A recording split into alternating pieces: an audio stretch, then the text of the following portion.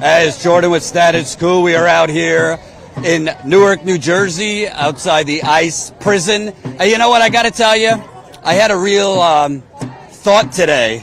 I don't think I could call this a detention center. I don't even think it's accurate to call it a prison anymore. So I'm going to start saying I'm here outside the ICE camp. Because a prison typically, not always, prison, you have charges, you might have had a trial, there's some legal process that puts you in a prison. Of course, that's not always, but most of these people inside have no idea what they're even in there for and have not been told. Most of these people were following the legal immigration process and were thrown in here. So I'm going to start saying I am live outside the Delaney Hall ICE camp because I think that's more accurate. This is day 6 of an ongoing hunger and labor strike. I just got an update. We're not inside, so it's hard to know exact numbers, but the labor strike is going strong on day 6. The prisoners inside are not working. When they were working, they were only getting paid about $1 a day, and the payments were getting delayed. Think about that. They're getting paid $1 a day and not even getting paid on time. The hunger strike has dwindled a little bit, which makes sense. You know, it is hard to forego eating, but I'm told that at least 200 of the prisoners inside are still on a hunger strike. So 200 are going strong. You have to remember, a lot of those prisoners inside have medical conditions, so it's not particularly healthy for them to not eat. But I'm told about 200 are still inside and foregoing eating.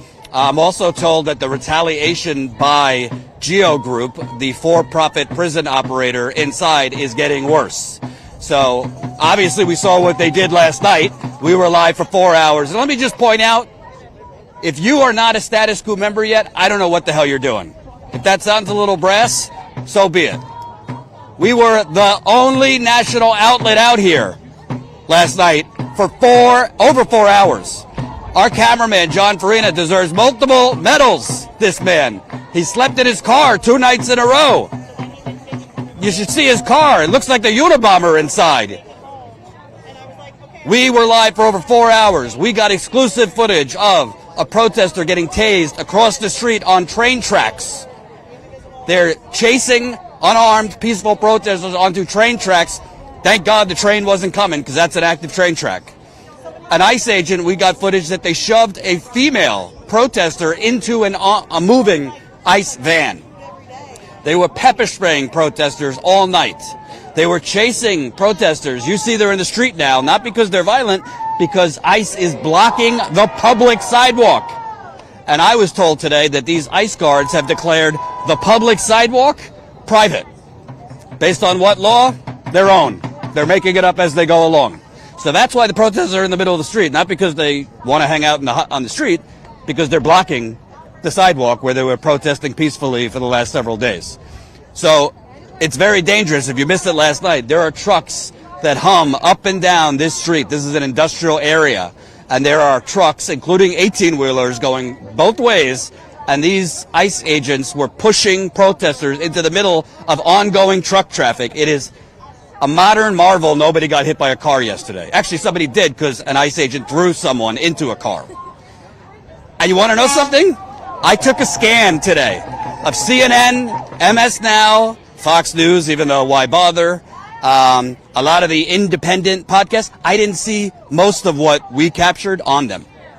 I even offered the footage for free to quite a few of them. Didn't pick it up. I don't know. I think it's a big fucking story when hostages inside a ICE camp are on a hunger and labor strike, and you have peaceful, unarmed people being tossed into ongoing traffic. Like if that happened in, I don't know, think of the stereotypical country that Republicans like to shit on, they'd be, oh, look at that shithole. But it's happening here, and the media is kind of sort of covering it, but not really. So please smash the like button. Please share this live stream. We're hoping it doesn't get like it got last night, but, you know the drill, and you know what has happened in L.A., in Chicago, in Minneapolis, in Alligator Alcatraz, New York City, D.C., everywhere. So Geo Group, the for-profit prison operator that owns this camp, they made $254 million in profit last year. $254 million in profit. A 695% increase Did you hear that? 695% increase. Why did they have such a big increase? Because Trump and his Joseph Goebbels, Stephen Miller, has gifted Geo Group with these ICE camps. They are retaliating against the prisoners inside. I was just told by folks down in the tent who are in communication, they're restricting their movement. So they have units that usually they're kind of have freedom of movement. There's common areas. They're being restricted and they're not really able to freely move. Visitation with loved ones has been completely cut off. And if you've ever been imprisoned or if you've ever been anywhere that you're contained, people live for those visitations with your loved ones, and they're cutting off visitation as retaliation. Senator Cory Booker was here today. I did shit on him, and I love to shit on him because, frankly, there's plenty to shit on. But he did come today after being shamed to come. He was in here, I don't know how long, but he came. He gave some statement basically saying this is a moral cancer and, shut it down. But Cory Booker has had a long time to do something. He hasn't done anything unless he was shamed. Also, I was also told that Tom Homan, I guess he replaced Bovino, so he's now running the show. He's the adult in the room. He went on Fox. He said if they have to, they will force feed the hostages inside if they won't eat. And I'm told, it's not guaranteed, but I'm told there's some talk about him possibly coming down here. So if that happens, all hell's going to break loose. We'll wait and see. That's not guaranteed, but I was just told that by their hearing there might be more of a presence. Because you got to remember, with Trump, it's all about changing the subject. His illegal war in Iran is a fucking disaster. He's still trying to get Epstein out of the headlines. He didn't even go to his son's wedding, which probably better for his son that his didn't come. But so it would be good for him if he could kind of turn this into another Chicago or another Minneapolis and kind of change the subject, rev up his base. So I don't know if that's going to happen, but I don't know why Tom Homan would be coming if not to escalate. There's some, nothing guaranteed, but I've seen flyers out there about pro-ICE people coming here over the weekend. I don't know if that's real or not, but we have seen pro-ICE white nationalists or white supremacists show up in Chicago, Minneapolis, so we'll be on guard there. In terms of weaponry, last night they were very heavy with the pepper spray. I woke up this morning and my arms were like on fire, and I'm like, what the fuck is going on? I haven't been on the ground in a while because I've got 2 young kids, and I'm like, why is my arms on fire? And then I remembered, I was sprayed with pepper spray for 4 hours, so that's why. But I didn't have it bad compared to some of these people. We saw people being sprayed right in the face, point blank range, unprovoked. The only thing I saw protesters do last night or yesterday was, yelling into a megaphone at ICE, which is your protected constitutional right, if we still have one, that is. Tossing things at ICE after they bum rushed protesters. But there was no violence from the protesters. There was violence from ICE. So we'll see what happens tonight. With these situations, you know how it goes. It could be calm, and then all of a sudden, for absolutely no reason, these ICE agents push the crowd into the street. So we'll try to talk to people. I'd say there's, how many people you think? About 75 to 100, maybe more? Yeah, probably. Yeah, so I'd say between 100 to 200 people. We have heard some talk about some of the well-known veterans coming down. I haven't seen them yet, but we've heard some talk about veterans coming down. What you could do for us tonight, please share this live stream, comment under this live stream, like the live stream.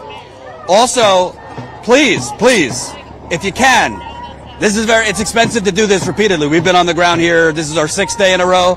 We were live last week here before all this happened, speaking with loved ones of hostages inside. We were here a year ago. John Farina was here the night that hostages actually escaped. So we've been covering this for over a year, and we're covering other stories. So we got to pay the bills. We got to pay John, myself. We got 3 or 4 now producers and editors. We're a small team, but we're growing. And we don't take money from Geo Group or any of these corporate vampires funding the Democrats and Republicans. So please, if you can, support us. I will also say, open up multiple tabs and have our independent friends on at the same time. Mercado Media is here. Mercado, are you live right now? Mercado Media is live, so put him on. Put that in your pipe and smoke it. The channel, Mercado Media. You can have more channels. You can have multiple channels on. I don't know who else is live, but, you know, spread the independent media. And as best as I can, I will shout out if we get new member signups, etc. Also, we've been posting a lot of these live stream clips shorter on Instagram. So we got yesterday exclusive footage of literally somebody I interviewed. Like 10 minutes after I interviewed him, they chased him and tased him to the ground and then dragged him behind. Oh, I'll also tell you, before I speak with people, they attacked and detained a medic and a U.S. Army veteran yesterday. Adam Marshall is his name. And I'm told, after they attacked him, after they detained him, they drove him down the block and dumped him on the corner. That's what they're doing to U.S. veterans. Fortunately, he's okay. He's not here, but he's okay. So they're attacking protesters, immigrants, veterans, you name it. So hopefully things stay relatively calm tonight, but the night is young. All right, let's start to talk to some people. With these two guys. Hey, you want to come down? Oh, yeah. Come down over here. Oh, shit.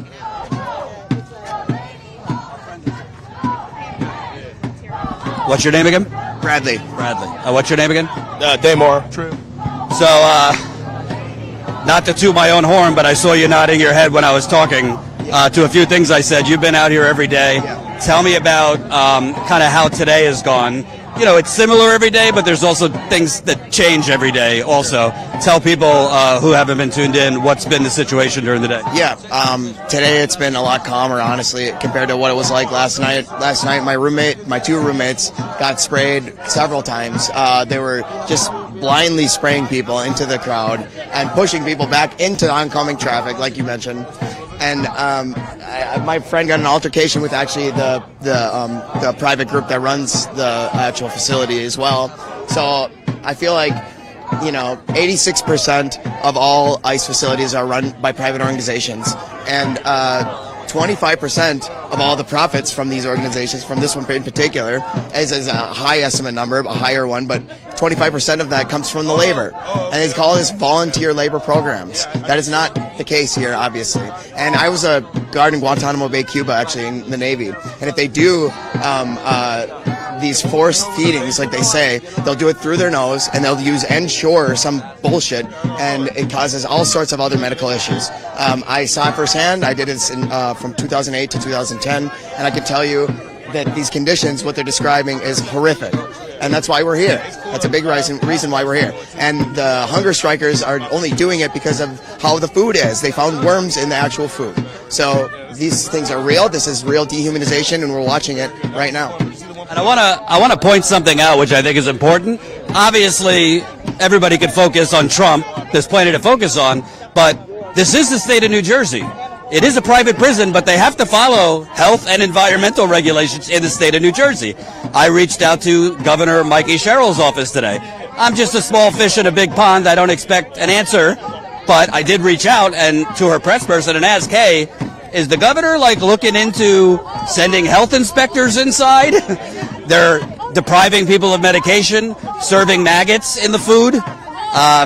Pregnant women are miscarrying. And there's an individual who has HIV. They wouldn't allow him to get his medication as well. Or I feel like this is just another Minneapolis. Like, I'm from Minneapolis, and I saw the entire insurgency when that went on. And this is just mimics it so much. Although I will say, last night it was more ferocious. It was more aggressive. So who knows what will happen. I know that there was a protest, an anti-ICE protest in New York. I just want those folks, if there was, to come here and help. Come here and support your neighbors. This is happening to people that don't primarily look like me. So that's my plea to everyone that's watching this. Come here and support any way you can. And I'll also point out, I haven't been on the ground as much recently because I got 2 young kids, but I've been doing this more or less for a decade. And I'll tell you, I personally, at Standing Rock, a lot of other tense situations, I have never seen police or federal agents literally pushing people into 18-wheeler trucks.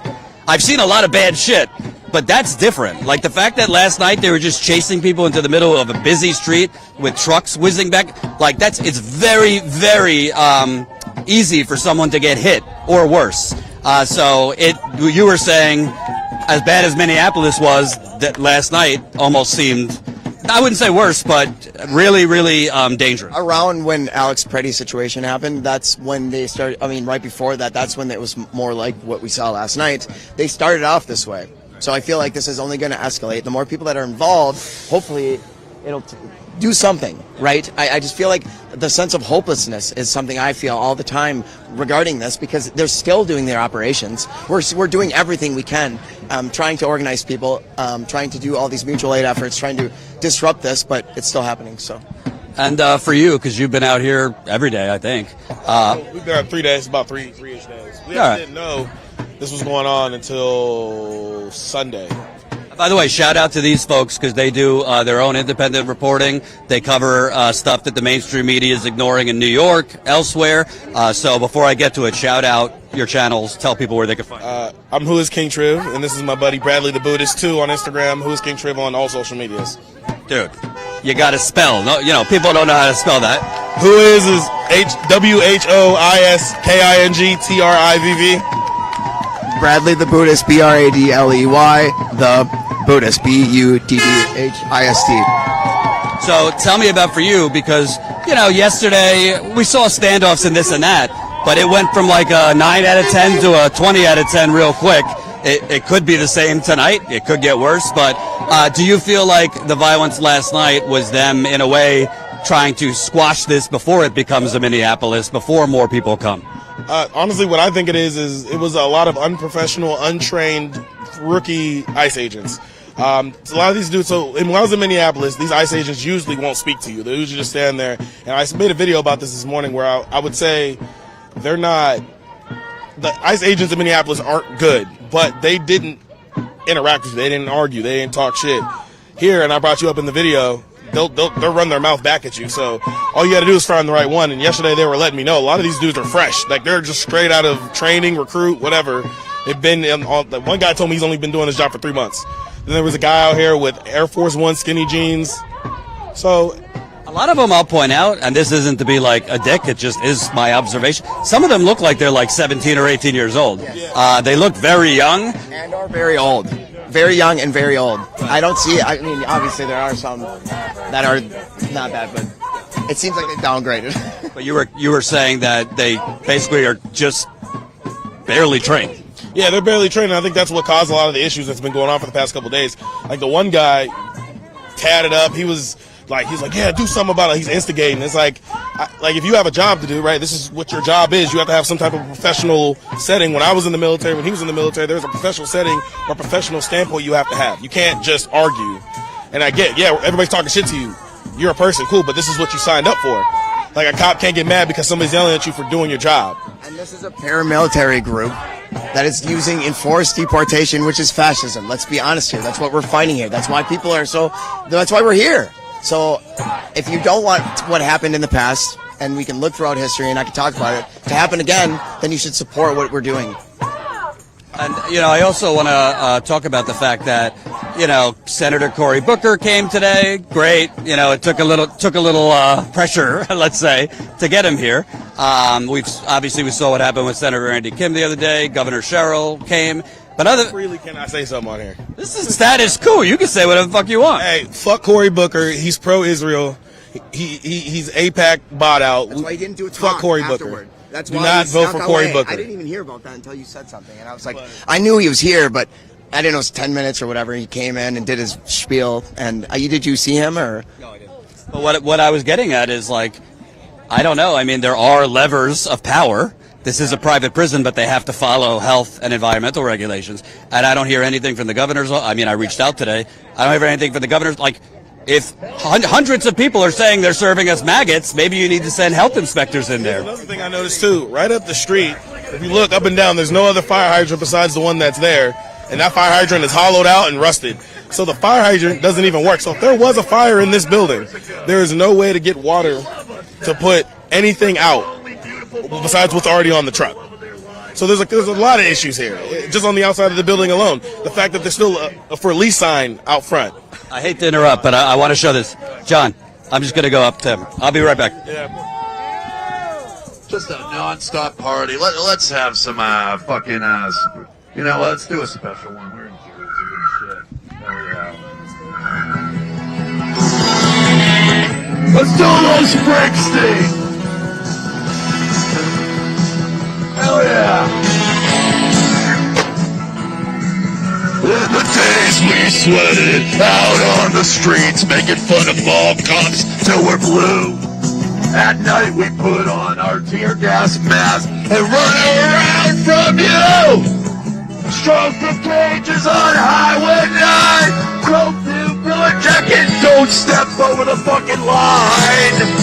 Whoa! Baby, these mall cops will rip the balls from your sack. It's a death trap. It's a suicide rap. We gotta get out before the tear gas. Cause most of these ice, they love eating ass. Hell yeah. They love it. They love lapping it up like seals. Hell yeah. Hunger strike people, let me in. I wanna be your friend. I wanna guard your dreams and visions. Just wrap your camouflage around my neck and put these pebble balls in my penis. Together we can go second knuckle. I'll tell you everything until my ass starts to buckle. Oh, you walk with me up to the line.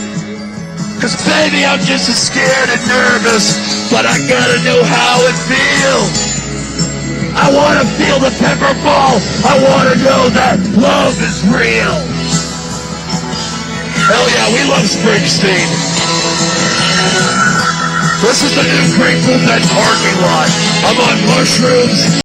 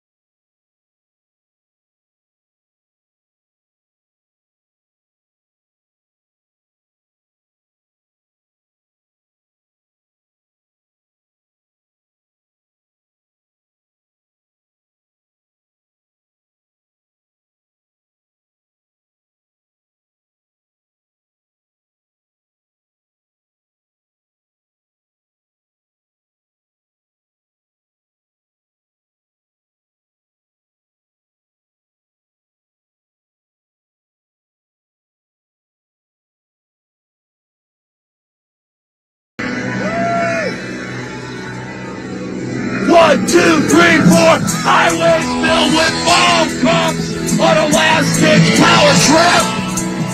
They're using their super soakers cause they don't get much action with their dicks. Together, Wendy, we can live in alligator Alcatraz. I'll love you with all the madness in my soul. Someday soon, I'm not good with dates. We're gonna get to the place where we pull the mask off of every fucking one. Until then, tramps like us, maybe learn more for fun. Oh, come on, Wendy. They're great over there. Oh, come on. Ice cops suck on the 12 dicks of failure. Oh. Ooh.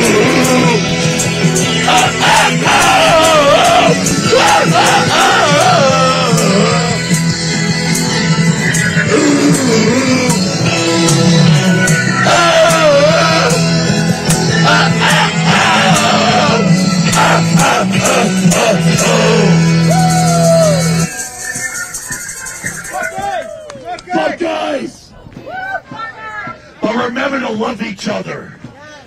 Remember the people you meet today. We have the new Grateful Dead parking lot. We're gonna storm Applebee's afterwards. Oh, wow! It's just a love fest. I know you love me, and I love you. Oh, wow! So that was Robbie Road Streamer. He's been in Minneapolis. He's been in Minneapolis, Chicago, I believe. ICE has arrested him before. He's fantastic performer, comedian. I'm trying to be serious, but he's talking about their anuses. Hold on, let me get back. I see. There's like one. You got one ICE agent over there. Look, guarding the porta john.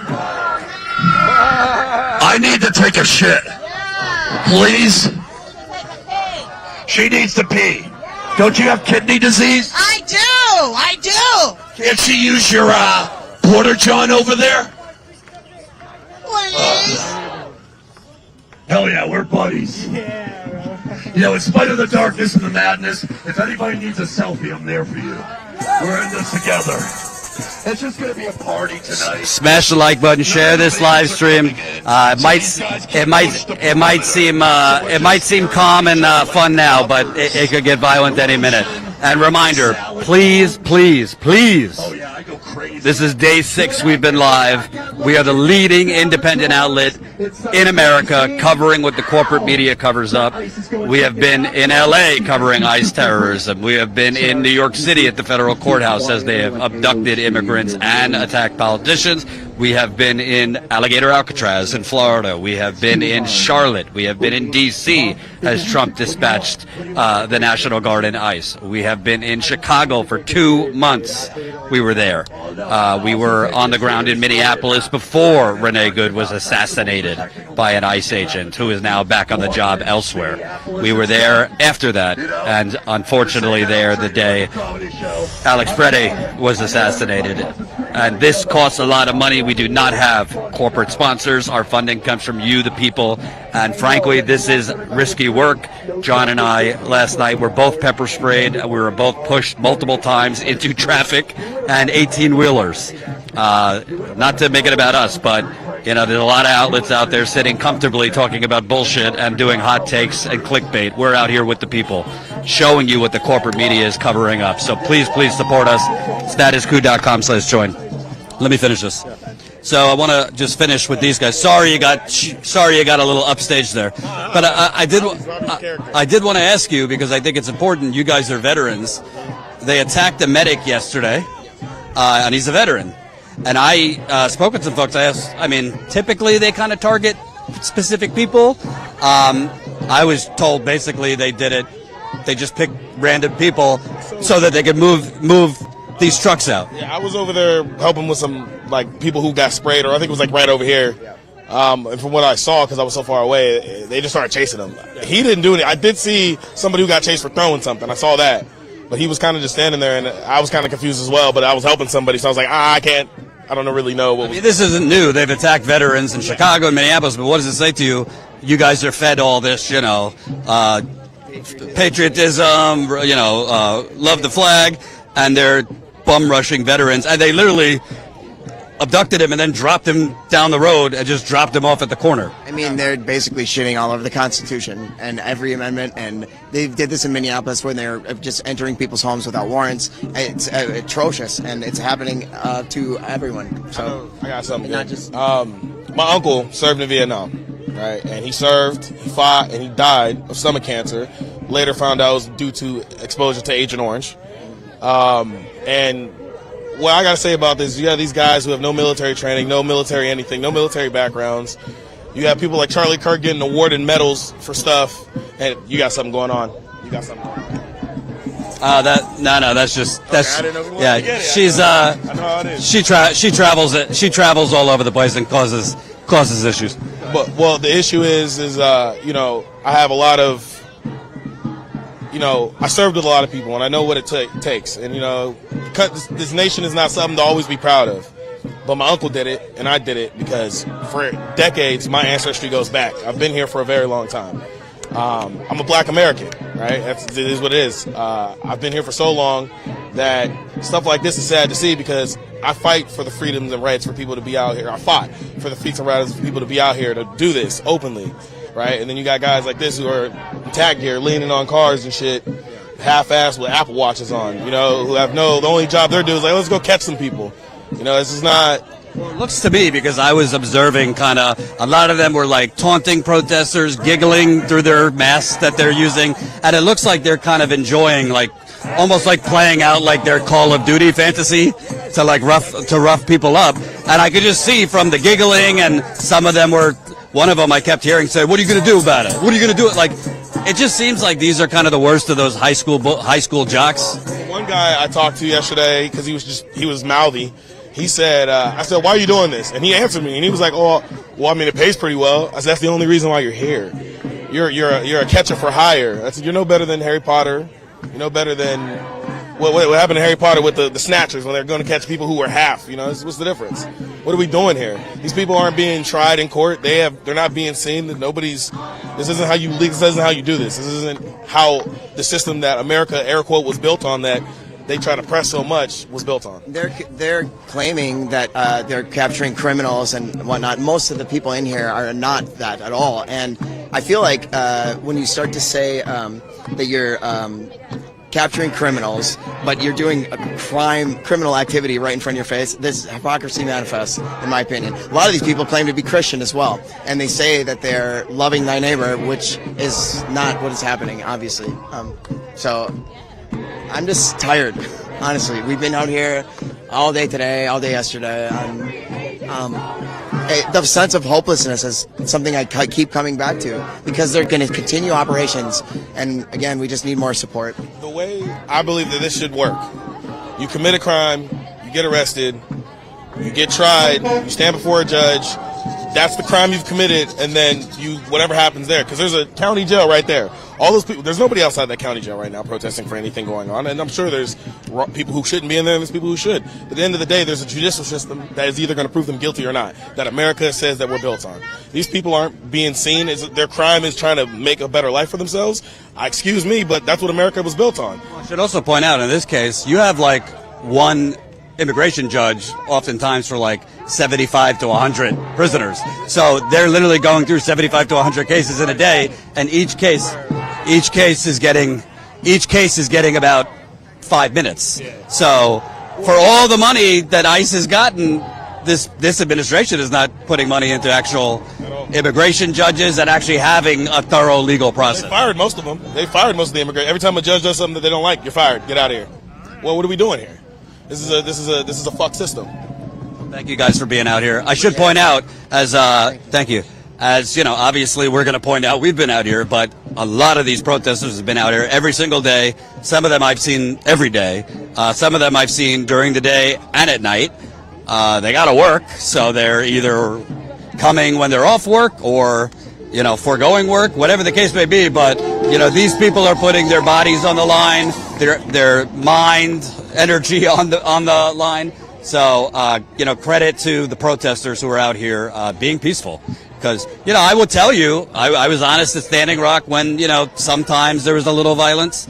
Very rarely. 99% of the Standing Rock protesters were peaceful, banging drums, singing. But occasionally, there was a couple exceptions. I haven't seen any protesters here be violent. I've seen protesters throw stuff after ICE bum rushes them into the middle of the street. All right, let's kind of bop around here, see what we can show you. The pepper ball guns now, so they might be using the pepper ball guns tonight because of the wind. They really fucked themselves up with the pepper spray yesterday. Yeah, so basically yesterday they were just nonstop pepper spraying people, but because of the wind, it ended up kind of boomeranging back into their face. So now they have the so-called less lethal ammunition, the pepper ball guns, which are not pleasant. What's that? Cover your necks. Hold on one second. And at times, my voice is going to sound muffled because I'm going to have to put on my respirator to not get hit myself. So if I sound muffled at times, that's why. All right. Hold on. So there's protesters are chanting in Spanish. They kind of alternate between Spanish and English. Obviously, a whole lot of the prisoners, probably the majority, don't speak English.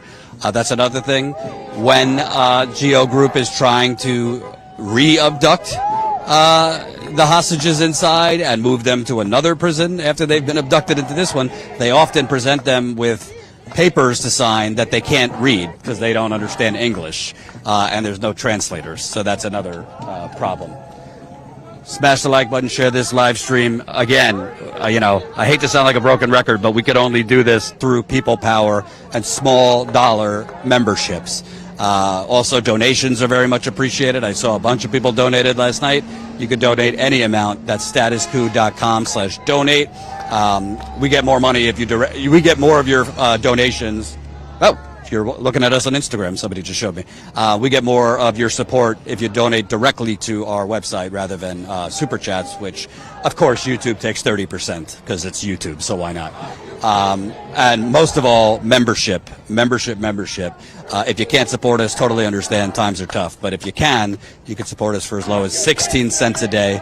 That's $5 a month. So if you can, statuscoup.com/join, and I will shout you out when I get a moment. All right. You want to get in a little closer? All right. They're chanting, "Free the prisoners." It's better. Free our prisoners, free them all. Get a little closer so you can hear what they're saying. Break their chains and let them fall.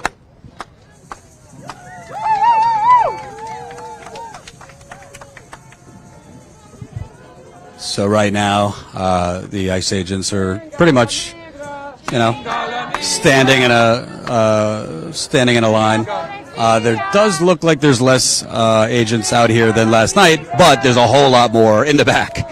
So sometimes it looks like there's less kind of out here in front of the protesters, and then you see a bum rush of ICE agents coming back. All right. So now we see cars coming out. This happened last night, throughout the night, where ICE vehicles, some of them are ICE vehicles, some of them are GO Group, which owns the prison, and then the protesters stand like this to try and block them from exiting, and the bum rushing begins, pushing protesters into the middle of the street. So I'm going to put on my respirator now.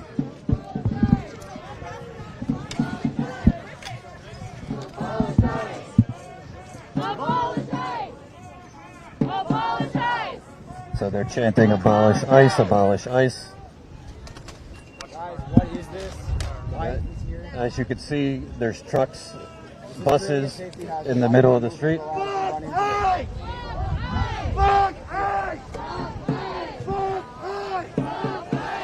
So here you see ICE agents.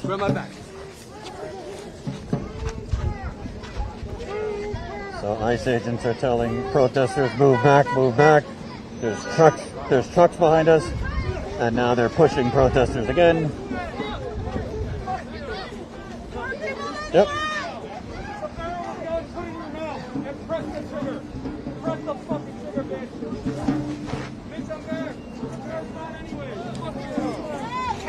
As you can see, they're pushing the protesters.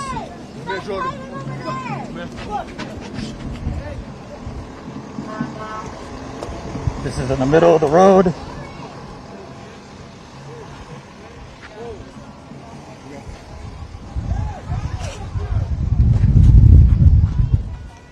Smash the like button, share this live stream to get it out to more people. This is extremely dangerous what they're doing.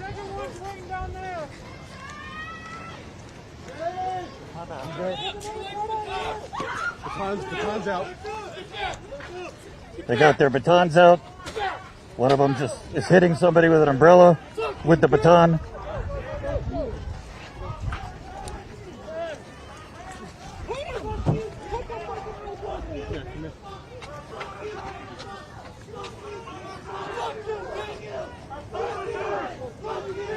And this is what we saw all night last night. And it's already starting tonight.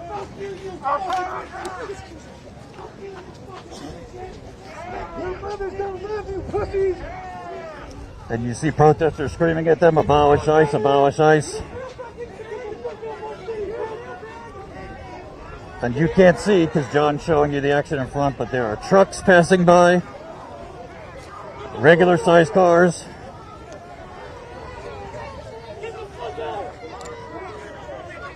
Push this out, folks. Share this, like, create your own social media posts.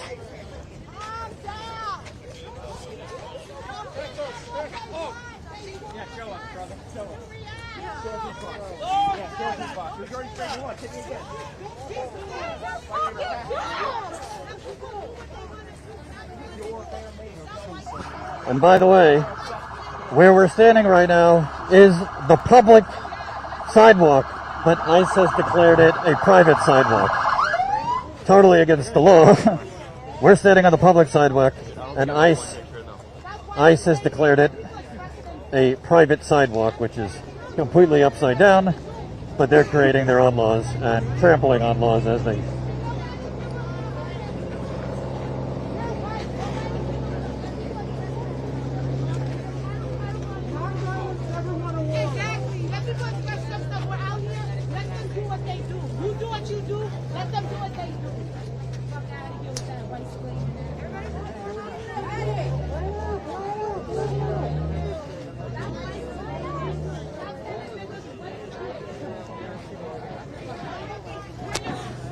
And when that happens, you see... Yeah, so they did spray something. I don't know what it was, but they sprayed something. Last night it was pepper spray, a mix of pepper spray and bear mace. Very strong pepper spray. Very strong pepper spray. I've ever experienced.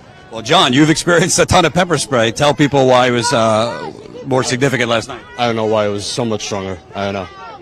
Well, I woke up this morning and my arms were literally burning, and I forgot that's what it does because I haven't had it in a while. But yeah, both my arms were burning, which pepper spray could, it's like an oil, so it could stay on you for up to 24 hours if you don't shower right away. And I passed out right when I got home. What you have to do, I forgot to tell you, is you have to do a dry towel first. Do a dry towel and then you wash it off. Yeah, because otherwise, if you go into the shower, it's just gonna run on you and run into your eyes. So dry towel first. If you want to stay, That's good. Good advice from John Farina how to remove pepper spray. All right, so right now. You see this is what happens. It goes in cycles where they bum rush people, they attack protesters. And, some might say, devil's advocate, some might say, well, the right wing definitely says, well, the protesters are blocking the vehicles. Yeah, it's called civil disobedience. It's happened throughout American history from indigenous rights movements, women's rights movements, LGBTQ rights movement, indigenous movements, civil rights movements. Civil disobedience has happened where activists, protesters, freedom fighters have tried to block traffic, disrupt business as usual.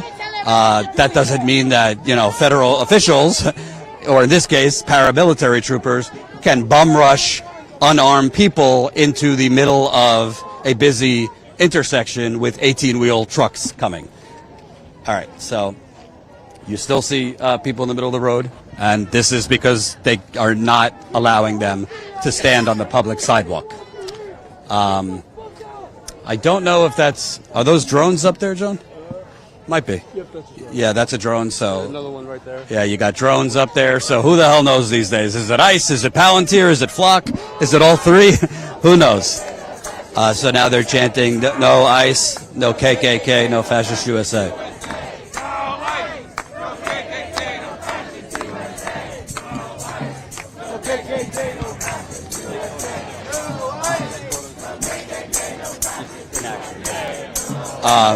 All right, let's try to talk to people while it's calm.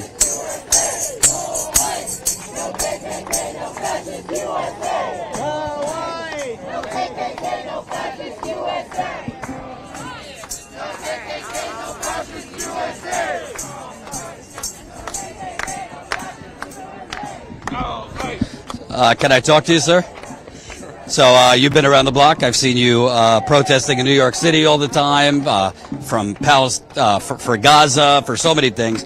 Talk about what you're seeing tonight, because it just seems like they're literally recklessly pushing people into the middle of oncoming traffic. Right. Well, this is maybe the most chaotic night so far this week. But I mean, actually, this is the pattern of what's been going on here all week. We would love to be able to stop the vehicles from coming out of here. We have some leadership here that's helping us to actually make some choices about which vehicles we try to block and which ones we let go. I mean, we're letting the staff members go if we can see that there's nobody in their car besides the staff member. We're not trying to blow this whole thing up by blocking a solitary staff member's car out of here. But we would love to be able to stop transport vans from coming in and out of here. We haven't been able to do that very much. And also, they have different options. We've seen that other acts of civil disobedience, police come out, whether people agree with it or not, and just, zip tie people, arrest people, rather than pushing them into oncoming traffic and 18-wheel trucks.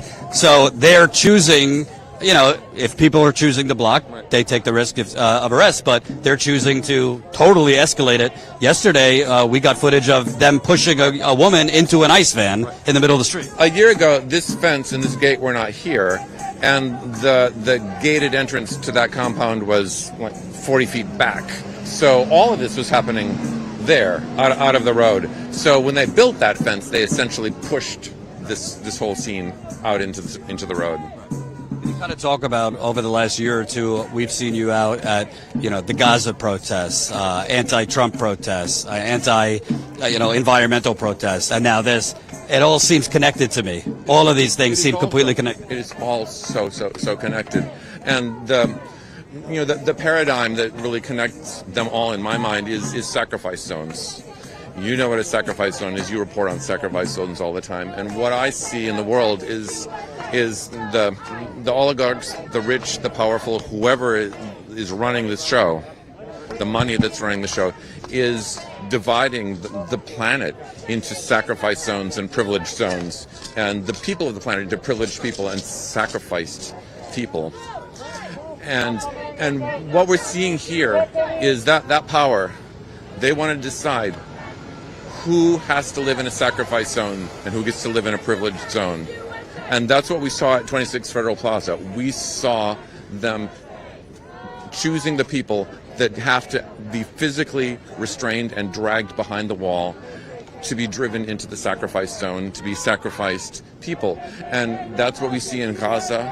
That's what we see in the climate movement. We see people resisting this expansion of sacrifice zones, and that's what we see right here. We see these people, the ICE agents, trying to compel these people to go to the sacrifice zones where they may perish. This is the sacrifice zone that we're standing in. This is basically an environmental dumping ground. Meatpacking plant, waste and sewer plants. During the day, it smells really bad. I've been told that if it's bad outside, it's even worse inside. Not to mention, I interviewed Congresswoman Ana Lila Mejia. She told me when she went in, her throat closed up because there's mold inside. So think about what I call them hostages, are dealing with. All right. I think about that a lot, and I participated in a protest at the Chrome Detention Center back in November, and actually did a lot of reading about the history of this place. And this institution, DHS, has a 45-year at least history of building these places, contracting them out to for-profit prison companies. And what happens in these places is people don't get food, people don't get clean water, people don't get medical care, they don't get access to legal counsel. And all of these deprivations turn out to be deadly for these people. We've got people dying every week in here in these places. And that rate of deaths in these places is accelerating. We should also call a spade a spade. Everyone's focused on Trump. The Biden administration fought to keep open the Elizabeth Detention Center, which is about 15 minutes from here. That was supposed to close. The contract was up. And the Biden administration made some type of deal to keep it open. So there was ICE prisons before Trump. It's obviously gotten a lot worse. In 1980, the immigration services were holding on average every day about 30 people in the nation. Not 30,000, 30 people. Because they don't need to detain these people. It doesn't need to be done. And during every Democratic administration, the number of people detained on a daily basis has risen by thousands and 10,000s. It always levels off during Republican administrations. It's the Democratic administrations where that's when Geo Group and Core Civic come in with the dollars, and the bribes and the lobbying, and get the contracts, get the legislation to require the contracts to keep these beds filled. And it's tens and thousands of them, and more tens of thousands. So now we're up to 60 and 70,000 this year. Let me ask you, I find it pretty striking that the president is trying to, all right, hold on. Something's going on. Looks like they're pushing some protesters on the front line there. I don't know if it's because they're trying to remove. There's some fighting over there. Okay. It's not ice, but like. All right. Yeah. Batons out now, though. Yeah. So there's sometimes some squabbles between activists. I've seen it everywhere. Standing Rock, Flint, you name it. So. Well, there's also counter protesters here. There's people who are pro-ice. All right. So let's see if anything escalates. John's got. I heard Cam Higby's here. Oh. So MAGA streamer / fake journalist Cam Higby is here. It's content creator, shall we call him? It's come out that he's basically been coordinating with the Trump administration and bopping around all these places, and basically just might as well be a public relations stooge for the Trump administration, pretending to be a journalist. So whatever. But I was going to ask you, it's striking to me that the president is literally trying to get essentially reparations for January 6th convicts who were charged, had trials, convicted, then pardoned. Some of them then, after they were pardoned, committed heinous crimes against children. And he's trying to get them nearly $2 billion while they're putting people in here that were going to their immigration appointments, that were, following the process, whatever it was, trying to get a green card, naturalization. I've interviewed Gabriela Soto, who's become a real figurehead of this protest. Her husband was on a diaper run when they abducted him. So people who try to overthrow the government, they deserve reparations, but people who are just doing what you're supposed to do, if you want to get citizenship, are locked up. And a lot of them have signed self-deportation forms, and they're still being kept in here, which tells me this is not about deportation. Exactly. I mean, what can I say? You just said it. It's a completely upside down world. We're out here chanting like, arrest the real criminals, because, the other day one of these ICE agents was, lost and was yelling at us about the illegal aliens in here. And of course, we know that no person is illegal. We know that not only that, but like 70% of the people in these places have never been charged with any crime ever. We know that being in the United States without documentation is a low-level violation comparable to getting a speeding ticket. I would love to see all the people who are insisting that these criminals must be tortured in these concentration camps and deported. I'd love to see them have that kind of treatment for every speeding ticket they get. So it's, my last question for you. To me, I don't want to be dramatic, but I don't really think this stops at immigrants. I mean, Trump has talked about his administration wants to build 800 warehouses and turn them into immigration camps. He has openly talked about denaturalizing naturalized citizens.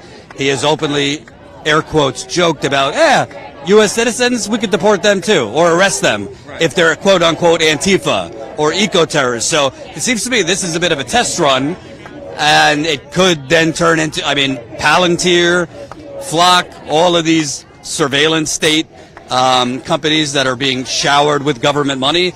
Do you feel like this is a slippery slope to then go well beyond immigrants? Certainly. We all know the poem. First they came for the Unionists. That's clearly the story there, and that is one reason that we absolutely must not normalize this abuse of black and brown people. We must not normalize this abuse of anyone, because if they can do this to our our black and brown brothers and sisters that can do this to any of us. What's your name again? My name is John Mark Rosendahl. Thanks, man. Appreciate it. And he's out all the time, everywhere, so props to him. All right, smash the like button, share this live stream, get it out to as many people. Please, again, I know I sound like a broken record, but if I don't ask you, we can't keep the lights on. Please support us, statuscoup.com/join. You can fund this for as low as 16 cents a day. Let me repeat, 16 cents a day. What do you spend 16 cents a day on? There's got to be something you spend 16 cents a day on that you don't actually need, or you don't even remember you're spending it on. Go through your budget, go through, your services, find that subscription you forgot you had, cancel it, and redistribute it. That's right, I said redistribute it to actual living, breathing, on-the-ground journalism.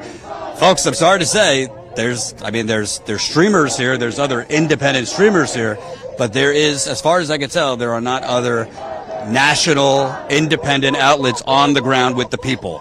When you have CNN or MS Now or Fox, if they come, they're usually here for a short little while, and they leave after they get their shot or get their narrative, and they leave. Yesterday, when we were live, as ICE agents were literally tasing people, were literally pushing protesters into moving vans. All of this is on our Instagram, by the way. All of this is on our Twitter, our Blue Sky, if you didn't see the clips. We literally saw quote-unquote journalists and their cameramen sitting in their cars as all this was going on. I don't know what they were doing. Maybe waiting for their newscast to start so they could then go on live and pretend they've been doing journalism. We're one of the few actually out here. So if you can, please support us. And if you can't support us financially, that's fine. Please, I ask you, spread the word. We are being suppressed on YouTube. We should have a lot more viewers for things like this, but YouTube has, again, screwed with the algorithm. It's affecting left channels particularly. So please, if you can, spread this, and you can support us on Substack for free. So go to our Substack where we do written work, written investigative reporting, statuscoupsubstack.com. Hey, there's somebody that traveled from Minneapolis. He introduced himself to me. I want to go find him. He's a good guy to talk to. Yeah, I'll follow you. Hold on. We're looking. And again, reminder, there's people who have been out here every single day. This is day 6 of this hunger and labor strike inside the prison. If you came to this late, I was told by some of the organizers here that the labor strike is still going strong inside the prison, so they are not doing their jobs, which include working in the laundry room, which include working in the kitchen. They're only paid about $1 a day, which is slave labor, if that. So they are not doing that. There are some people who have resumed eating. Obviously it's difficult to abstain from eating for days and days. Other people have medical issues that they cannot abstain from eating. But I was told approximately 200 hostages in there are still. Put my camera on Cam. Okay. With the hat? Yeah, so that's Cam Higbee, the right-wing charlatan who pretends to be a journalist. There's been reports that he's basically coordinating with the White House. So he talks, I don't know for sure, but there have been reports that he talks to White House bigwigs, coordinate kind of messaging, propaganda. He's been thick as thieves with that phony grifter, Nick Shirley. So, yeah, he's here to push his... And he basically, on social media, sucks the dick of ICE 24/7 and calls them huge, big, studly patriots and all that. He might as well be an ICE agent. Hey, Peter, do you know where Ian went? Right there. Oh, it's good. So, let's try to talk to some more people here.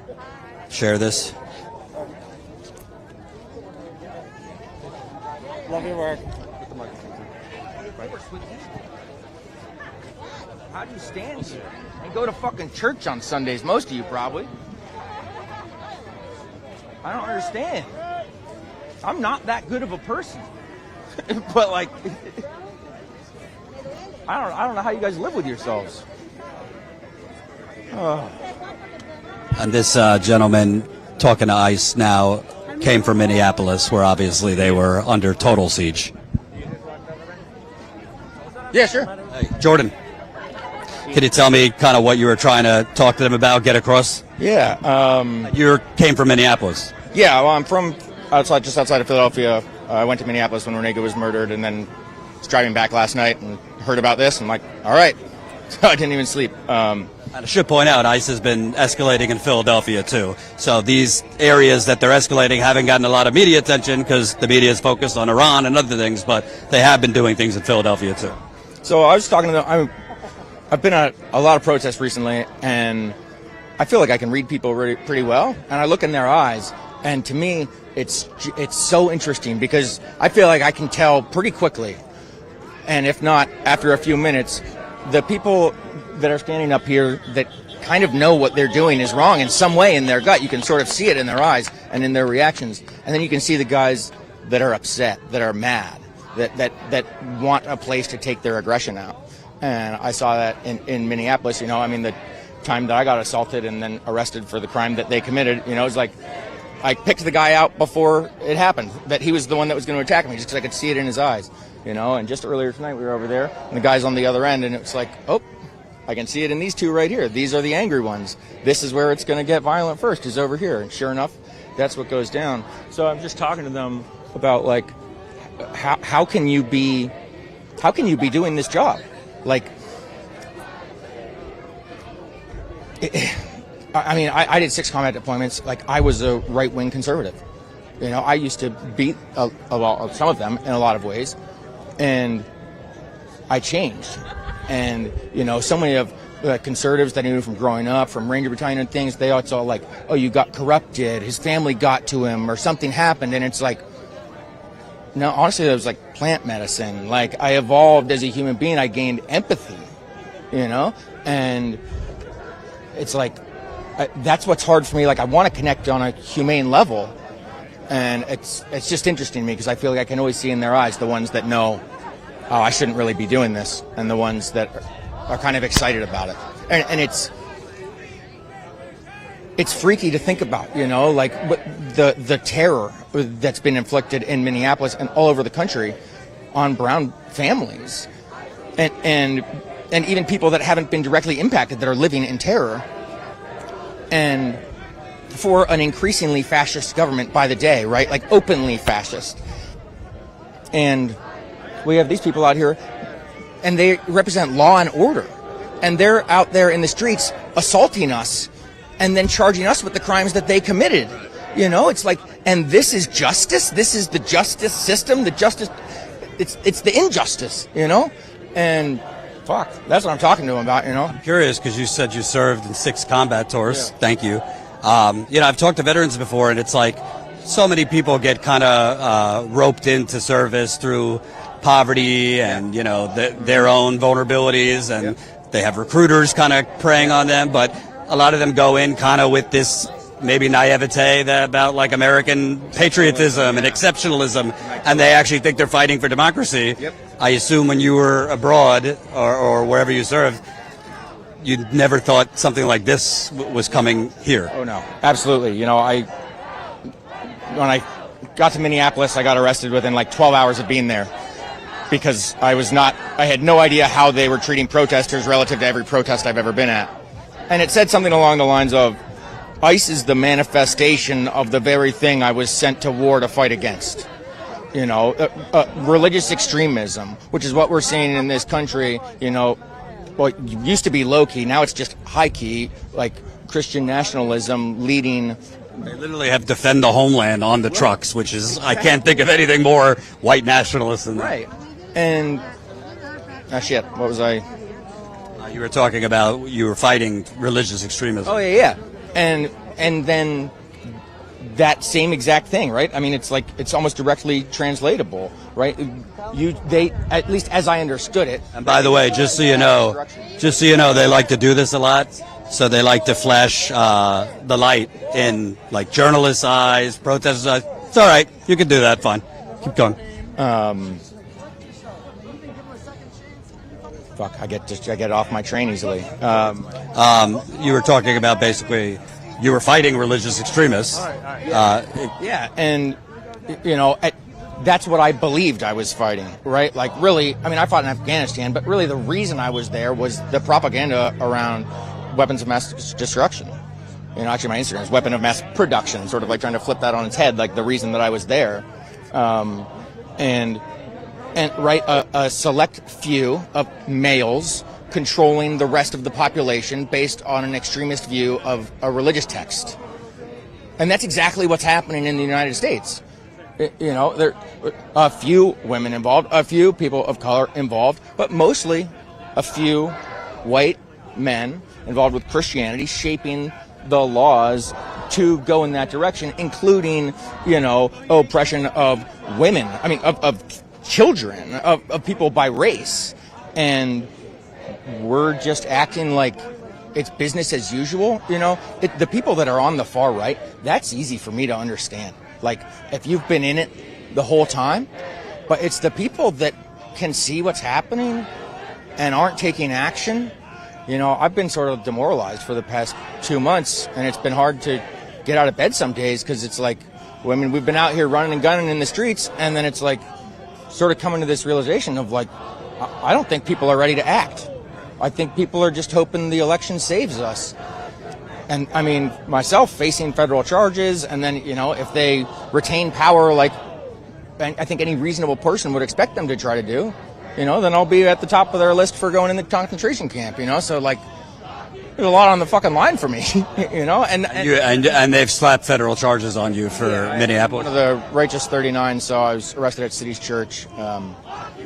Yes, taken by the FBI for that. Yeah, so I can't get arrested out here tonight, or else I'll be in county jail until the trials. This is again another kind of like, it must just be a shock to the system that you fought for this country and you're being. When I was in jail, or you know, they arrested me on a Friday at like 11, so I had to stay in jail till Monday. And I came out. I was actually the first one to be arraigned. I didn't really even know what the fuck was happening. And you know, they say United States of America versus criminal Ian Austin, and it was like, whoa, like, yeah, the weight of that, you know. I mean, for 10 years, I've been in intensive PTSD treatment trying to essentially return home from the war because that shit fucked me up so bad, you know, and the moral injury is what they call it, you know, of what you talked about, of thinking you're doing something just, you know, but you've essentially been tricked by the society around you. And you know, something that strikes me is I feel like the economic battering ram that has been taken to the working class I'm not defending these people at all, but people are so vulnerable economically that with AI and the gig economy and, you know, even post Wall Street economic crash 16 years ago, I mean, there's so little opportunity, real opportunity, and there's so much corruption in the system that that's like breeding ground for like, hey, here's a $50,000 bonus. Go be a paramilitary trooper and we'll give you bazooka guns, right? It just seems like... And that plays into our inability to resist because everyone's hand to mouth, everybody's paycheck to paycheck. You know, it's like, to me, there's one thing that we can do, and it's hit them economically, and it's a nationwide strike. But in order to do that, we have to come together as local communities. Okay, this community can sustain itself. Okay, this community can't. We need some resources from this community and building out so that the people that can't afford to not go to work, you know, that's all they care about is money. You know, and so to me, it's like, that's what feels heavy for me some days is like, man, if we don't take serious action, to me, it just seems like we're just allowing this to happen. You know, because I don't believe that, you know, even if we have a landslide win in the election, that they've shown no indication that they're just going to hand power over. You know? Well, I would also say, even if you have a win, I mean, Biden technically won. Right. If the Democratic Party takes power and doesn't offer actual like drastic changes, if there's not sweeping changes, then it's just delaying what's already happening.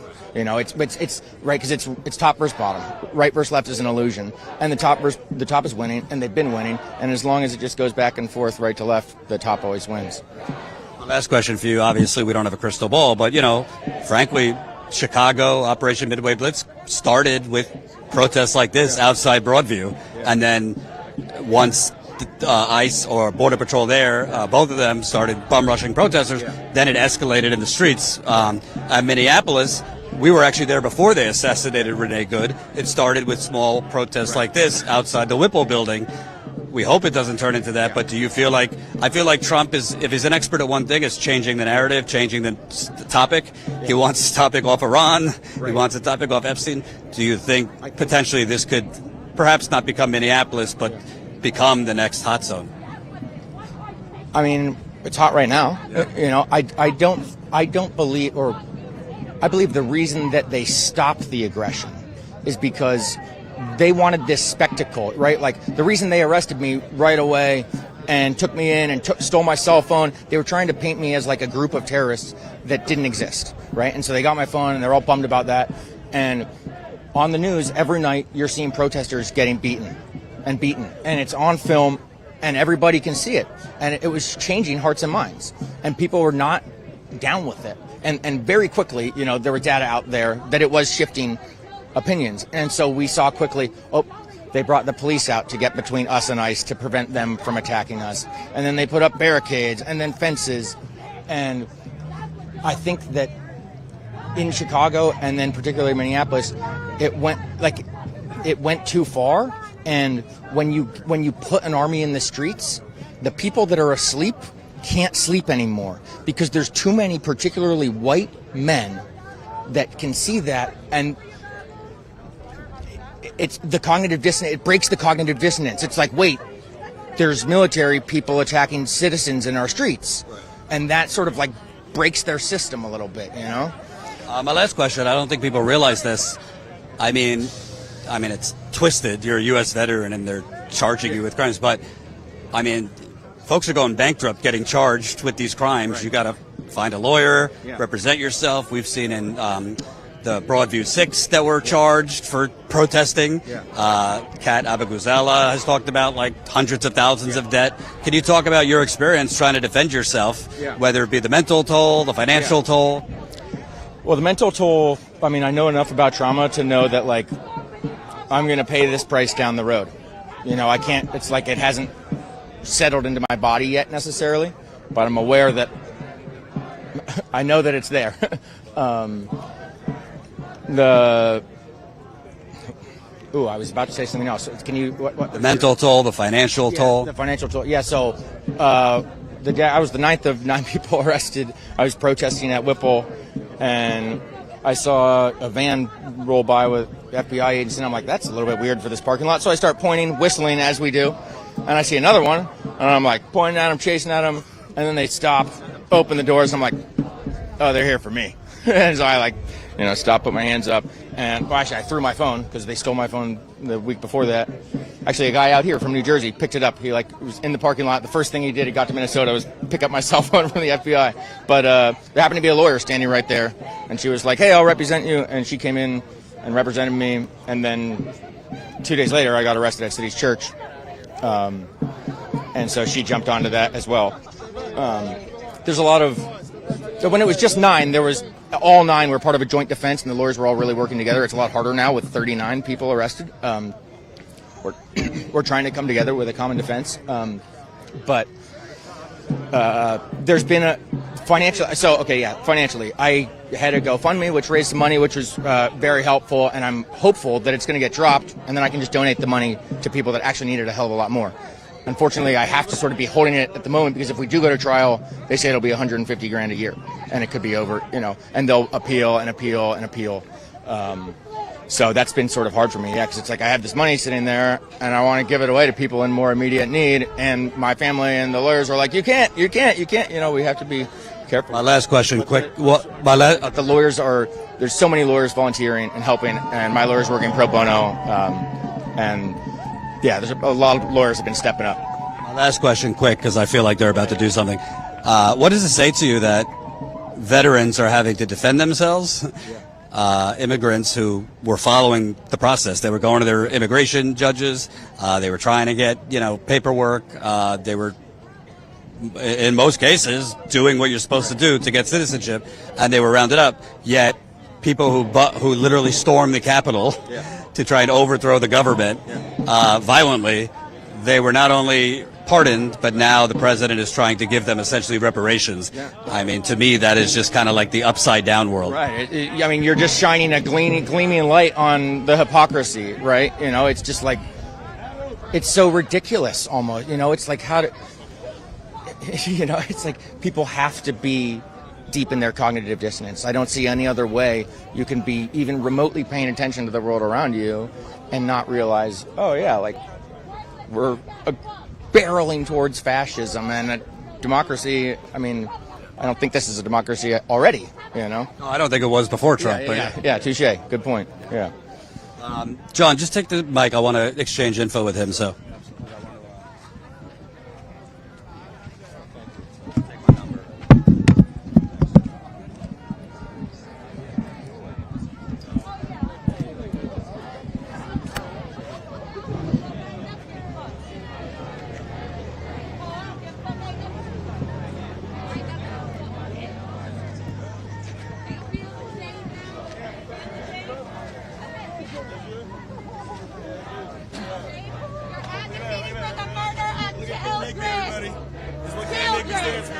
You heard me? Children! You like to watch children die, bitch? Is that what you like? Fuck you. Some of her. Serve with these goddamn shoes, bitch. Come here, feel proud. Bitch ass fuck.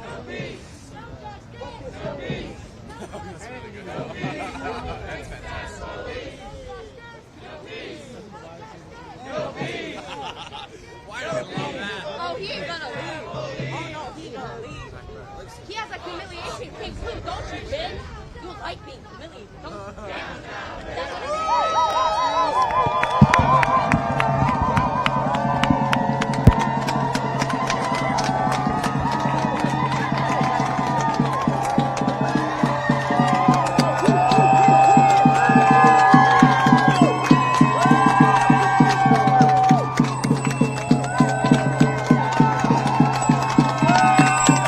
So they're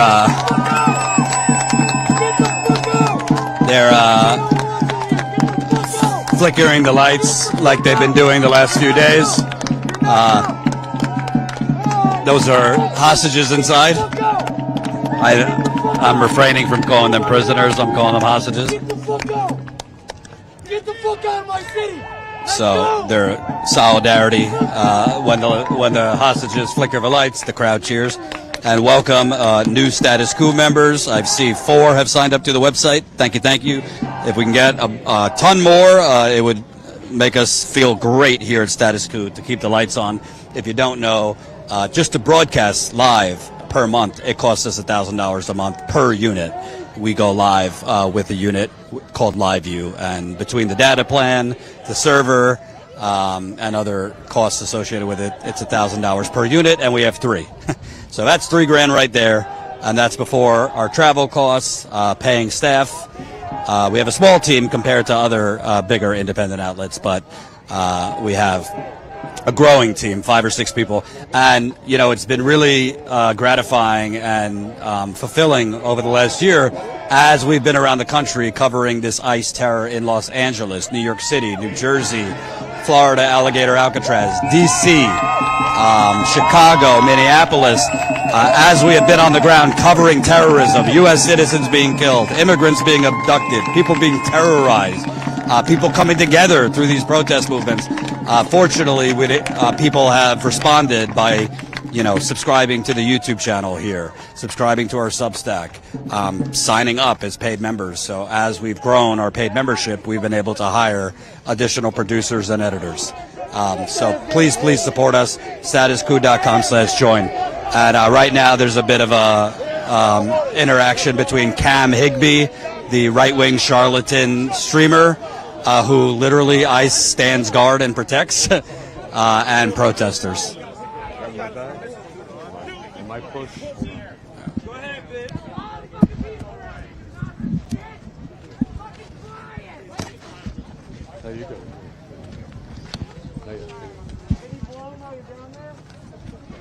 So Cam Higbie right now is on the ground surrounded by protesters. And Cam Higbie, he's a provocateur. He pushes Trump administration propaganda. He comes protest to protest and, kind of pretends that he's doing journalism, but in reality he's doing right-wing propaganda. And there have been reports that he's basically in constant communication with the Trump White House. So that's why he's getting this response, shall we say.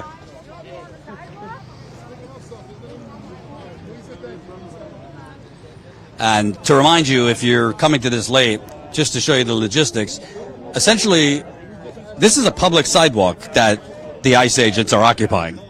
So they have said they have declared it private property. But where they're standing is a public sidewalk, and the protesters in the first few days were on the sidewalk. So people weren't in the street, but ICE is now pushing protesters into the middle of the street where there's traffic going both ways, including Mack trucks, 18-wheelers. So basically, they are creating this tense situation by blocking the sidewalk, because the protesters were on the sidewalk in the first few days, not in the street. So it's just another example of poor training, escalation, etc.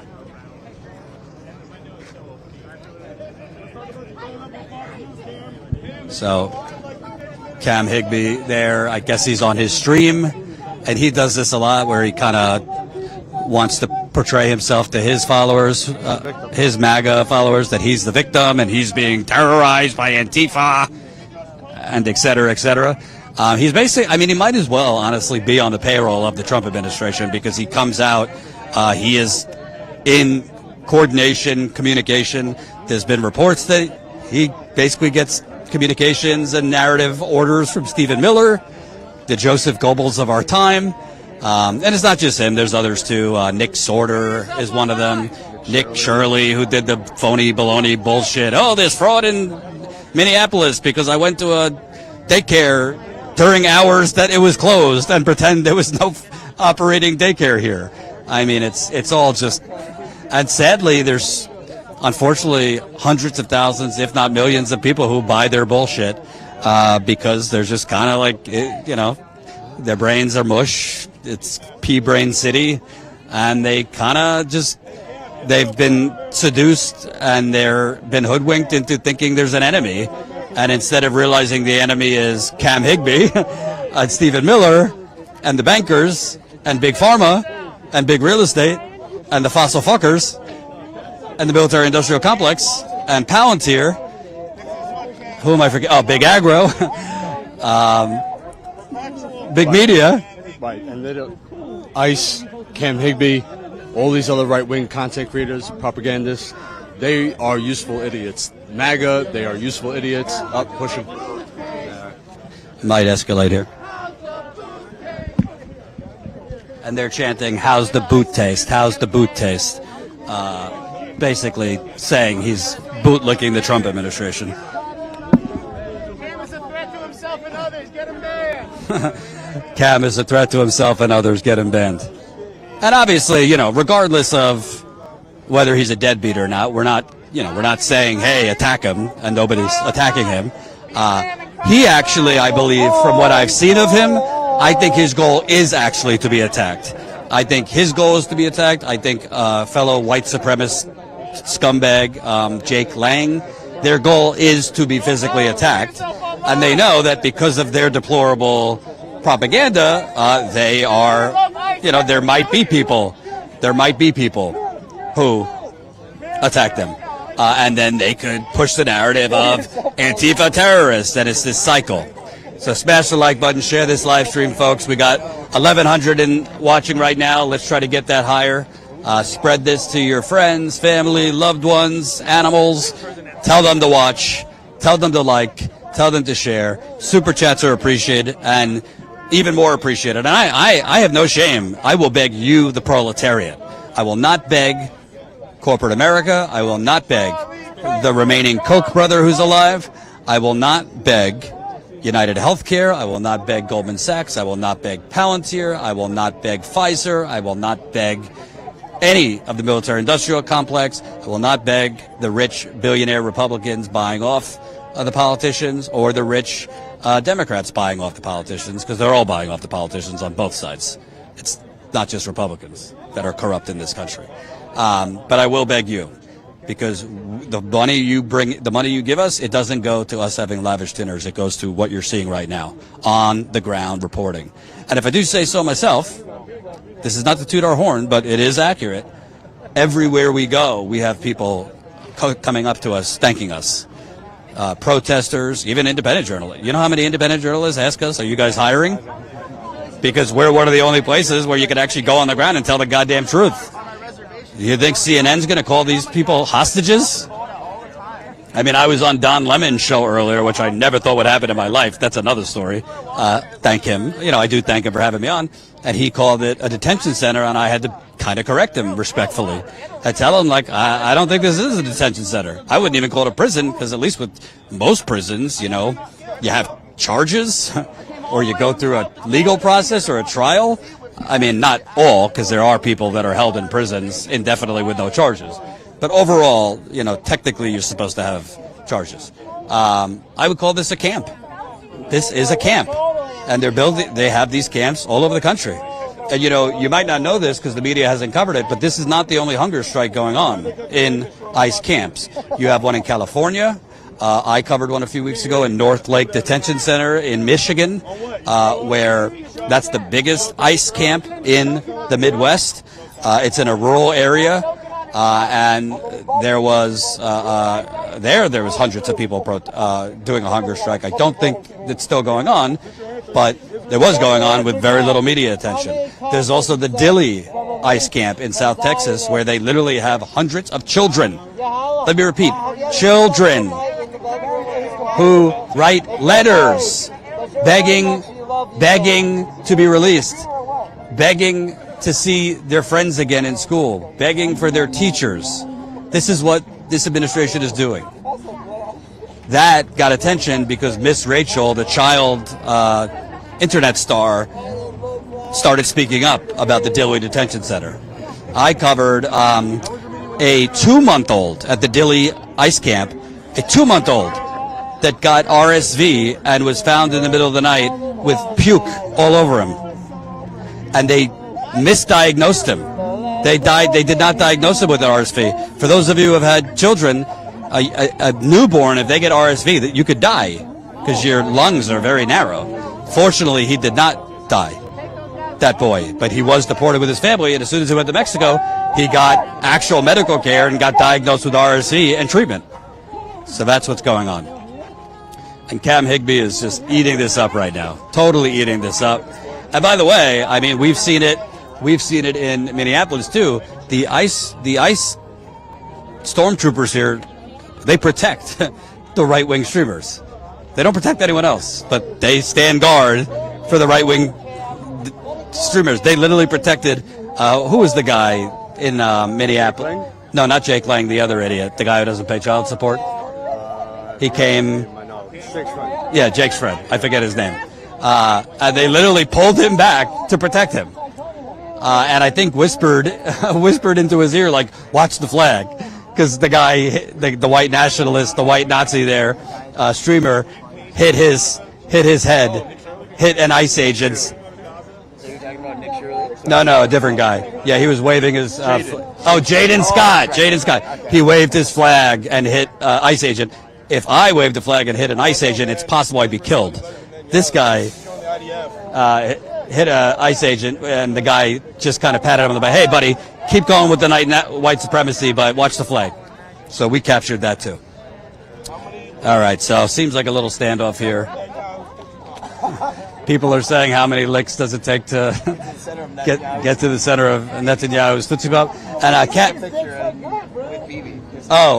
Cam Higbee apparently has a picture with Israel's war criminal Prime Minister Bibi Netanyahu. And by the way, I mean, Cam Higbee, he's not the only one. All these guys all day long are just all over their Twitter, all over their social media. No, you're not deporting enough immigrants. They think Trump's not extreme enough. They think that they're not rounding enough people up. Oh, he said if he's touched again, he's going to mace people. So he's got his full face.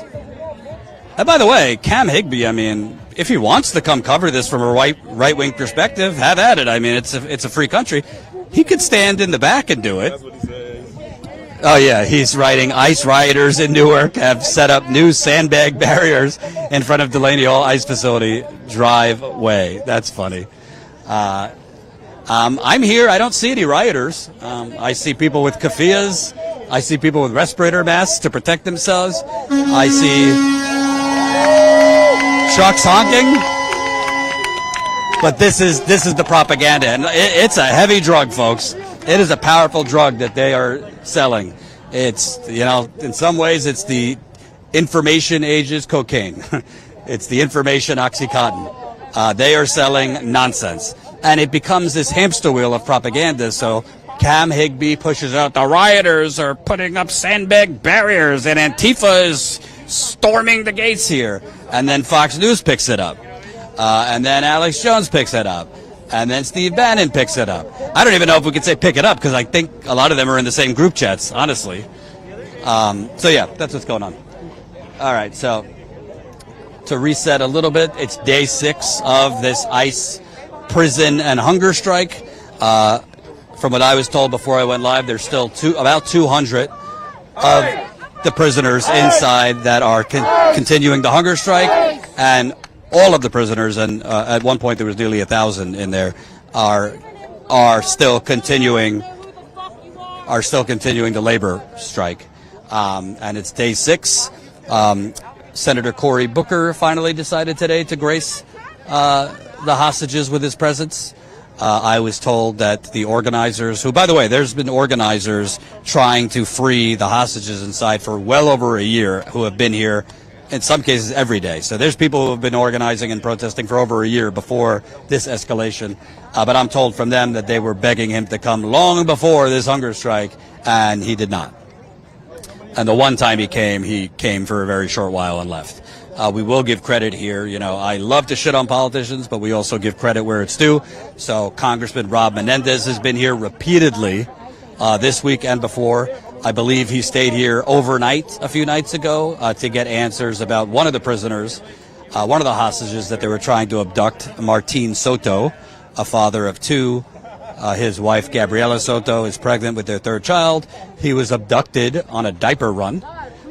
He has no criminal record. He has lost 30 pounds in 4 months. 30 pounds in 4 months inside there. And he was trying to get answers because ICE and Geo Group inside literally lied to him and entrapped him.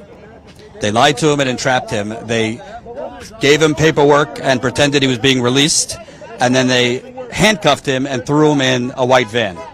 And thankfully his wife happened to be visiting and saw it, so she immediately took action, and protesters organized, and there was a huge standoff that night. That night, they were able to stop Martin Soto from being re-abducted.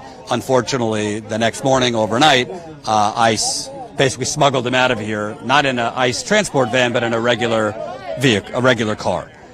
So he is now at Elizabeth ICE camp. That is about 15 minutes away from here. That's where they're moving a lot. They are trying to transport a lot of the hostages inside out of here, I think, to try and break up the strike, to try and kind of divide and conquer. Any movement, they try and take the leaders out to try and deflate the energy, the spirit. So they have moved, I don't know how many, but they've moved quite a few of the prisoners, the hostages, in recent days to Elizabeth, 15 minutes away. So right now we still have this standoff here. We're not showing it to you now because we're on this side, but there is another entrance exit, a quarter of a block down, where other protesters have a barrier there, because the whole point that they're trying to do is to block the transport of hostages out. Because, to be clear, you don't know where ICE is taking these people. It could be the Elizabeth ICE camp 15 minutes away, or it could be to an airstrip, and they could be flying them to an ICE camp in Louisiana or Texas where the conditions there are absolutely horrific. So that's what the protesters are trying to do. You hear the police before? No. They're trying to say the police was trying to tell us to get on the sidewalk when the ICE is literally not letting us on the sidewalk. That's what I've been saying. This is a public sidewalk, and they're declaring it private, so you have nowhere to go. Yeah, this is ridiculous. I mean, and the way they're treating people is crazy. They are definitely untrained. They are not doing.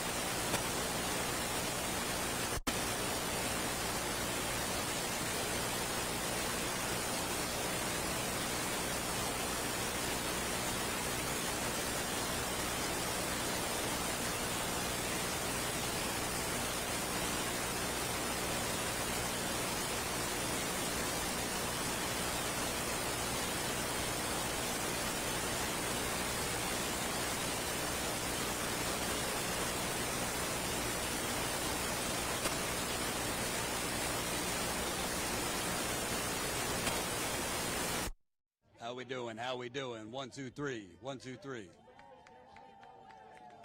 5, 4, 2. Status coup. Mic check. 1, 2. So I was saying when I was looking last night, some of these people look no older than like 18 or 19. Yeah. I got it. And some of them, I mean, are literally like giggling behind the mask and taunting. I saw one saying some pretty gross things to females. So it's untrained, and then kind of like cruelty is the point a little bit. Well, yeah. I mean, the whole right-wing white supremacist ideology, is to dehumanize people.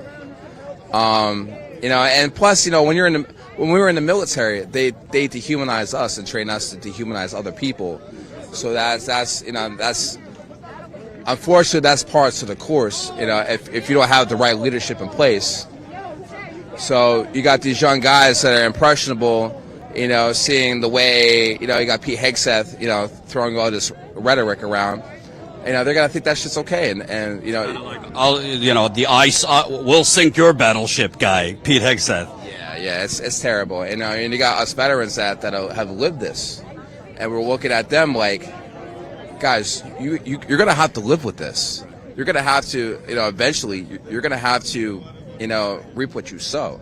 It's interesting to me because we've been in Chicago, Minneapolis, and there's so many veterans that come out, and I just wonder, everything you've gone through, the PTSD, a lot of homeless veterans, the shell shock of like the difference between what you thought you were fighting for to like your realization.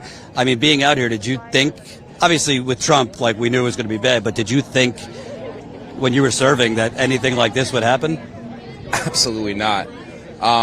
We fought for a imperialist, mindset. You go into the military and you think you're a patriot, you're doing the right thing, and then you come back and you see what's happening in your country, and you're like, what do we serve for? The service actually starts when you leave the military. It's where did your integrity lie? Did you honor your oath? So now is the time to honor your oath as you get out. And they're willing to give money to insurrectionists, letting insurrectionists out. Meanwhile, they're putting hardworking people into these prisons, and it's disgusting. They should be deporting insurrectionists, not hardworking citizens and immigrants. Do you fear that this could get worse? I mean, obviously it's horrible that they're doing this to immigrants, but Trump and his administration, they want to build or buy 800 warehouses. They've talked about deporting people like Amazon, like it's Amazon packages. A lot of these warehouses, community members are fighting against them, but to me, I mean, there's not enough undocumented immigrants in the country to fill 800 mega warehouses. And Trump has openly talked about trying to denaturalize citizens, arrest, quote, Antifa, etc. Well, yeah, I mean, he's taking amendments away of the Constitution. I mean, you know, and a lot of these amendments are to protect even black people in this country. Slavery, is still not completely abolished. So it's not about immigration. It's about putting people into the fields and working, because the economy is collapsing. So they're going to have people work for free, and right here, they're getting paid $1 a day to clean the facility. They've already talked about going after trans people. They've already put veterans in cages. They've deported veterans. I mean, it's fascism affects everybody. It's not just who they're pointing the finger at now. That if I didn't stand up, they came for me. We've talked about Trump a lot for obvious reasons. Do you feel that the Democratic opposition is doing enough? Because, I mean, the New Jersey governor, others can't technically shut it down, but this is in the state of New Jersey, and there's clear health violations, there's clear environmental regulations being violated, and essentially nationwide, we've seen a lot of resistance, but I don't see the politicians out on the street for the most part. I see the politicians doing some sternly worded social media posts. I also don't see the Democratic Party offering more than crumbs economically. You were talking about the economy is collapsing. Are we getting enough in terms of opposition to fascism? So most of the Democratic Party is centrist. They're not gonna be progressive enough to fight against this. Look at Jasmine Crockett. Look at AOC. They're always being silenced.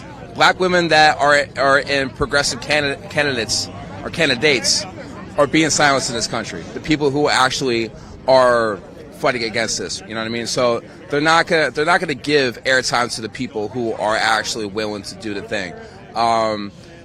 This election, I mean, Donald Trump should have never been on the ballot. Whether you're Democrat or Republican, there should have been a clear sign. Hey, this person already went against our democratic process, our democracy. Why would you let that happen? Remember your oath to the Constitution. Whether you're a politician, whether you're a veteran, we all swore the same oath to this Constitution. If you're not willing to uphold that, your paycheck should be taken from you. So, I mean, if you're afraid of the backlash for doing the right thing, then you're in the wrong office. My last question for you, what does it say to you? We've been out here every day since this has started. I see people out here every day. I see people here during day and at night. Same faces. What does it say to you that people are willing, all over the country really right now, I don't think enough, but a good amount of people are willing to put their bodies on the line, be targeted physically, targeted with arrest. What does that say to you as a veteran? That's true patriotism.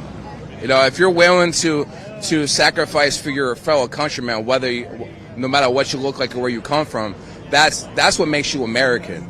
The true Americans fought against slavery. The true Americans, we just had Memorial Day. People don't even understand what Memorial Day is for. Memorial Day is for the black soldiers that didn't get memorialized. They were buried underneath a racetrack, and other black people had to actually give them that respect that they never got. And we sit here and we have barbecues, and then this administration wants to radicalize DEI when they'll sit here and have a barbecue about Memorial Day when Memorial Day is literally DEI. It's the foundation of this country is slavery. We have to understand that the only way we're gonna get rid of the sickness is we have to understand the symptoms.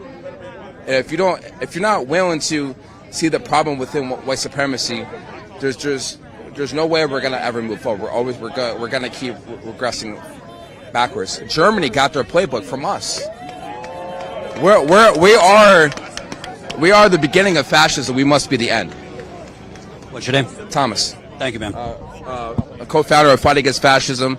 with my wife, Jasmine Johnson. She's also the other co-founder. She's around here somewhere. But where can people find Fight Against Fascism? So Fight Against Fascism organization online. If you just type it in, you'll find us. And we also work with 5051 and 5051 Vets, About Face. There's so many different organizations you can get involved with. Don't be afraid to do the right thing. That's what makes you American. That's what makes us, actual patriots to this country. Because if you ain't willing to step up for your fellow countrymen, that American flag won't mean anything. So, thanks for what you're doing. Appreciate it. You. It's tough because, so often the media, the national media, the podcasts, they only want to pay attention when there's action, right? When there's tear gas and violence and bullets flying and, like last night, ICE pushing people into oncoming traffic. I mean, for us, the outlets, the footage they want to license from us is violence. But so often the most important things that you could do, I think, journalistically, is just give the microphone to people to share their stories, their experiences, their pain, their hope, their desperation, their anger. Why you don't see people like that on CNN ever? You don't even see them quoted in the New York Times. The people that are stuffed down our throat are fucking average, old, rich, white people for the most part. And that's part of why I love doing this, because you get to give a microphone to people who are more intelligent, have a lot more integrity, more authentic, and real life experience. Why do we have media and figures in the media, pundits, who lecture us about what the American people want, the mood of the American people, when their only experience with the American people is at their country club on the weekends? So I just wanted to say, I think, obviously it's important to show the violence and the lawlessness, but it's equally important to have these moments and these interviews with veterans. Before this hunger strike started, we were out here, I don't know, time is a blur now, but about a week and a half ago, we were out here when it was completely calm. We were down there, they were doing a drum circle commemorating the 1-year anniversary of this camp being open. And I interviewed loved wives of some of the hostages. I think we were live to like 200 people. We have 729,000 subscribers. Is it because 729,000 people don't care about that? Or they didn't see it in their feed because YouTube didn't show it? Which one do you think it is? Do you think the majority of people don't want to hear from people like him? Or do you think that's not what YouTube floods to their feeds? That's not what Instagram or TikTok or, I don't know, I might as well be a boomer with these socials, so I forget half of them. That's not what YouTube recommends. And we unfortunately have to play the game sometimes too. We have to spice up our headlines or images just to get the important stories through the goddamn algorithms. That's a whole nother story that I could do 7 hours live about. The shadow censorship that goes on every day because big tech, we are literally on a platform that Google owns right now. And they literally rig it to push hot takes, reactionary nonsense, clickbait, infotainment, and basically popcorn news, if you could even call it that. And that's the stuff that goes viral, whereas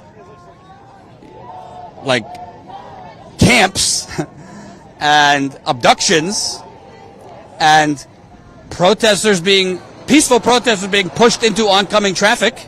And yesterday look on our Instagram, look on our Twitter, look on our Blue Sky. We got footage, an ICE agent literally intentionally threw a woman into a moving van. That woman was not attacking the ICE agent. He pushed her as a van was coming out intentionally. No mainstream outlet took it. So that's my little detour and monologue. It's not just the fascism. It's the big tech. People think about censorship literally like stuff being removed, but that's not the dominant censorship going on. The censorship is the everyday algorithmic rigging. The censorship every day is the shadow censorship. You have Mark Zuckerberg, Elon Musk, who should be in prison for stealing with his Doge doofuses our social security data, among other things. Now the Ellisons, who have bought TikTok and CBS and soon CNN. I don't really care about buying CNN because it's already garbage anyway, but you get the point. Jeff Bezos has purchased the Washington Post and Twitch. I mean, I could go down the list. You literally have billionaire oligarchs, every one of them who exploit their own workers, or union busters. We've covered Amazon for all 8 years of status quo. I could do a 7-hour live stream just on Amazon. I mean, they commit economic terrorism against their own workers. I've interviewed homeless Amazon workers who are homeless in the parking lot after their shifts because they don't make enough, while Jeff Bezos is having, what was it, a $200 million wedding in Italy? Something's wrong, folks. Something's wrong. Anyway, smash the like button, share this live stream. Sorry, I get a little worked up and go on detours. All right. You got the ICE agents lined up right now. I don't want to jinx it, but relatively calm at the moment. You got, what's that? I was, yeah. I've been around. Oh, now, yeah. I'm seeing a face. Yes. Okay. Yeah. Sometimes I don't remember anyone's name, but I remember your face.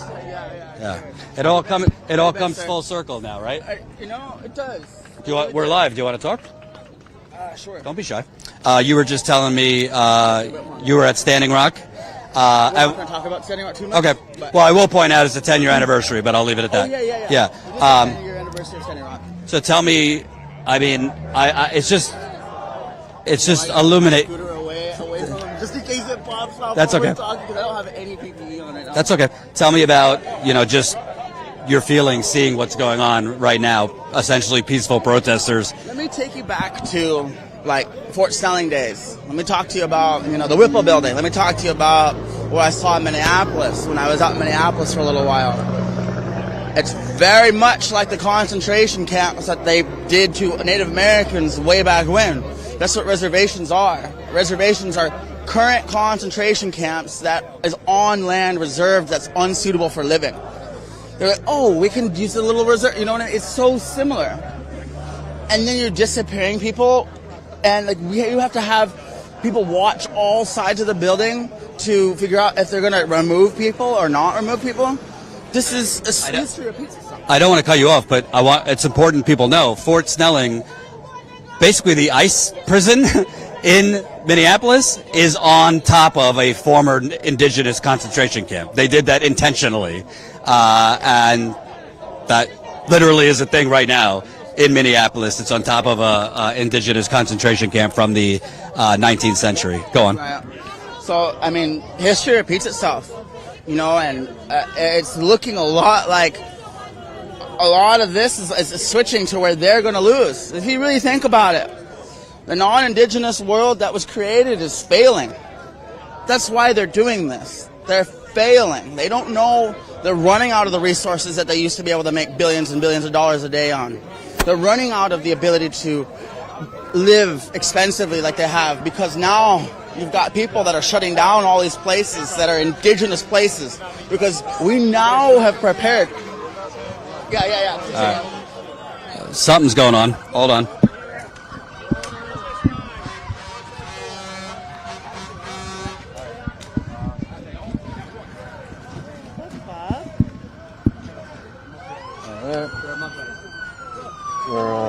So that's a white van.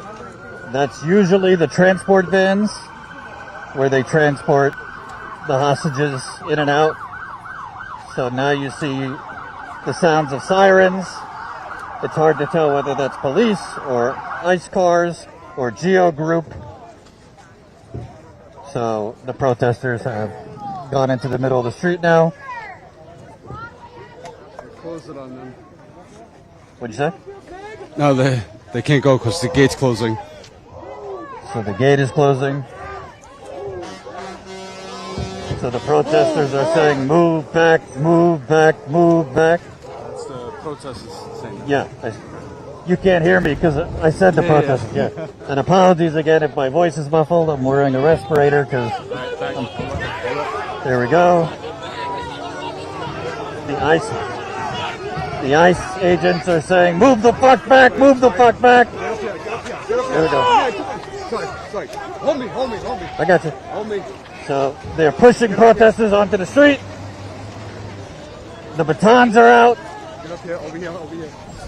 The batons are out. There was a swarm of at least 7 or 8 protesters on the ground. Let's point out that they lured them onto the grass. They could have said, hey, stop here. They lured them up there and then attacked. That is the tactic that we have seen all over.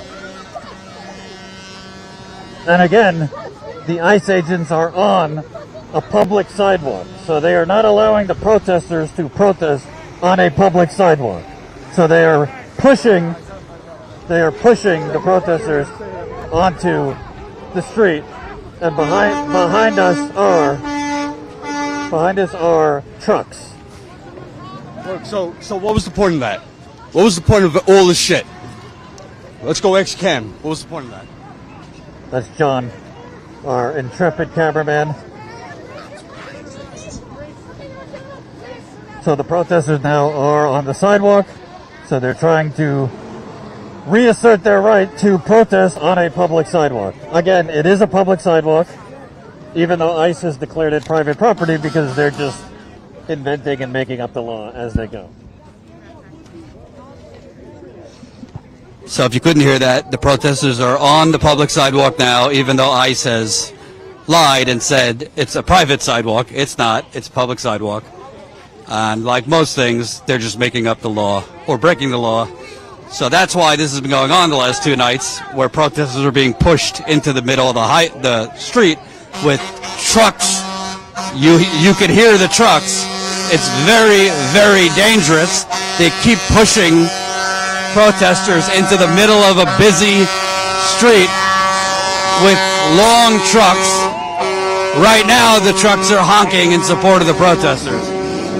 But yesterday, last night, there was a ton of close calls where ICE was pepper spraying, bum rushing protesters, where they almost got hit by trucks and cars, and ICE chased protesters onto a train track across the street. Barricades. You got barricades I see over there. John. Oh, here. Mercado told me something. Never mind. Okay. Yeah, they've released something. I don't know if it's... Yeah, they sprayed something. So I'm not sure what they're spraying. It seems like bear mace to me, but it could be something else. All right. Where's Will? They're making barricades up front. I don't know. So right now the protesters are trying to make a barricade up front. Okay. Hold this for a second. Yep. Okay. Smash the like button, share this live stream. Folks, come on, smash the like button, share this live stream, and for the love of God. A lot more ICE agents just came out. Apology, I'm holding the camera right now. That's why it's shaking, because I'm a terrible camera person. John's getting his goggles. Okay, let's go. Hey, you may want to throw your mask on. I have one. Oh, shit. I'm all right. Here. What do you got?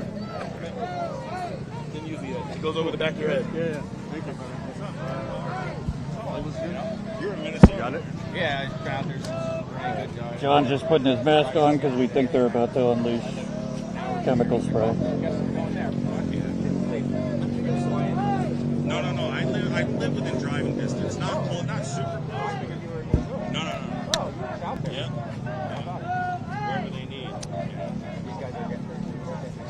And whatever they're spraying is fucking thick, because I have a full respirator on, and it hits the throat. You gonna be okay with your eyes? Yeah, I'm good. Just hold on to me, okay? Yeah.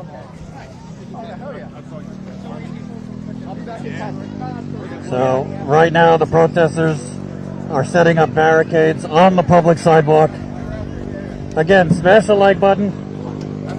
And please, if you can, do you see CNN out here? Do you see MS Now? Do you see Fox News? Do you see New York Times, Washington Post? Hands out. Hold me. Hold me. Here we go. Stay low. Stay low. Stay low.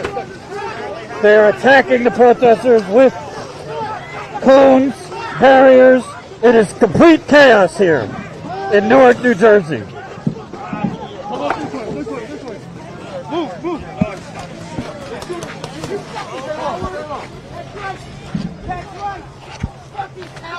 Move. They're shooting pepper balls at protesters.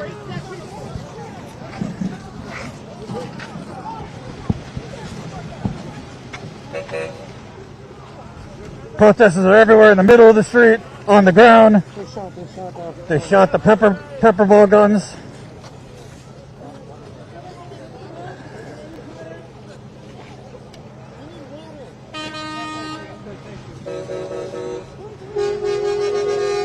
And I don't know if we got the shot, but you saw ICE attacking protesters with the orange cones.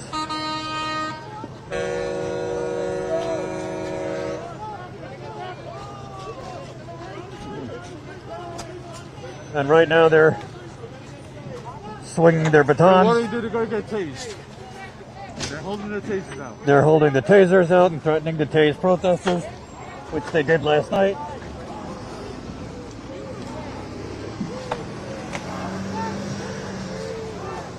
All right, they're spraying.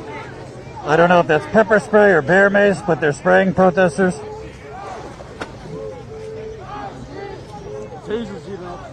And the tasers are out. Guys, you gotta share this. You gotta spread this everywhere. Create your own social media posts with the link. Tell people that the federal government is attacking its own people right now.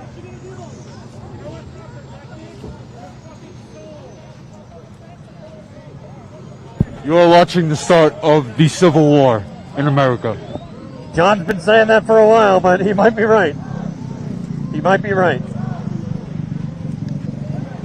And one more time, I mean it. Please support us. This is crucial to document history, and we don't have corporate funding to do it. We need you to keep the cameras on, to keep the lights on, to pay our people. Statuscoup.com/join. If you can't afford it, you have no excuse. Statuscoup.com/join. You can support us for as low as 16 cents a day. 16 cents a day. That's $5 a month. Statuscoup.com/join. Keep in mind, it's mostly press where we are. Okay? So if they spray this way, it's all press here. Just keep that in mind. And it's intentional. So right now, what's that? No, I'm good.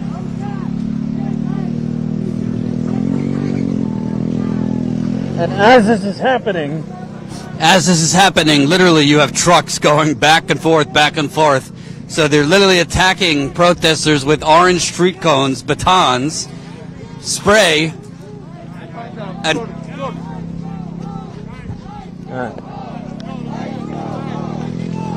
they're pushing the media back now. They're pushing the media back.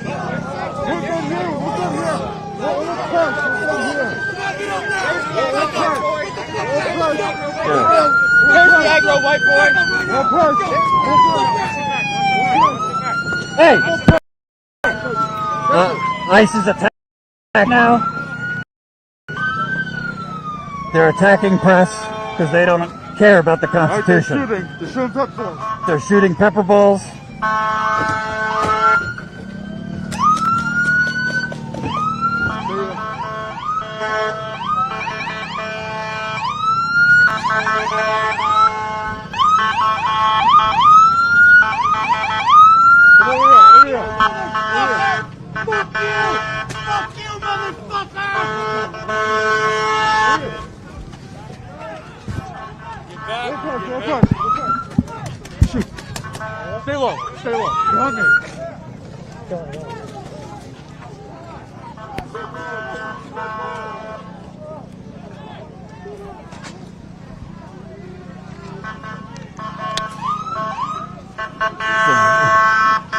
Very violent. They're shooting pepper ball guns. They're attacking press.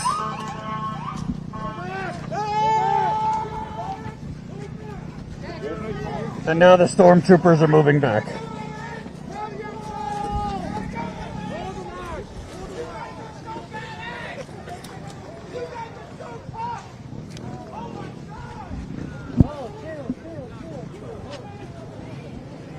And it reeks. They were spraying, I don't know if that's pepper spray or bear mace. It's the pepper balls. It's pepper balls.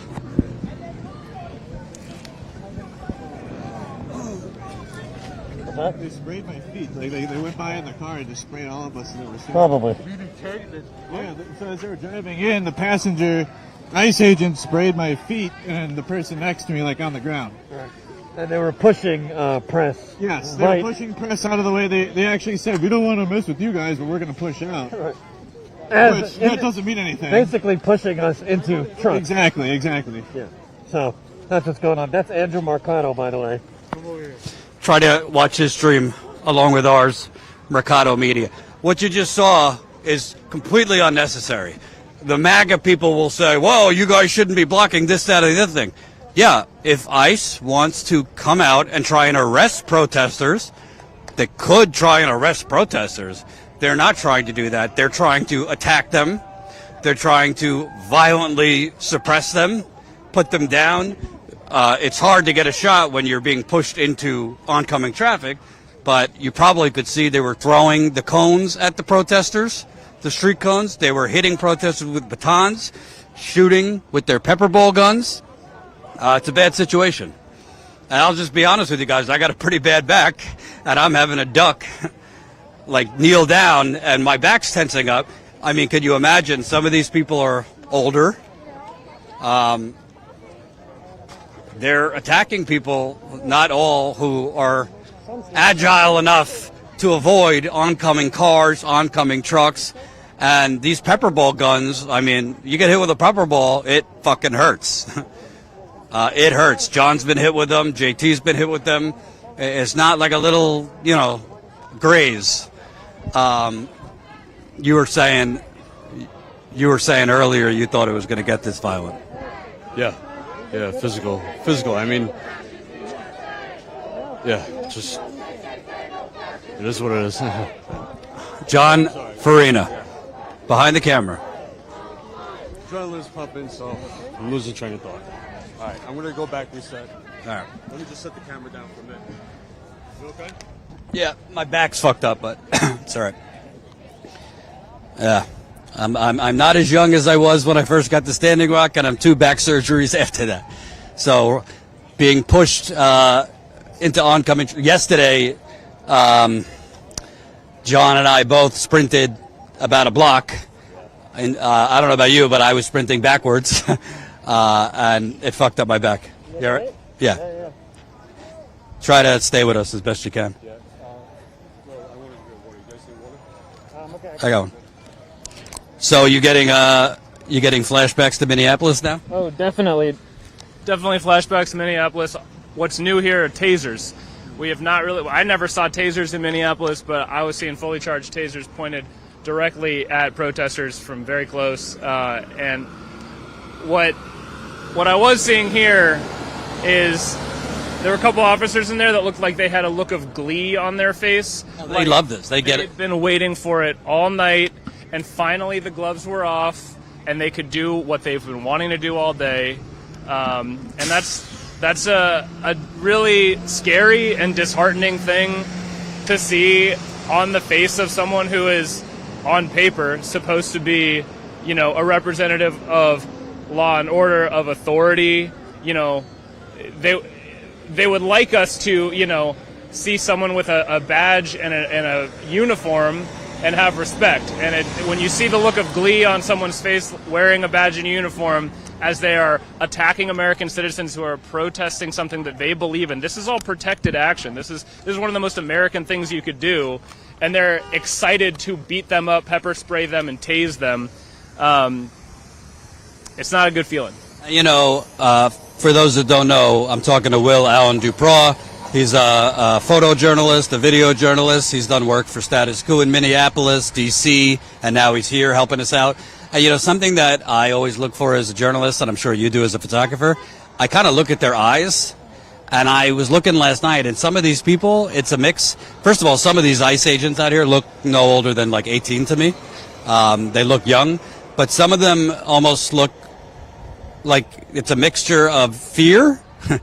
They're fearful, and others look almost like they're playing out Call of Duty, like excited. Yeah. And I just look at their facial expressions, and it looks like this is the perfect job for whatever ails them to take it out on others. Yeah, I played a lot of Call of Duty myself growing up, and I have never wanted to do this. So I don't know what it is that makes someone want to pursue this type of a career. There's all kinds of circumstances, and the administration has been doing a lot to entice people in with bonuses. But I think that there's also been a lot of messaging from former Chief Bovino and from former Chief Bovino and other members of the administration who are involved in ICE, who have created media who, in my personal view, outline the exciting element of getting to do violence to people with impunity. I mean, they've been outright saying, especially when we were in Minneapolis, that there's that there's basically no consequences, that they have, what's the word? Immunity, that they have total immunity. And my personal belief as a private citizen is that no one in this country should have immunity from the law, from their, honestly, it's not even about laws. There's people who do, bankers, pharmaceutical executives, big agro, big real estate, defense contractors, who am I forgetting? Fossil fuel executives. There is immunity, but it's for, frankly, the criminals. Yeah. One of my personal strongest values is taking responsibility for your own actions, and they've created not only an ecosystem but a career pathway where you don't need to do that, where you're actually encouraged to act on negative values, and it's just really disheartening to see, and it's the thing that motivates me to be here. Something that really is striking to me, there's big and small scale. It's just like the total redefining what the law is. So like something as small as that's a public sidewalk, and they're calling it private property so that they could push protesters onto the street. Or they're calling these people criminals, the hostages inside the prison, when in reality the overwhelming majority of them were actually showing up to their immigration appearances that they're supposed to, immigration courts, whatever it was. Overwhelming majority have no criminal record. I mean, to be clear, there's been reports that a lot of these ICE agents are completely unvetted, have criminal records, were hired through AI error, and then we have, you have Trump pardoning actual convicted criminals. So it just seems like the law is just constantly being turned. And I'm not like a law and order guy, because I think there's really the justice system in this country, even before Trump, is a bunch of bullshit. But I just wonder what you think. And here you have a protester who's been sprayed right in the face. So I wonder what you think about kind of the laws becoming like upside down world. Absolutely. Well, to quote Brennan Lee Mulligan, my favorite dungeon master, people out there know him. I'm going to pretend to know what a dungeon master is. From Dungeons and Dragons. I wasn't that big of a nerd. Well, he's also a comedian. Anyway, I'd like to quote him in saying, paraphrase at least, laws are just threats of violence that the class in power makes to the people who do not hold the power. At the end of the day, a law, no matter how innocuous or how small, traffic violation, standing on the sidewalk and what they're calling private property, what backs up that law ultimately is the threat of force by the ruling power. And so it's it's easy to lose sight of that, and then it comes crashing into your face somewhere like here. By the way, I'm just warming Will up because he might take over for me at some point. Because I got to tell you, my back is feeling it right now. I'm not as young and spry as I was 10 years ago at Standing Rock. All right, let's reset. You want to finish? So I was interviewing this wonderful indigenous activist before they started terrorizing the protesters here. Hold on one second. That was interesting. Yeah, we got a little interrupted. What's your name again? The federal government at its finest. That's what happened. I'm sorry. Would you ask? Your name again? My name, Kylie. No heart and war. And I totally forget where we were, but essentially we were kind of connecting the dots between. Yeah. About how history repeats itself and everything. I think what it really comes down to is that people really need to come out and witness this. Like, if it's happening in your area, like the whole reason it sounds like that people are here is because of a video that you posted or something like that. And a lot of people, it's just so important. Perspective is so important. Could you imagine if we had perspective on the history events of our time? If we had the neutral third perspective, that's what we're missing is a third perspective. I'll tell you, as a white guy who grew up on Long Island, they taught a very that's fine. They taught a very bastardized version of what happened to the Native Americans in my school. I was in shock when I talked to. It wasn't just Native Americans. Sorry for interrupting. It's everyone. It's everyone that shows any type of resistance against any type of colonization. Any type of progress. They call it progress in Europe. And I think it's strange that they brought that mentality over here through Manifest Destiny. It's turned from Manifest Destiny to now land grabbing and eminent domaining and basically clausing everything so that legally everything changes. Right. You can now reverse the mining laws and activate something that was in 1863. You can literally, it's like people are like, well, the town wasn't even there. Sorry. I wasn't sure. I didn't have a. It's okay. What the fuck are they doing? You never know with these people. I know, and I don't have to get caught. Yeah, a couple times. Yeah. All right. Sorry about that. Sometimes you think you're about to get shot at, and it's a false alarm. Sorry about that. I'm not wearing any PPE. Yeah, it's okay. Yeah, and I'm not wearing any PPE. And you got to remember, mentally, when you are doing these things, you have to be at a certain space and level, and you can't always be at the front. You got to be at the back sometimes. You got to get the water for the people that are gagging, that are at the front, and things like that. Got to help each other. We got to be the people that we want to see the change in. Well, you're also, what you're talking about with the mining and all that, we should also point out, now they're stealing people's land through eminent domain for these AI data centers. 100%. And you think about the walleye and all the trout and everything that the ecosystems rely on. The smallest, tiniest little living thing actually creates the biggest, largest living things too. And you remove the equations and bit by piece and piece, things don't add up. The math isn't right anymore. That's the natural math of Earth. We come from Earth. We come from a thing that was the size of a marble. You don't think that a data center is going to destroy something smaller than something your eye can see? That's the part we're missing. You're forgetting the Earth and all of this. And that's what that's what we have been told is if you forget the Earth, you will forget everything and everything will turn back on you and it will hurt you. Look what's happening here. It's no different.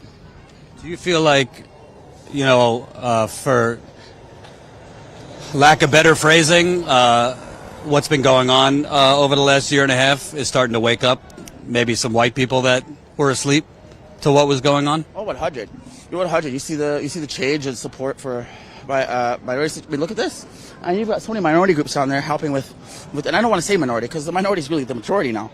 I mean, it's what the truth is. And, I should say that different communities now are banding together to do something that brings awareness on a level that we have never seen before. No kings. That's kind of now the lifestyle we're in. Is like no kings. This lifestyle. 2020. We're always going to remember this. For 40 years, we're going to talk about. Oh, I remember when Trump was in office. It's going to become closer and closer to election year soon. Election time. Pay attention. Don't stick to the TV. Look at the perspectives that are on your social media that the algorithm doesn't affect. Consciously think about the legalities of what you're doing to respond and think about the long-term action 7 generations ahead and look at what happened 7 generations behind you. And if you plan 4 years ahead, okay, 4 directions, 4 years ahead, everything will work out. And I think if people remember the earth too, and how everything's patterned naturally, and remind themselves, even the patterns of animals and things like that, things will start to change in a good way. And that's what these people will never understand. You look at the eyes of these officers, they look like they've been brainwashed. I want to finish with, I know you had mentioned you didn't really want to talk about Standing Rock. That's fine. But I do think it's connected that this is the decade anniversary of Standing Rock. This is not as big as Standing Rock obviously was, but that resistance that you saw at Standing Rock, that spirit is in the air, I believe, across the country, Minneapolis, Chicago, here, for a different cause. But do you see kind of some dots connected between what happened at Standing Rock and what's going on right now? I would say no, it's a little different. Okay. I would say it's a little different. I appreciate the comments on it being similar, but no, it's a little different, and here's how. Now you can literally get help from anyone. During Standing Rock, we couldn't get help from everyone. Do you remember the times when we were going into the city and some of us would supposedly get attacked on certain occasions, you know? Yeah. The thing about it, though, is when you have situations like that, you have to be on neutral ground. You know, you have to always think neutrally of, like, what the perspective could be. There's always 3 perspectives to every story, and I think that really the similarities in this is that the third perspective will tell you that it's way bigger than Standing Rock, because now they're even bringing agents into Italy. You know, for the sports events that are going on. That is way beyond what happened here. That is like that's almost like improper diplomacy. Right. You know, you don't bring agents to our country. Like, I mean that's kind of how I feel that a lot of those leaders would feel. I mean, that's how I would feel if it was if it was my territory or something like that, or our territory, I should say. And what it comes down to is that people come together quickly now. Before, it was very slow. It was a slow response. And I think we're kind of done. Everyone's done. Couldn't say it better myself. Thank you. I appreciate it. Yeah, be safe. All right. Hold on one second.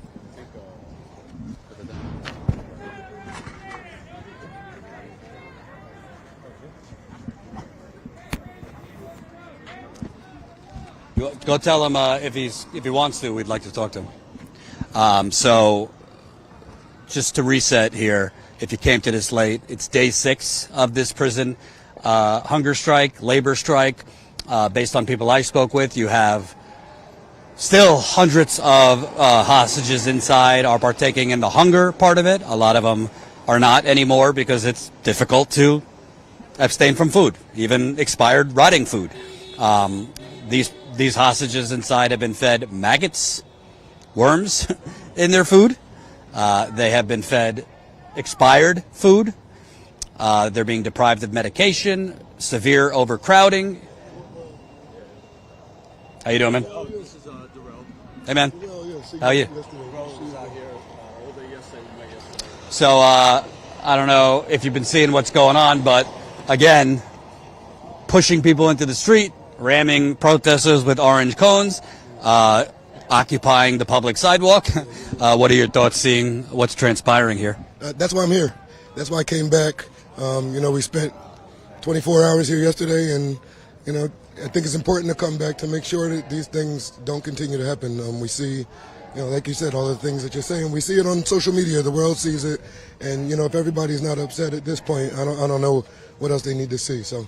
And can you share your experience here, if you've been here in the recent days? Have police has ICE gone after you at all? No. So really, there's been a lot of pushing and shoving back and forth. Yesterday morning at 6 a.m. when they first arrived, they took down the barricades, pushed a couple people around. They did arrest someone. For the most part, it wasn't as it's been over the last 24 to 48 hours. We've been having conversations with some of the ICE officials about what's going on, and they continue to tell us that things are safe inside and it's a nice facility, and I said to them, well, if that's the case, then why are we not allowing people to do their site visits and their oversight? And so, some of these guys, it's obvious that they're just following the instructions that they're given, but at the end of the day, you're still complicit in what's going on. And so, we could be nice, we can have, friendly conversation, but at the end of the day, it's still fuck ICE. Right. What's really striking to me is how much money these people are getting. They have tanks, an endless supply of weapons. I mean, they got from Trump's budget originally over $100 billion. They want to give them $71 billion more. And it's just sickening thinking about all that money going to them to do this, basically to hold people hostage for like paperwork. Remember, coming here undocumented is a misdemeanor. It's not a felony. It's not a capital punishment. They're trying to make it that. Absolutely. And think about all this money, like what it could do for Newark, Elizabeth, parts of New York. I mean, all over this country. Can you talk about like the twisted priorities where the money is going? I mean, the reality is, all the money that they have can cure homelessness. It can cure, the food insecurities in our country. The money we've spent in Iran already could have cured homelessness several times. Absolutely. We talk about, seniors being priced out of their homes. We talk about, children not being fed breakfast and lunch in schools. We talk about, SNAP benefits being cut for seniors. And then we look at an organization that's getting billions and billions and billions of slush fund money to just do whatever they want, to assault the American citizens, to bring out tanks and stuff. That's not what the America that we know. You don't bring out tanks in the military like organization on your U.S. citizens. You don't drag people off the streets, separating them from their families just for trying to come to this country for a better life. At the end of the day, it's all about humanity. We talk about, humanity as if it's some, bullet point or if it's a talking point. It's not. It's real life situations. There are people in this building that have gone on hunger strikes for real life issues. Things like not getting medical care. You got pregnant women in there. You got children in there. People that aren't getting the attention that they need. And so, pregnant women have miscarried too in there. Absolutely, absolutely. And we recently found that out. And so, we should all be pissed off. We should all be upset. And so I'm going to do my part. I didn't come out here and act like an asshole, right? But I came out here to make sure that my voice is heard and to make sure that I'm supporting all of the people and their families. Do you think that if this continues, do you think this is going to stop at immigrants? Because a lot of people fear like this is the test run. Trump has talked about, hey, let's arrest Antifa. Let's arrest Black Lives Matter. Let's arrest the eco-terrorists. He's talked about more drones. It's just dystopian. We got drones, and it's probably Palantir, who knows. But they've talked about denaturalizing naturalized citizens. You got the reports that they want like 800 warehouses. I don't know. It doesn't seem like that's only for immigrants to me. Well, people need to realize that, after they come for them, they're going to come for us, right? And so as a black man, 400 plus years struggling in this country, I already know what it's about. And so that's why I need to be here. Find it extra important to be here to support these people and their families because, any one of us will want someone behind us if we're in a situation like this. So, your name again? Darrell Stroud. Hey, thanks, man. Thank you. Appreciate it. Yes. All right. So, all right. I got to hold the mic. I got to stretch.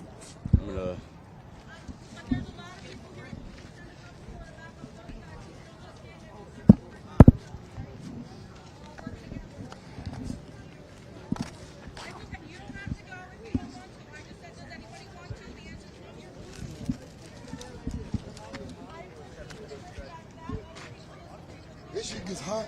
Yeah, why don't we show them? Why don't we show them how I roll? This is Jordan stretching. The seventh inning stretch? Is that a stretch? If you haven't gotten up from your chair in a while, you're watching this at home, give yourself a stretch. There you go. Deeper. Down deeper. I'm wearing a little back device here to kind of keep my back solid. But the whole bending down, moving backwards as they're throwing cones at people and pepper bowling people and pushing the press kind of pulls the back a little bit. I don't want to make it about me, but I've had 2 back surgeries, so it's not as easy as it used to be. But smash the like button, share this live stream, get it out to more people. I might need a toke of whatever's going around soon myself. Status.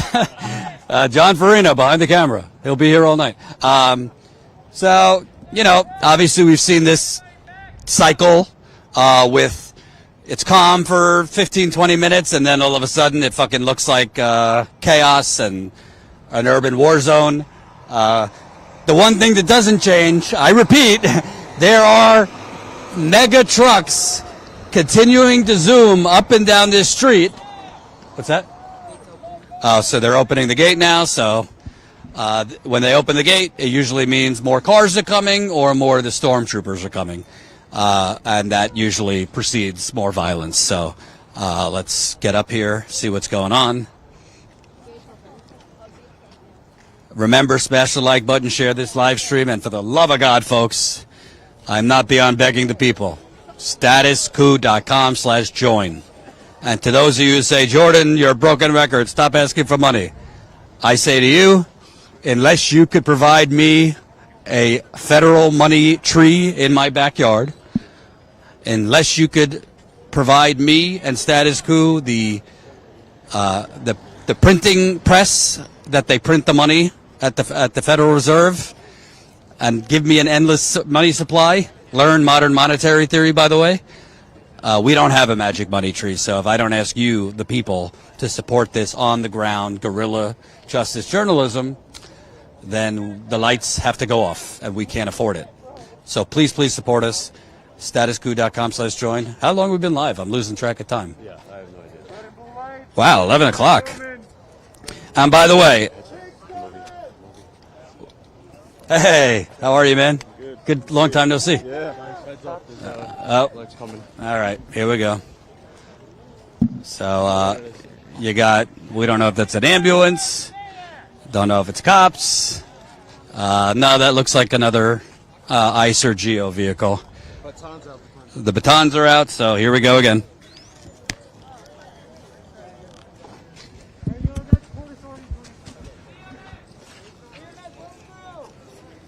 That's Where's he going? Come over here. So that's EMS. So hopefully, if ICE has any humanity,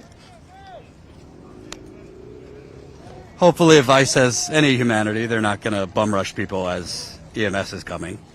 Presumably EMS is coming. And we should also point out there's been ambulances going in and out of this place often for the hostages inside. Women have miscarried in that prison. Hostages are being deprived their medication. I was told 2 days ago, I believe, of an HIV positive prisoner inside who's being deprived of medication. What's up? I want to note for the listeners, if you hear, I don't know if it'll come through ever, but if you hear that high-pitched electronic whining noise, those are the tasers arming, and I've been hearing them a couple times already. Yeah.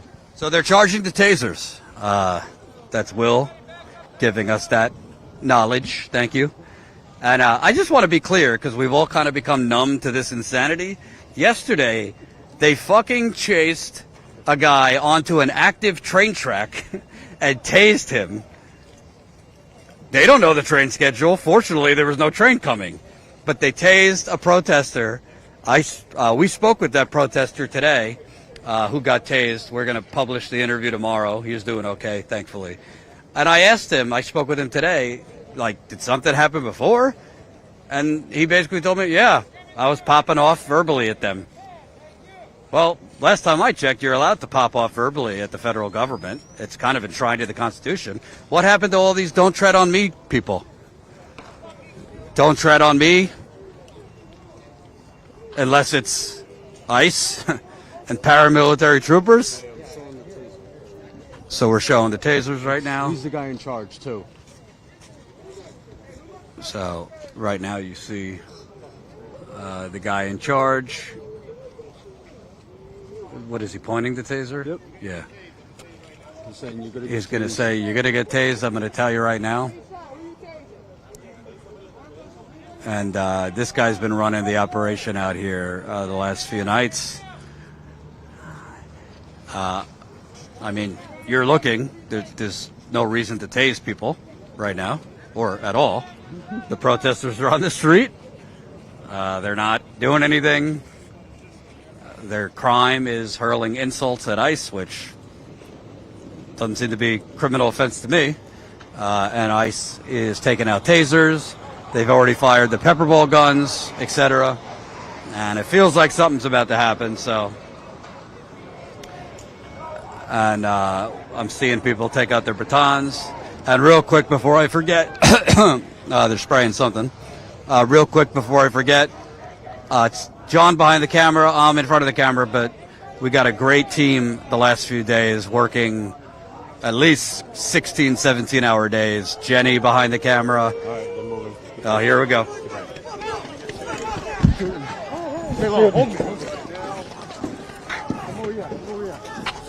People with batons. They're attacking people again. They're hitting people with batons, throwing the street cones. Zero provocation. Come this way, come this way. They're trying to avoid cars.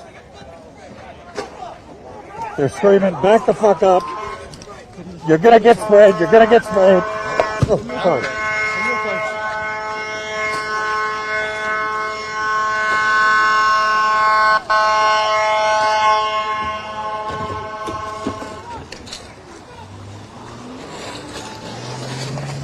I see they're firing pepper ball guns. All that so they could exit out all of these cars. And you see the debris in the street, the orange cones. I see a protester on the street. They're releasing pepper balls and the smell associated with it. Water bottles being thrown. Street barriers splintering off in the middle of the street.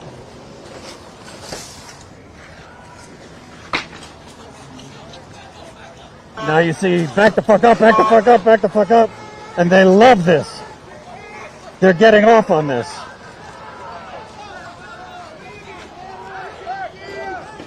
And you can't see it, but to our left is a giant truck. Come here. I'm with you, I'm with you.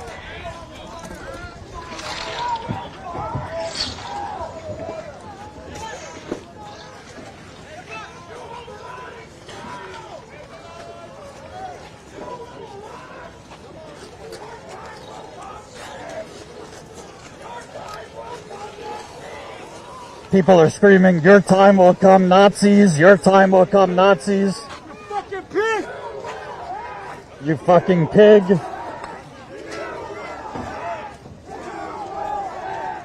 You will pay, they're chanting right now. You will pay. And they're spraying, they're spraying.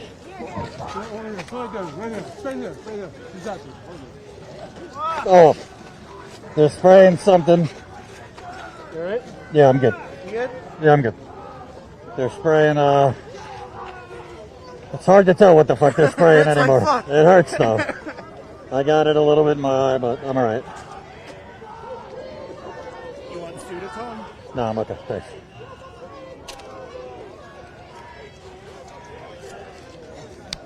And I don't think, you guys can't see because John is showing the action in front of you, but they're doing all this while there's trucks zooming back and forth. So both the protesters and journalists are trying to get a shot and avoid being rammed into 18-wheel trucks. This is something new that I have not seen before. So everybody that's being treated for pepper spray or whatever they're shooting, they're being treated across the street by medics, street medics who they arrested yesterday. Yes. So there are medics across the street who are treating protesters that have been pepper sprayed or shot at with pepper balls or had giant street cones thrown at them. So the people... They sprayed themselves and had to call the people on themselves. Yeah. They also are spraying themselves because they're a bunch of fucking buffoons. But yeah, it's really a game of whack-a-mole, and it's kind of like Mario Kart trying to avoid the shells if you played Mario Kart. I'm kind of like doing my best to see what's happening, to report it to you, at the same time not back up myself into a car. And now they're chanting, free them all, free them all, free them all.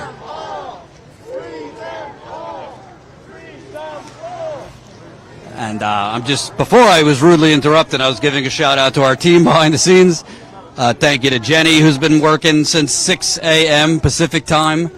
Our senior producer, Michelle, who's been working probably overnight, knowing Michelle, our producer, creative director. She's been cutting a lot of this stuff up for Instagram, TikTok, Facebook.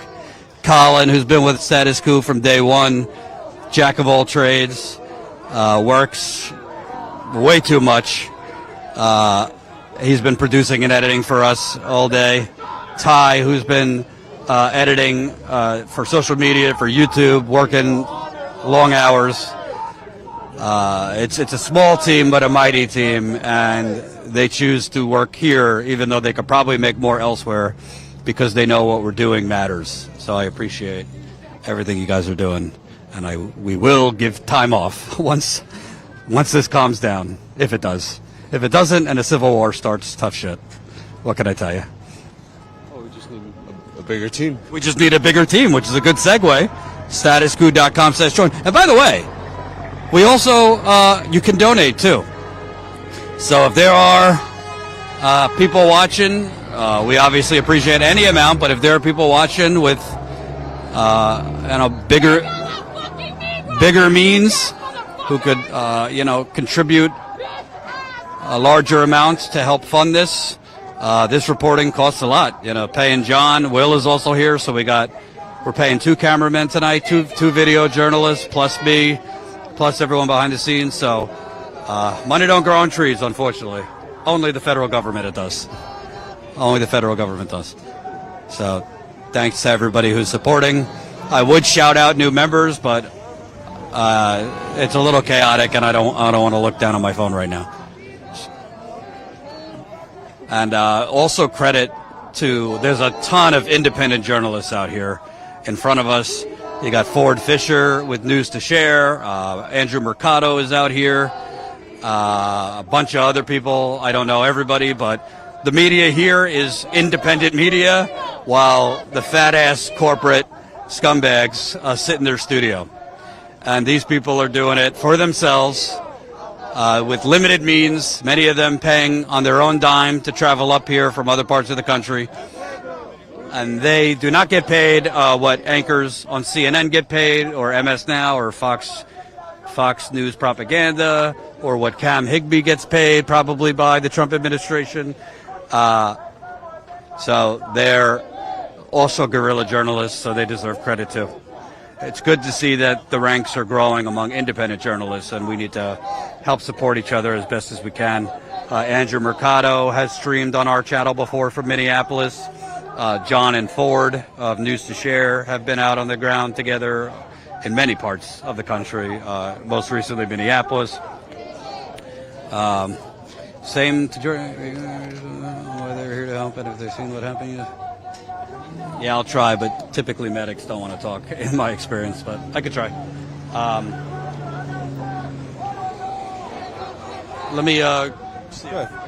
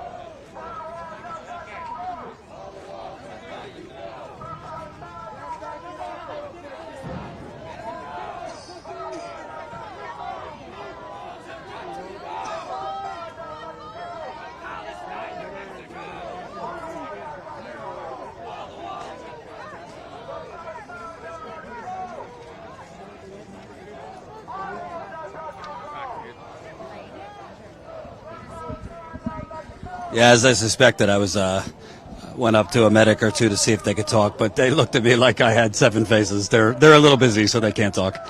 I tried a couple times on the ground at Black Lives Matter protest, Standing Rock, to talk to medics on camera, but yeah, they're just in a zone treating people, so totally understandable. But people across the street are being looked at by medics for everything from, burning of their eyes to bruises on their legs. And half the time you don't even know what you're getting shot at with. You're just getting shot at in the leg or the arm or worse. And you don't know what it is. I remember Zach Roberts, an independent journalist who reported for us for a couple days in Minneapolis, on January 14th when they shot that immigrant in the leg. Fortunately, they didn't kill him. That was the one where they lied that 2 immigrants attacked ICE agents with a shovel, which was complete bullshit.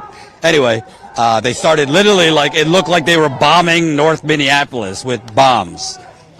They were launching just a dizzying array of stun grenades, tear gas. It just literally looked like bombing a street. And Zach got hit in the head, we think with shrapnel. Fortunately, he was okay, but it was scary because you really don't know what you're getting hit with. I got to put the mask back on because I'm inhaling something.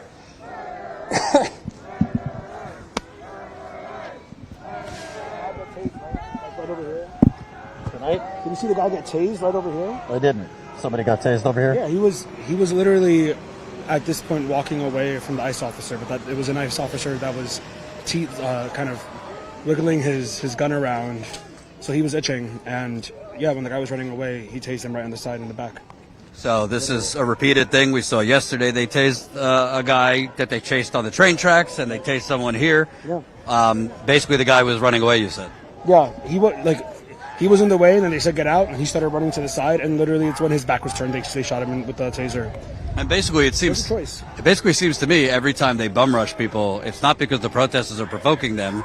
It's basically to assist the abduction vehicles or whatever is going on. Yeah. But the protesters aren't throwing things at them at the time or doing anything. Literally, the guy had a makeshift wooden shield. If anything, he was trying to cover himself. But yeah, they didn't care. You see them bum rushing. I mean, it looks like some of these agents are completely out of control. Yesterday, no one got it on video. I was recording on my phone, so you see my reaction, but I was literally getting pushed back, fell back on my girlfriend, was on my knees with my hands up. I said, I have my hands up. You could hear it on the video that I have. I have my hands up. Literally, someone saw me. He was like, great. And he fucking ran at me with the baton straight into my neck. It bruised me up pretty bad, but it's just they have a hunger for violence is what I'm seeing here. And it's honestly scary. It's honestly really scary. That's why I'm marshalling today, because after yesterday's experience, I'm like, 1, I need a break, but 2, if I can at least help others keep going, let's try to do that. I want to hit what you just said because I thought it's very powerful. They have a hunger for violence. That's like some Hunger Game shit. No. They have a hunger for violence. Yesterday, specifically at night, I feel like it gets extremely violent. There's less eyes. There's less news. And yesterday, the folks... We were here last night. We saw the tasing, all that. And they were eager. They were eager to lunge at folks. There was a group of girls next to me. I don't think they knew what they were signing up for. I'm glad that they stepped back. They knew their limitations because they just lunged at them unprompted. And I think it's just upsetting. They just are so violent. Also, the lead guy yesterday, he's like, he literally came out. He's like, I'm going to do this the peaceful way. He's like, please move. At that point, the goal was to block transfer vehicles. Of course, we're not going to move. Literally, he said, and I quote, "Get them, boys." I was like, what is this? Like they're dogs. That was sickening. So anyway, I'll leave you with that. But obviously, I'm not a psychologist, but I was looking yesterday, particularly at some of them that look young. I mean, some of these ICE people look like they can't be. Hold on. Here we go. They're targeting people. Looks like they're going at protesters again. Smash the like button, share the live stream. The tasers are out. The tasers are out.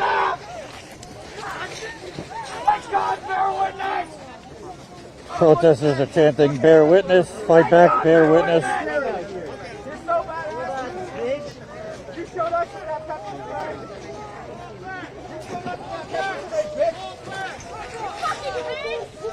They're screaming, you fucking pigs, cowards.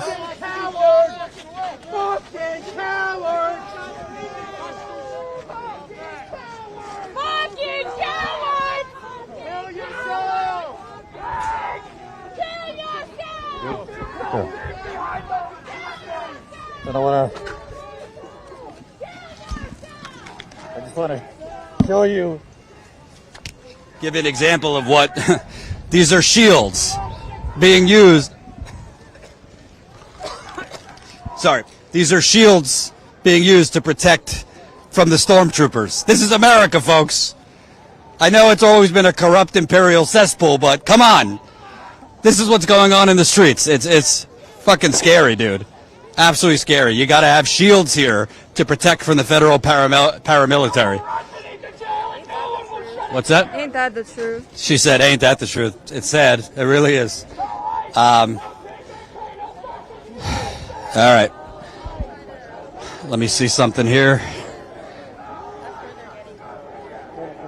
I want to go. Let's go back because it's in the air. Yeah. Just so you know. Oh, boy. Hold on. Oh, it's in my eyes. Fuck. Yeah, whatever they're it's pretty thick. Yeah, I just got whatever was in my eyes a bit. Oh.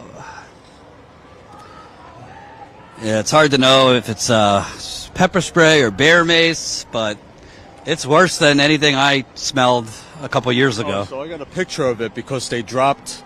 So when they tackled somebody across the street earlier yesterday, a flashlight fell out of their pocket, bear mace dropped. Hold on. Seeing a lot of movement, so we just got to watch the movement. And by the way, if you notice, John Farina is like a fucking war zone correspondent. This guy knows. If you want to be in a foxhole, you want to be with John fucking Farina. This guy's like, hold my bag! Get down, get low! It's like, you got to know how to move, you know, otherwise... Unfortunately, I can't move because I might as well have the muscle and bones of a 90-year-old, but doing my best. What I was saying is I want to show you the picture of the pepper spray canister that they dropped. Well, don't show me, show the audience. Oh, yeah. Yeah. Hold on, we're going to show you. And by the way, in the street here is just water bottles, garbage, basically because they keep pushing protesters into the street. Medics are across the street treating people. Yeah, you can see that.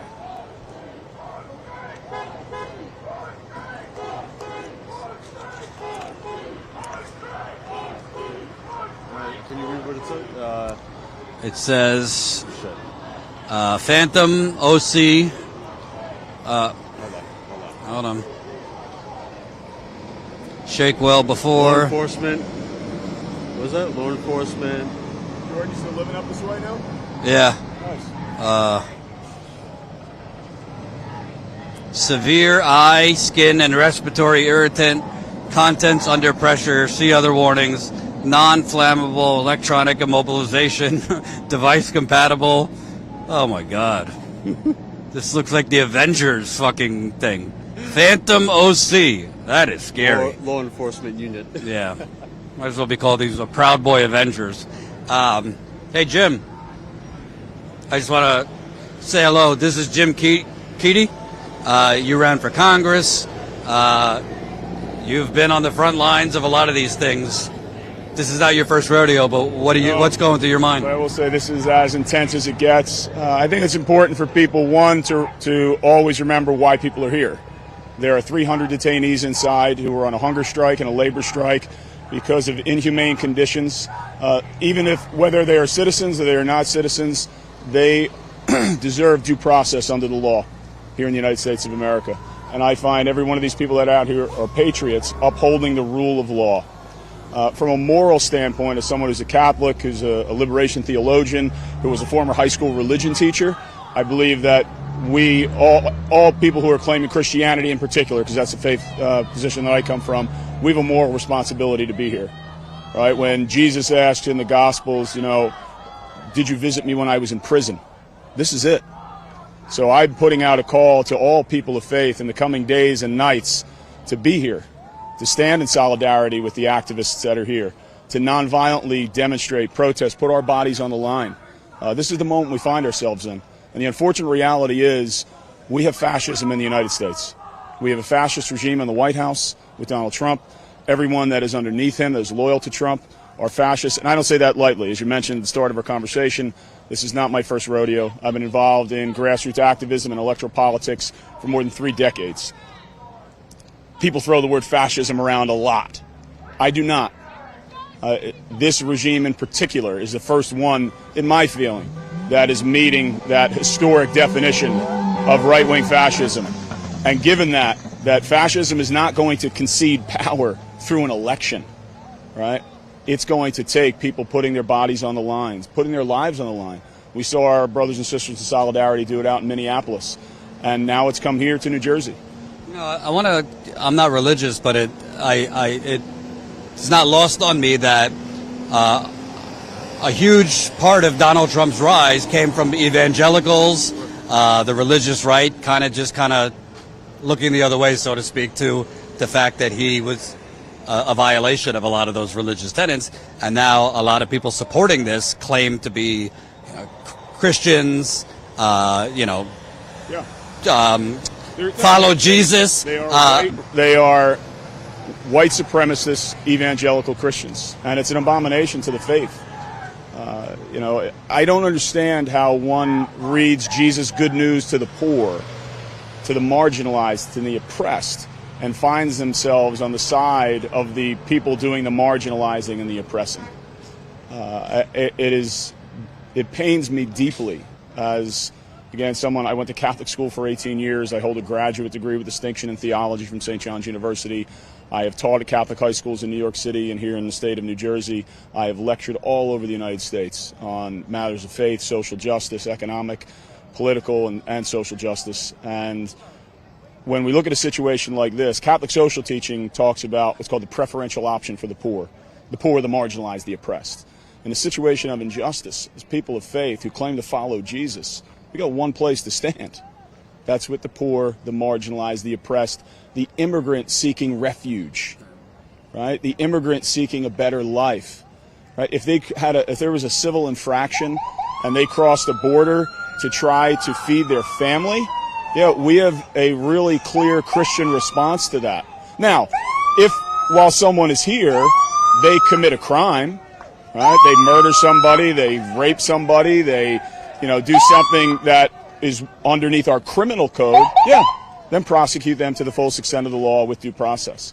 But for people who are simply seeking a better life, we as Christians are called to welcome them, right? And I would say, in the Judeo-Christian tradition, right, with the God says to the Jews, to the Israelites, right, remember when you were in the land of Egypt, when you were the foreigner, when you were the outcast. And what is the moral responsibility? To welcome them, right? And we're more than capable of doing this as a nation, right? I firmly believe that we have enough intelligent people, it may not be showing right now in our body politic, that could sit down and hammer out comprehensive immigration reform that would recognize... Could have done it 30 years ago. Yeah, that would recognize the dignity of all people, would also look at the root causes. Why are people wanting to cross our border? Well, let's look at climate crisis events that have destroyed farmland in Central America, and people are left with nothing. Let's look at narco-terrorism, right? There is a legitimate issue there. Well, who's driving the demand of the drugs that are flooding over our border? And whose communities get ruined by it? Well, certainly communities here in the United States that are marginalized, and communities on the other side of the border that are marginalized. And those people who are trying to get out of those communities, they want what every decent American wants: security, a job, being able to provide for their kids if they have them, and some hope for the future. These are not our enemies, right? The oligarchs are our enemies. You need to get your medic card. So do you think? We'll go. Yeah. So Jim's taking somebody to a medic. I don't know. I was just mesmerized. I'm not even religious, but that guy, I'm ready to go to church. Very powerful. That's Jim Keaty. Keaty, he ran he ran for Congress. So people are getting sprayed all over the place, and whatever they're spraying with, I don't know what it is, but it's more powerful than what they had last night because it smells. And I wasn't directly sprayed in the face yet, but even just being around it, if it was sprayed near you, it really stings your eyes. Hard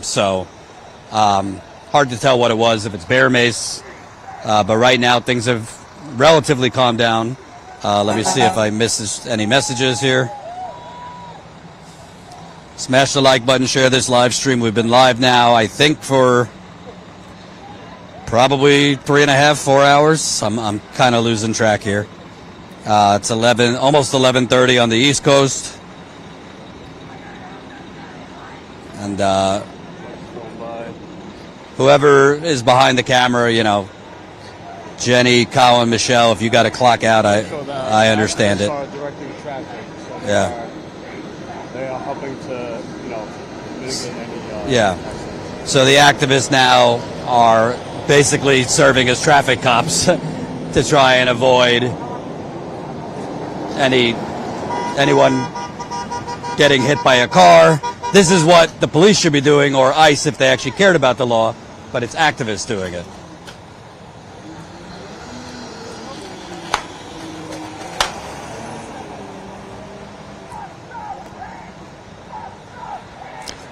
Protesters are screaming, "Fuck Nazis, fuck Nazis." Okay. And there's, at least by my eyesight, 2 or 3 drones in the air too. So it's dystopian from the sky to the ground. It's just dystopia. My guess is those are DHS drones. And those drones are probably going into ICE DHS command. It would be speculation, but I assume that local police would have access to that too, but could be wrong.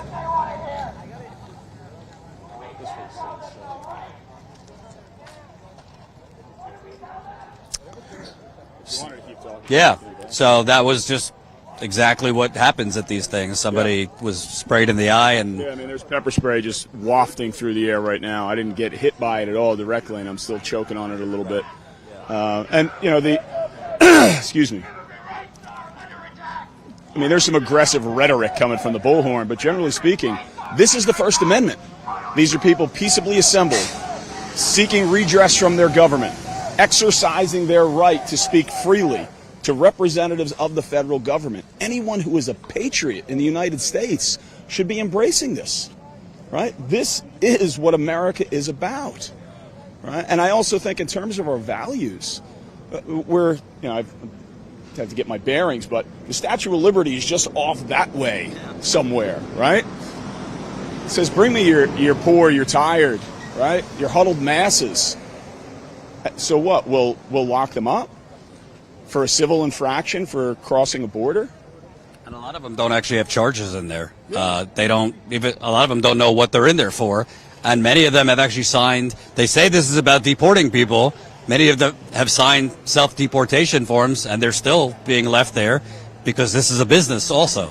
Yeah. And a lot of Americans, unfortunately, because of our media landscape and the attention span of people, we're looking at 30-second reels. When this stuff demands a little bit longer form and some real attention, don't understand the international law and U.S. law around when someone presents themselves to be a refugee, wanting refugee status, or when they get taken in a facility. What are their rights under the law, even if they're not a citizen of the United States?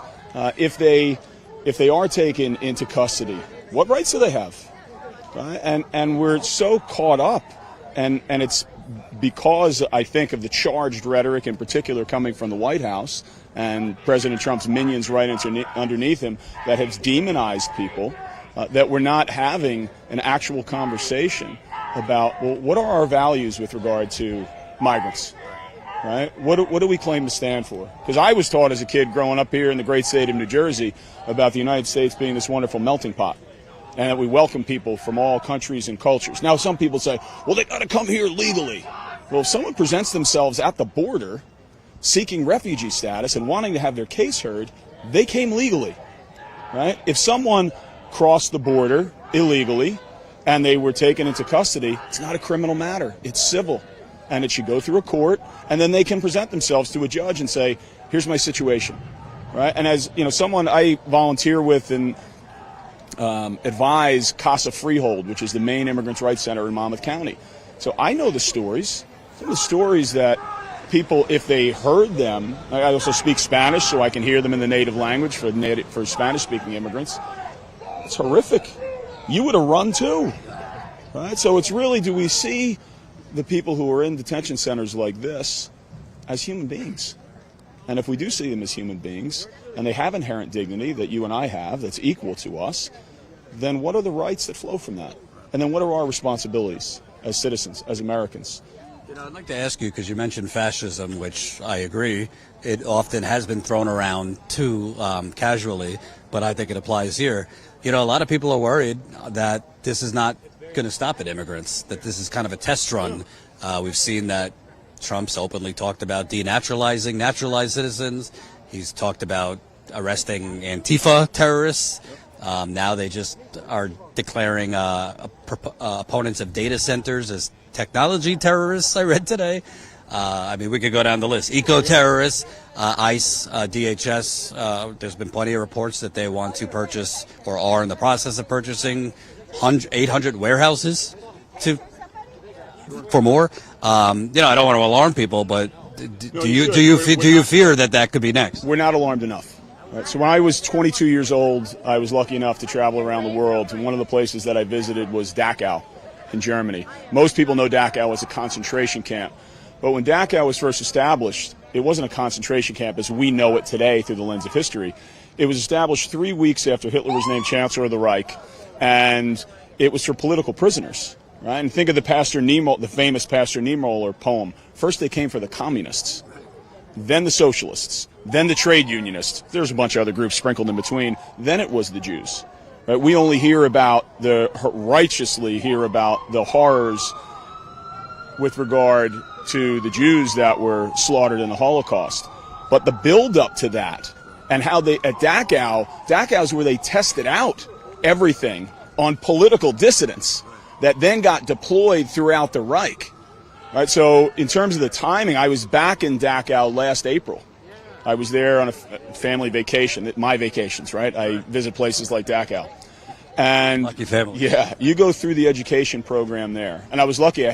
My guide was an American, former U.S. history teacher here from the U.S. So no language barriers, catching all the voice inflection. And you go through that tour, and he was like winking a nod to the Americans. Does this sound familiar? Does this sound familiar? Does this sound familiar? And maybe within a week or two after me getting home, I was invited to a Refuse Fascism mass organizing meeting in New York City by a longtime activist friend of mine. And I've been involved with that movement ever since. I'm one of the national organizers with Refuse Fascism. I'd encourage everybody watching this to go to refusefascism.org. I believe the analysis that we have had, and they were back in Trump 1.0, the key organizers, but especially through this Trump 2.0, the analysis that we have, our demand. Well, first, we refuse to accept a fascist America. And then from that flows the demand that the Trump fascist regime must go now. This isn't about kings. It's not about changing a Congress. This is about leveraging American citizens' bodies in the streets in relentless, nonviolent, mass action, including civil disobedience, being willing to be jailed, to be beaten, and in some instances, unfortunately, people may die, to drive the fascist regime from power that is consolidating power at an alarming rate. You know, anybody who studies fascism and the rise of authoritarian regimes, we are checking boxes on the daily. You know, you mentioned about how they're starting to demonize groups. It's not just through rhetoric, it's now through policy. So they have equated people like myself with narco-terrorists, with ISIS terrorists, because I am saying that I'm against fascism. All right, they're bum rushing again. Hold on. Now, you've got people on the line, right? So they're bum. Oh. Oh. You all right? Yep. Stay here. I'll get you water. Yeah. I got hit in the eye really bad.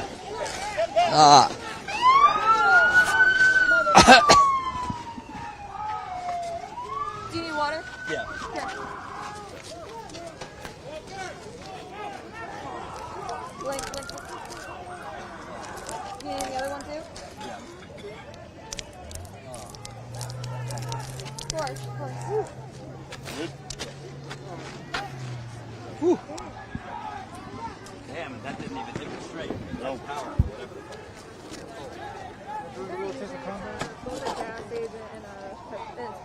Yeah.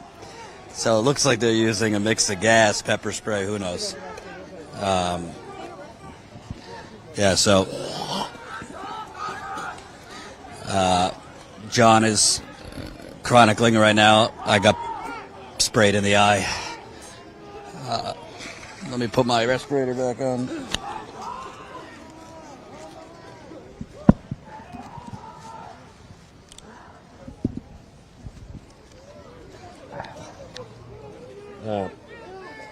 So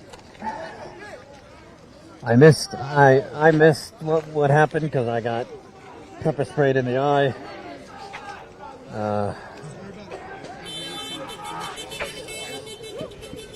Stung pretty bad. I'm looking at other protesters here. What's up? As well. I don't know. Where's He's right here. He's right here. Don't lose him. Stay with him. Where's the I camera? gotta go get you want to? I need a food and water. Sure. I got sprayed pretty bad. So Okay. yeah. Yeah. Let's get you water. Yeah. Come on. All right. Take this off. Well, give me this. Well. Yep. Good. Yeah. All right. Jordan got sprayed. We'll treat him. Folks, this is Will on the camera. It sounds like Jordan got sprayed with some pepper spray. Maybe he told you already. I'm not sure. In that last push, it's unclear to me what kicked it off, but I did see them dragging at least one protester back behind the line and taking them back into the facility to be detained.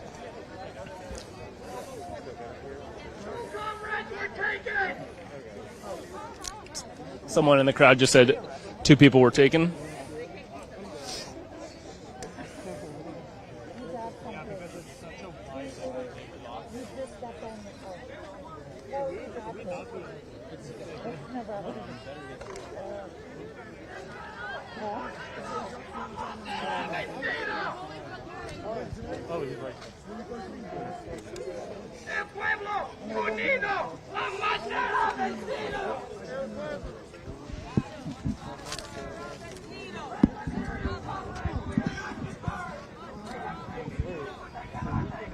You got to hand it to Jordan, folks.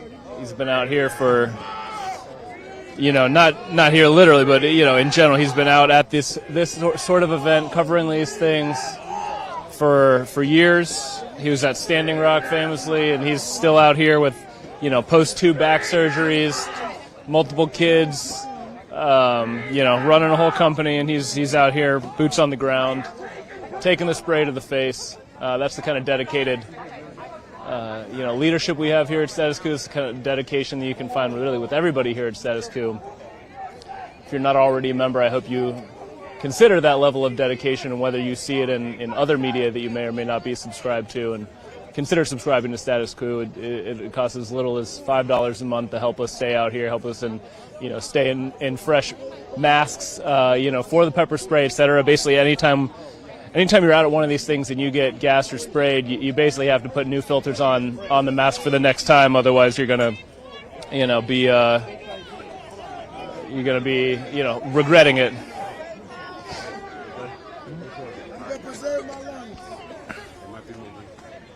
All right.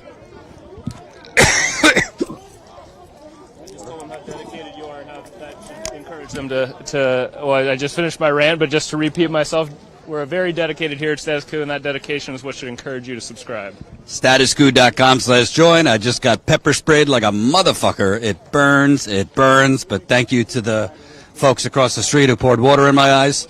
Yeah, it's crazy because I didn't even get it straight in my eyes, but it's so strong, whatever they're spraying, that when you walk into it, it burns. Let me tell you. And there's a lot of people. And it goes in your throat too. But when you're running and this and that, you know, sometimes you forget to pull your mask back up, your respirator back up. So, but right now, there's a little break in things. Turn it on me. So to reset, I don't even know how long we've been live, probably 3.5, 4 hours, but they've been spraying people, shooting the rubber, the pepper balls, and hitting with batons. And I should add, we don't always know who's in those cars. When they're re-abducting people, the hostages, they're supposed to be brought in the white transport vans, but they've kind of done a bait and switch. 2 days ago, they re-abducted Martin Soto, the husband of Gabriela Soto. He's been in there for 4 months. He's lost 30 pounds, no criminal record. They put him in a regular car. So the cars that they're bringing out here, we assume, are just kind of Geo Group or whatever, but they could have prisoners in there. They could have hostages in there. I will tell you, you know, I don't have it as bad as most of these people because I didn't get it straight in the eye. But even being around whatever they're spraying, I got really bad in my this eye here. Thankfully, they poured water into my eye. But just it burns your throat, it stings your eye, and if you get it directly in your eye, forget it, man. That really can fuck you up. And it's very dangerous also because they're spraying this as they're pushing you into incoming traffic. So if you're basically temporarily blinded and you can't see while there's cars and trucks coming, I mean, that's a recipe for like vehicular manslaughter. Not that laws apply to these people, but you have to be able to see when you're in the middle of a road and there's trucks, as we've been showing you. So I was, you know, my eye was burning, my throat, and I can't see. So it's really miraculous that more people have not been hit by a car. But the medics are doing a great job. They're very attentive back there. They're, you know, pouring water over people's eyes, giving people water to drink, asking people if they need anything else. So this is, you know, as activists say, this is what solidarity is about. What about you, Johnny? How you feeling? I'm all right. Back's hurting. That's about it. And I've been okay with the pepper spray so far. He's immune to the pepper spray. He has it for breakfast with his bacon. But you can't see right now. Well, maybe they can. Can I show you standing with the stuff? So John, as he's getting the shot on you, he's got that live view on his back.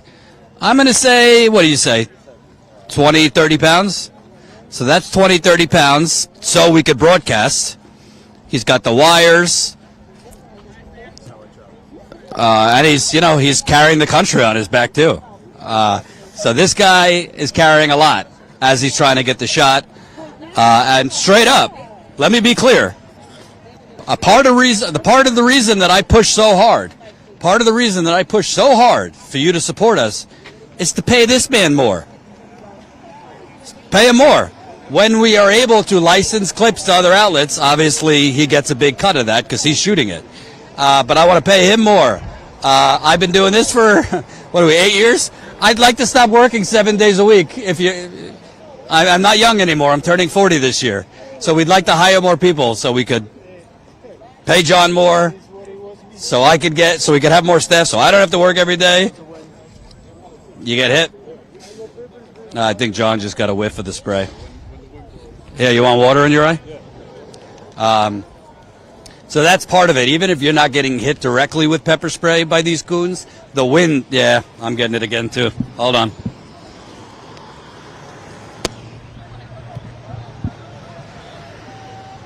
And my problem is this.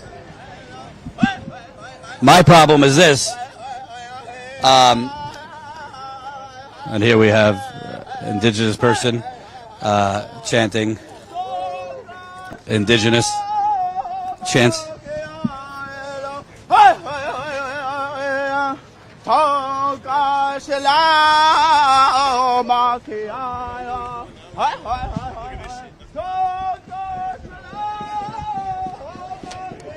And a tactical problem also, a logistical problem that I have found, if you haven't noticed here.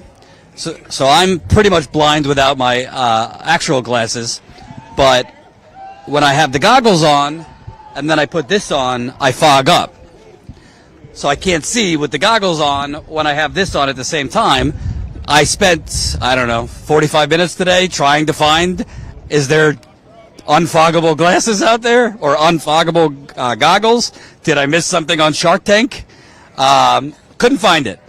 Because yesterday I literally could not see. This was fogging up so bad with not even this, just an N95 mask. So it's like pick your poison. So yesterday and today I've decided, all right, I'm going to have this on because I'd rather not inhale spray and this and that. But then I'm like, all right, actually, no, I need to see and I don't want my eyes to burn. So it's like, for those of you who have recommendations, because also, here, I'll show you. I'll try to do it.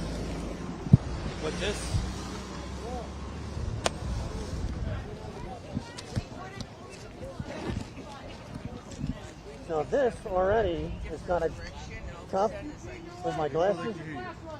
This already is kind of tough with my glasses. If you see, my glasses aren't on. They're kind of popped off a little. But then when I put this over it,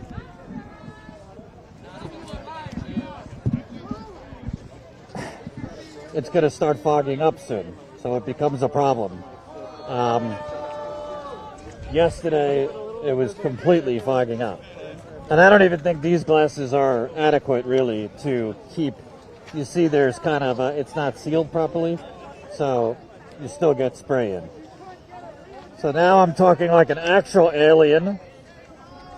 Hopefully you can understand what I'm saying, but that's what's going on. Please smash the like button. Please share this.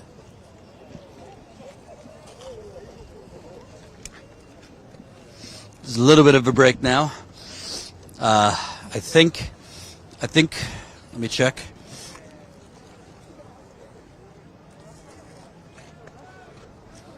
And thank you for Will for taking over for a little bit as I was getting my eyes sprayed. I might hand him the microphone soon, because, yeah.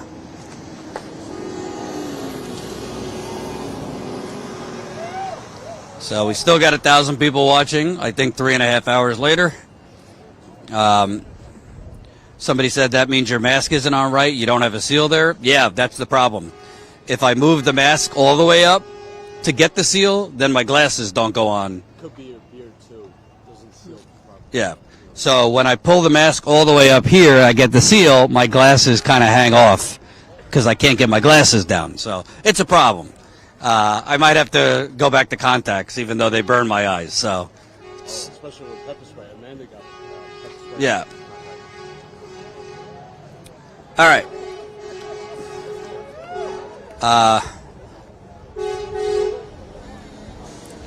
People are saying thank you to us. Thank you to John for the amazing coverage. And by the way, if you have recommendations for this problem where I can't get my glasses flat and the seal on without the fogging, email us at info@statuscoup.com. On top of that, if you have recommendations for severe chronic constipation, I'm with you too. We could use all the help for me. Hey, we try to, in the dystopian hell, we need to have some fun too. I haven't had a normal bowel movements in about 10 years, but that's a different story. We've reached the TMI hour.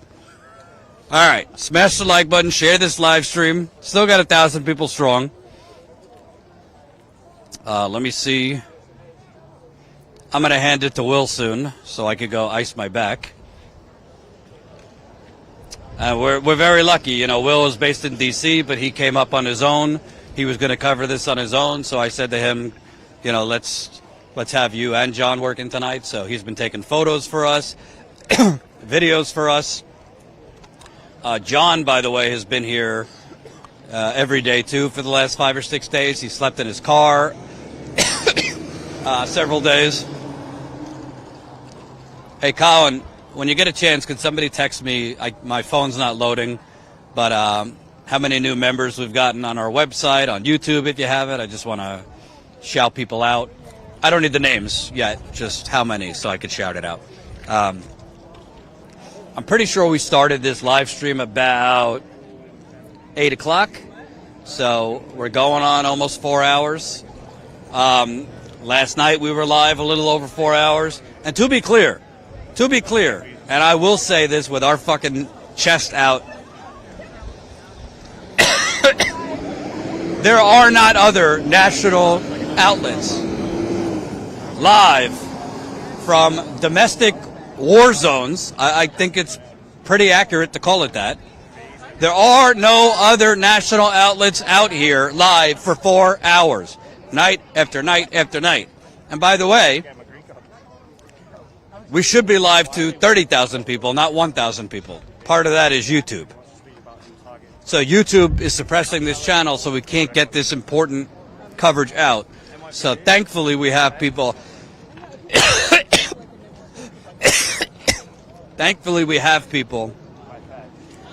behind the camera cutting this so we can get it out.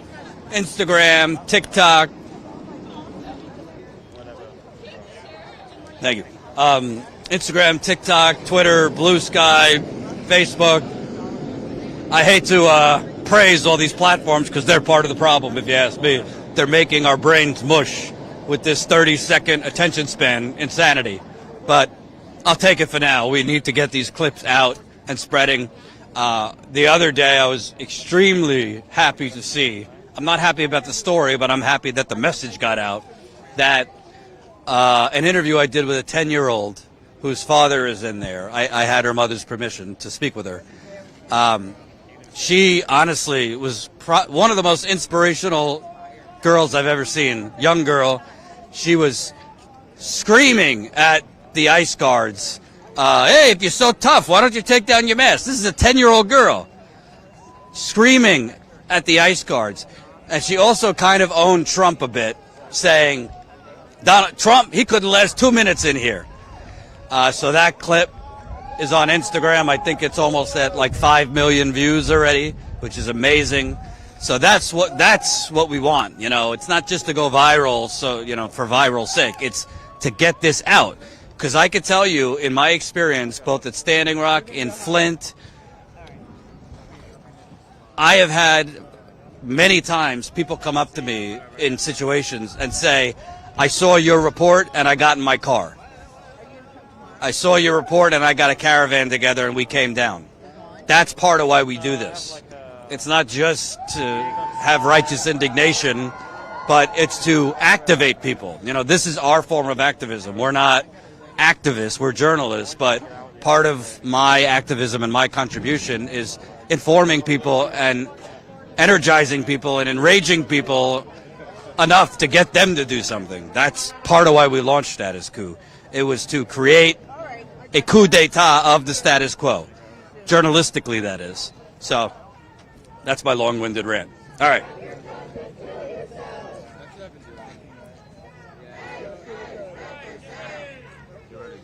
All right, here we go.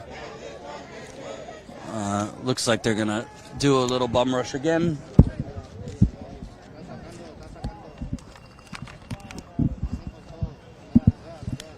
And again, this is for no reason. Push him back, they're saying. Push him back. Get the fuck back. Get the fuck back. They're spraying people again. They're attacking protesters for no reason. Hitting protesters with batons. Hitting protesters' shields. This is happening in America. Paramilitary troops are slamming and punching and hitting protesters who are wearing shields to protect themselves from the federal government. Right now in America. Come here, let's go this way. And now they're bringing it back. Come there, Jordan. I got you.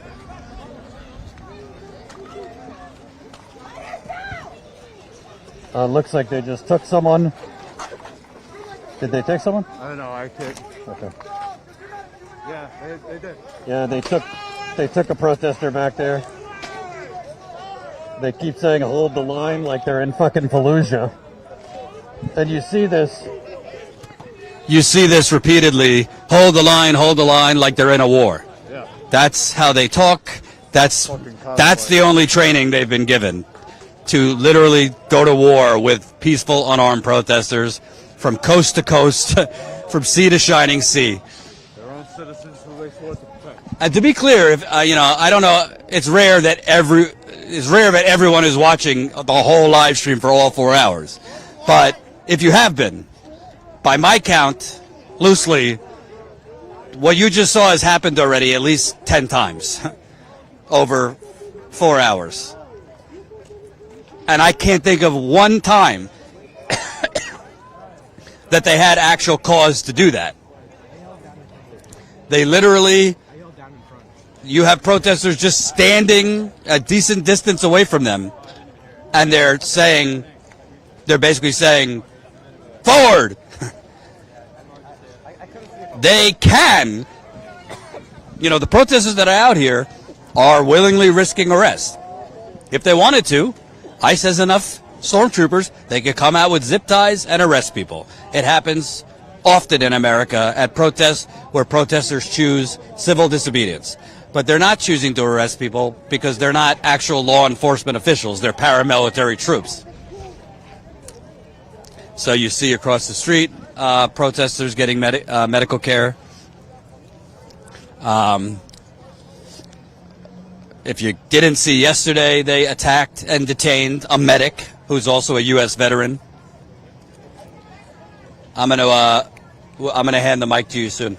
They attacked a veteran and U.S. medic, and then literally drove him down the block and dumped him off on a corner. His name is Adam Marshall. Fortunately, he's okay. Fuck you and your badge and your weapons. I'll pay for that shit, motherfucker. Yeah, suck my dick. And some of the agents right now that are getting in back and forth, I saw here last night. It's the same agent that was giggling through his little fucking mask. And a reminder, it's been normalized. But can you imagine, you remember during Ferguson, for example, during the Ferguson protest after Michael Brown, or the protest after Trayvon Martin was killed, or the protest after Freddie Gray. I mean, we could go down the list. George Floyd. Can you imagine if the police officers were wearing masks? Can you imagine what the protesters would say? So this guy's giggling right now as this protester is saying, you feel big beating up a woman, and he's smiling. Yeah, suck my dick. Suck my dick. Get on your knees and suck, you bitch-ass motherfucker. He's literally smiling as the protester says, you feel good beating up a woman. One of the few that are showing his face too. Proud. He's proud of it. What's that? He's proud. Yeah. You're not hiding from God, boy. God sees everything. Yeah, he's proud of it. He's nodding his head. So he's proud of hitting a woman, I guess. He's proud. You gotta give it to him. He's owning his proud boyism. If I had a stick, I'll smack the shit out you, boy. He's giggling again. And you have to wonder, I mean, I don't pretend to be an armchair psychologist. I think we're all going to need psychologists after this. But you just have to wonder, like, what goes through. I get it. Like, they probably don't have enough skills to, like, hold down a better job. They're getting decent benefits through the federal government. there's a $50,000 bonus that honestly, from what I could tell and the reporting that's been out there, I'm not even sure they're getting the $50,000 bonus. It seems like it's another Trump scam, but that's a different story. But you just have to wonder what goes through their mind. Like, if you're a law enforcement official, you would think that not all, but some actually do it to protect people. I mean, that's a broad statement because a lot of horrible law enforcement around the country. But you would think they do it in some way to protect people or for a greater purpose, you know. And I just wonder what's going through these people's mind. What do they think they're actually doing? Who do they wake up in the morning, you know, thinking they're serving? Or are they just doing it for a paycheck because they need one? I mean, that's certainly possible. All right. Folks, I love you, but I'm gonna hand the mic over to Will now. There's always so much more my back could take at the spry age of 48, 2 back surgeries in. So Will is gonna take the mic from me. John's gonna stay live as long as it takes. Jenny, Colin, Michelle, totally understand. You know, if you guys have to call it a wrap, you've been going all day. We'll keep the live going and, you know, clip stuff tomorrow if more stuff happens. If you guys got to go to bed, that's fine. We're going to stay live as long as John and Will want to. I'll be back tomorrow. So I am handing the mic off. Just turn the camera to me. I'm handing the mic off to Will so I could go home and ice my back. I wouldn't be handing it off if my back wasn't killing me, but it is. So will take over. Please smash the like button, share this live stream, and please, I am not beyond begging. Statuscoup.com/join. See the bags. See the gas. See the pepper spray. Statuscoup.com/join. What'd you say? I see them? You're not supposed to tell me I look bad. Statuscoup.com/join. 16 cents a day.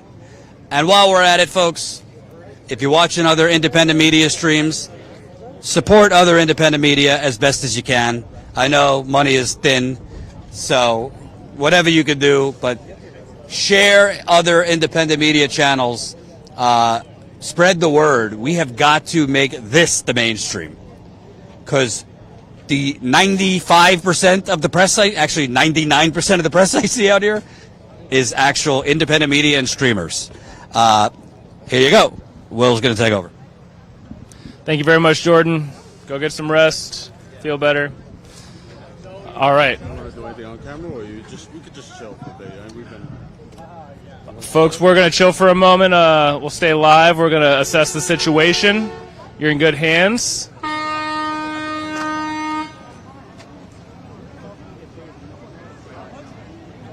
Just leave it like that. Okay. Yeah.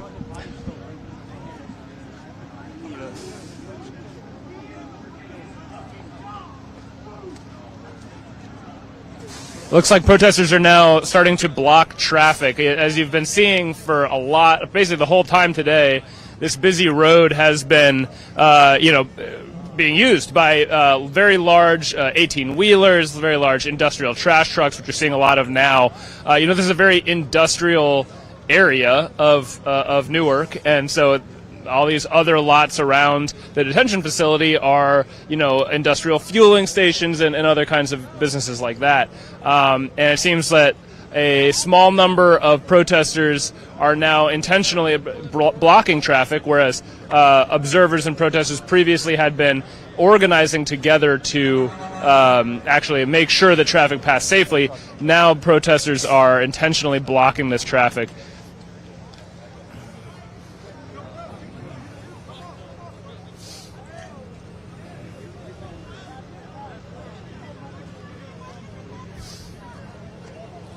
Quite a line of trucks is built up.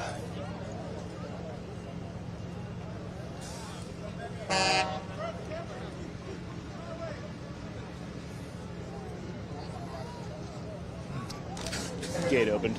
Huh? Just letting you know the gate opened.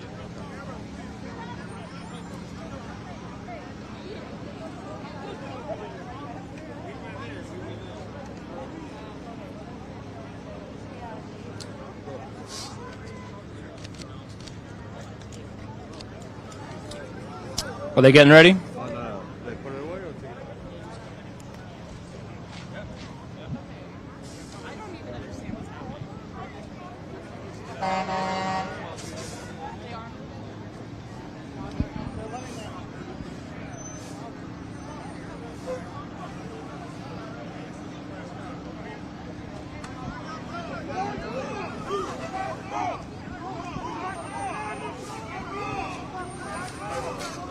Seems there's a bit of a disagreement between some of the protesters about whether or not to allow the traffic to go through or to block it as an act of protest.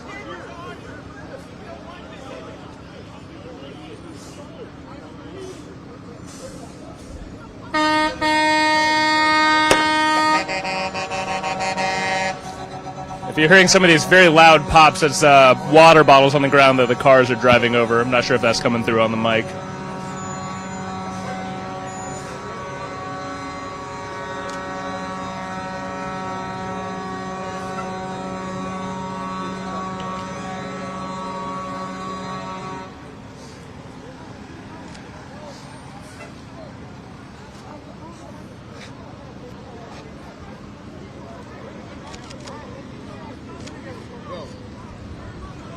I'm with you. Sorry, just keep an eye on me, okay? Yeah. Because we can't get split up. Yeah.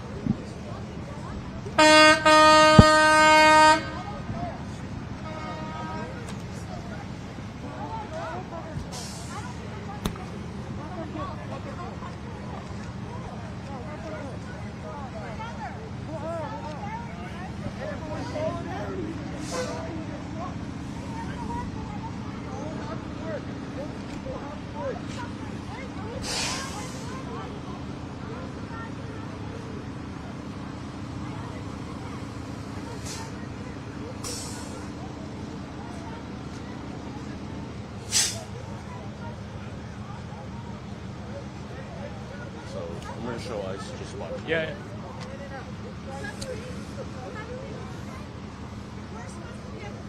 ICE is not interacting or interfering at all in this blocking of traffic. They're continuing to hold their positions for the time being.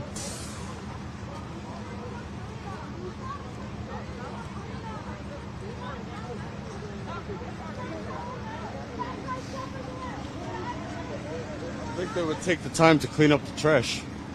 One would think. Have some downtime from beating people up.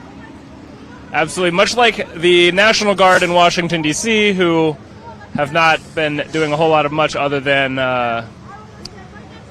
walking around the city. I'll give them credit. We did see a couple of them picking up trash last year, I think. But I mostly see them just walking on patrol. ICE are simply standing around.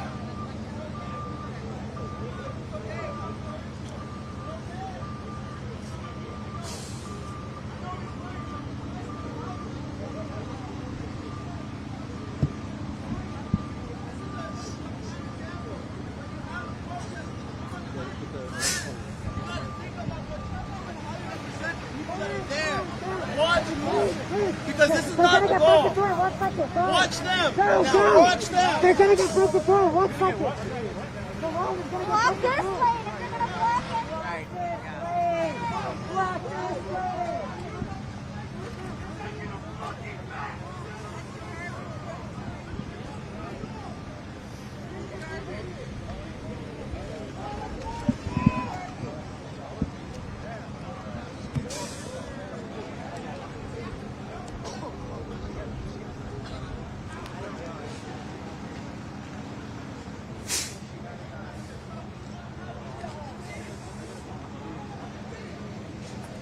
The protest is pretty split now. The protest is pretty split now. This traffic incident has really pulled about half of the crowd away from where they had been standing. It'll be interesting to see if ICE takes this as an opportunity to move on the thinned out crowd while it's a bit spread over a larger area or not.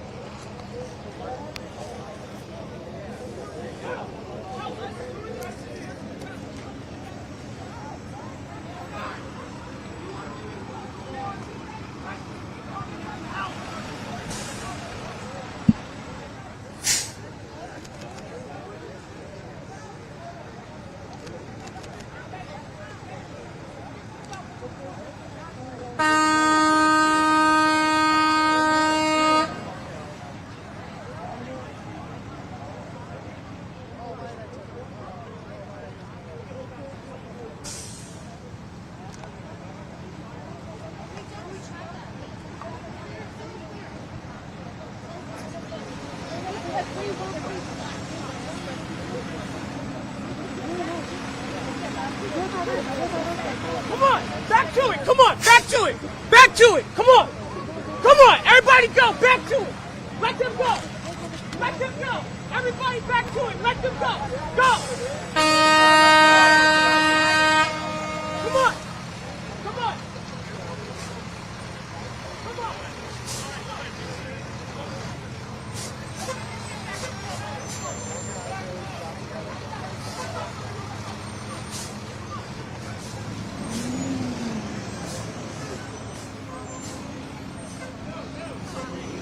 Traffic is now, well, seeming to get through.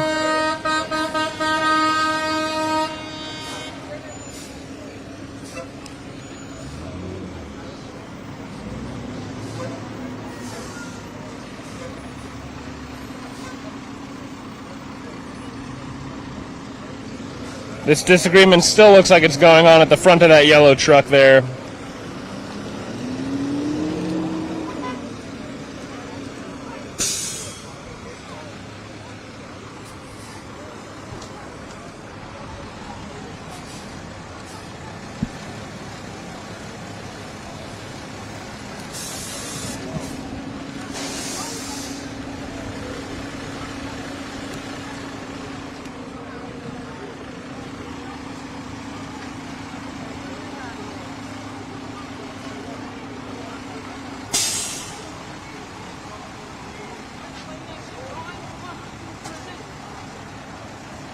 I think something's going on the other side of this truck. Do you want to check that out?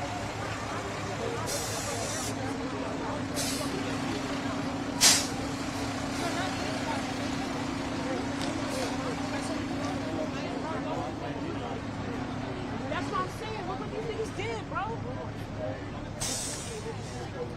Yeah, they're up there like, oh,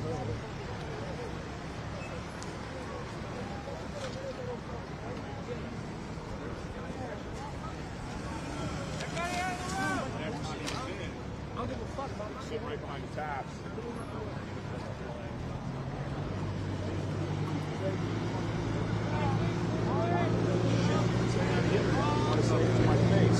Ice is moving now.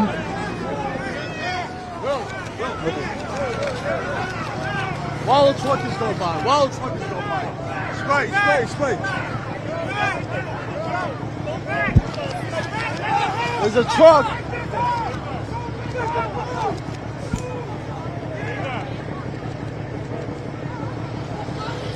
ICE is pushing back while there are trucks right behind the protesters.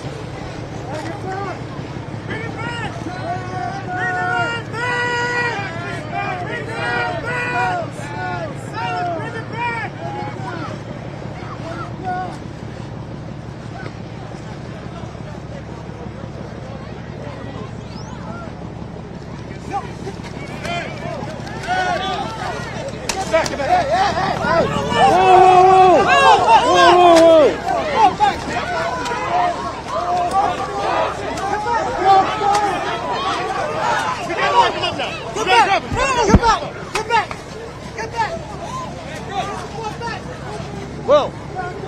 I'm with you, I'm with you.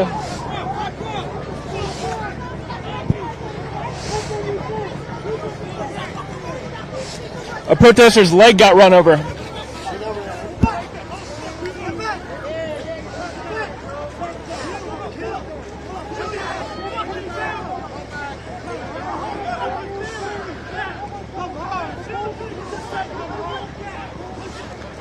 Folks, with my own eyes, I just saw ICE push a protester into a moving 18-wheeler, causing that protester's leg to get run over by the truck.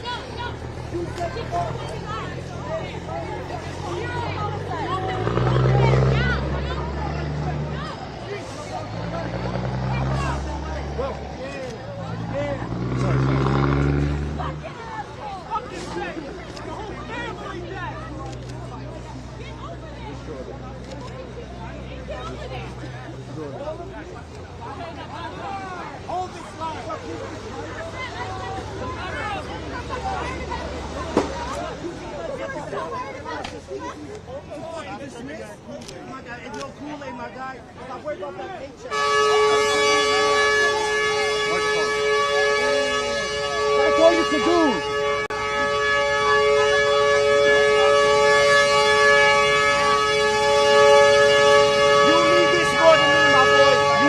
More than me. Watch him judge you, all of you.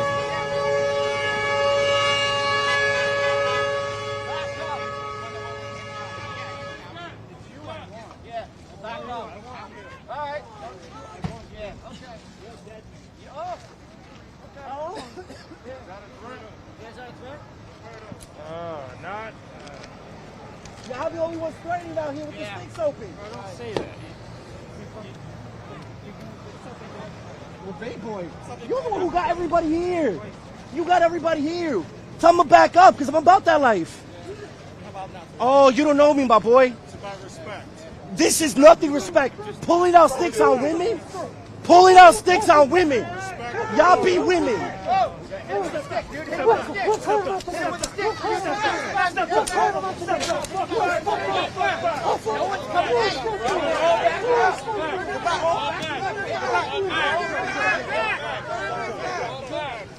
We all backed up, dude.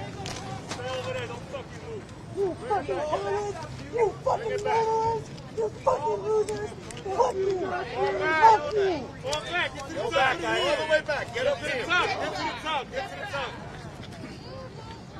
You guys don't move when you hear my voice, right? Come to your left. Come to your left. Come to your left. Now. That truck shit's already was pissing me off. Genuinely was pissing me off. All right, move it back, guys. Move it back. They're coming again.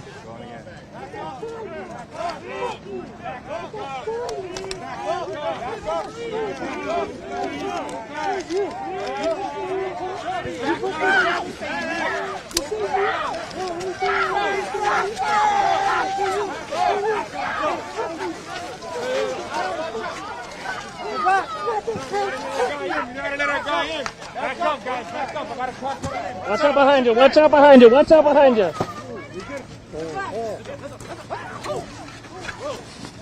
Yeah, I'm with them. I'm with them right here. Yo. Llévatela.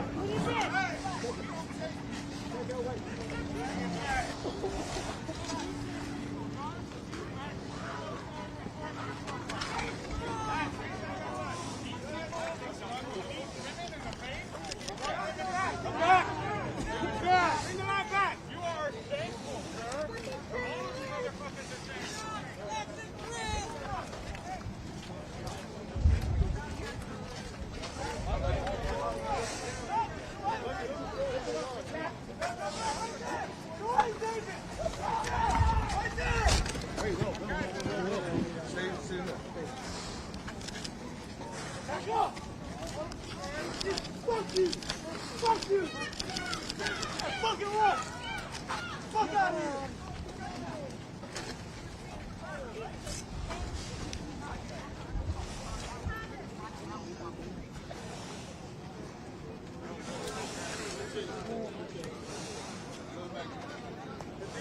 Try and pick up them, like, what they're saying. Gracias, gracias. Go to the back, I gotta go. Gracias, loco, tú lo viste. Gracias.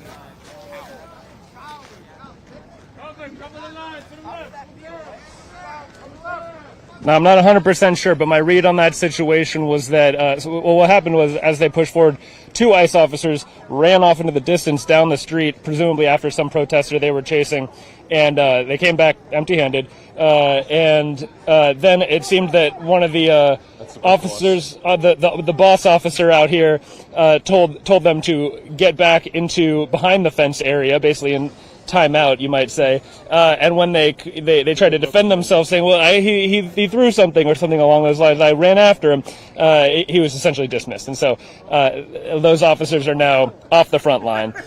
Now, John, you have a lot more experience in this situation, these types of settings than I do, but I certainly did my time in Minneapolis and a day in Chicago. Where did these officers rank as far as kind of like aggression factor for you, based on your experience? So, not West Coast. I would say Midwest. It was all, they used their weapons a lot. You know, They like to use the weapons, tear gas. But here they're more brutal, more rough and tough, fighting. Yeah. They're getting their batons out and they're doing melee attacks. That's how NYPD is. Seems all cops on the East Coast are. They want to brawl.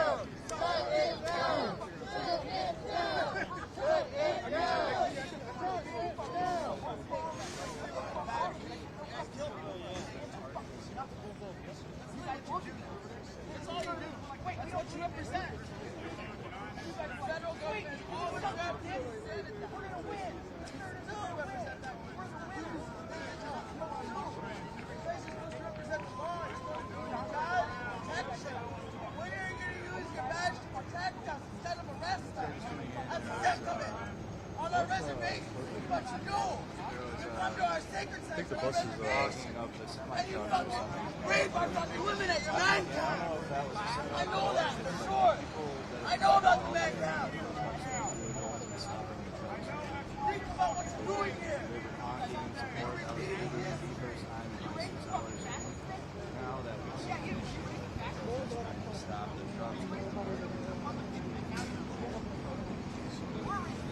I got this all the morning. I got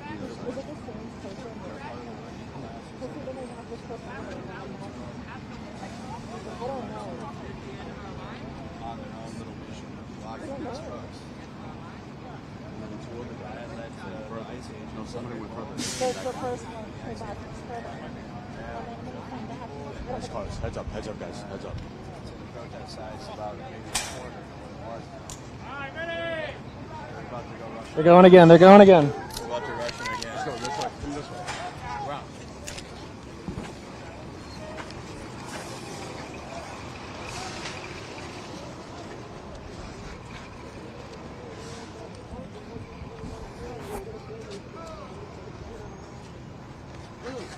You got it locked there.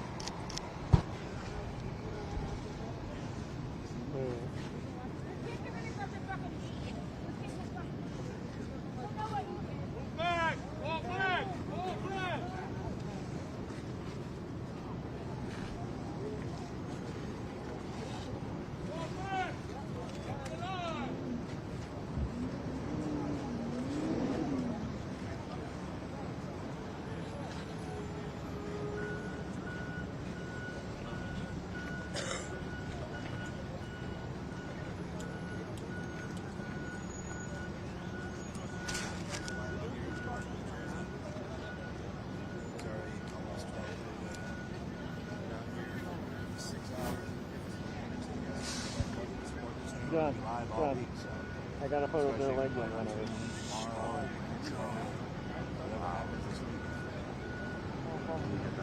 Yeah. Will you hold the microphone? Yeah. So guys, give you a heads up. Will just got an incredible shot, fucking horrifying shot of the person's leg crushed under the tire of that 18-wheeler. He's about to get that over to our team behind the scenes, and we'll get that up as soon as possible.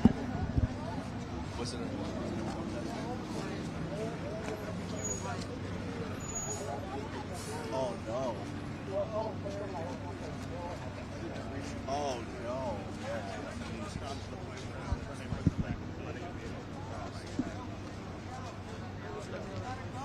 That's fine.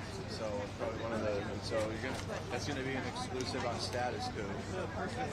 But Will has a picture of one of the protesters had their leg jammed under the 18-wheeler truck, which adds to my point of blocking the trucks. It's kind of stupid because then you had a series of trucks. So one of the protesters had their leg crushed by trucks. Or someone was arrested. Yeah. I could be wrong.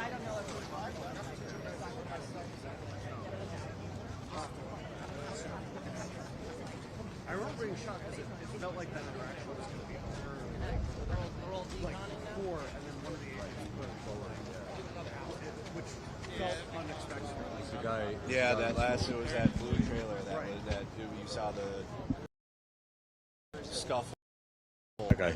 So this guy, so after they were backing off, ICE agents were backing off, and then this guy right here that I'm showing, he pushed forward, started waving his baton at the protesters, and that's what caused them to go into the 18-wheeler.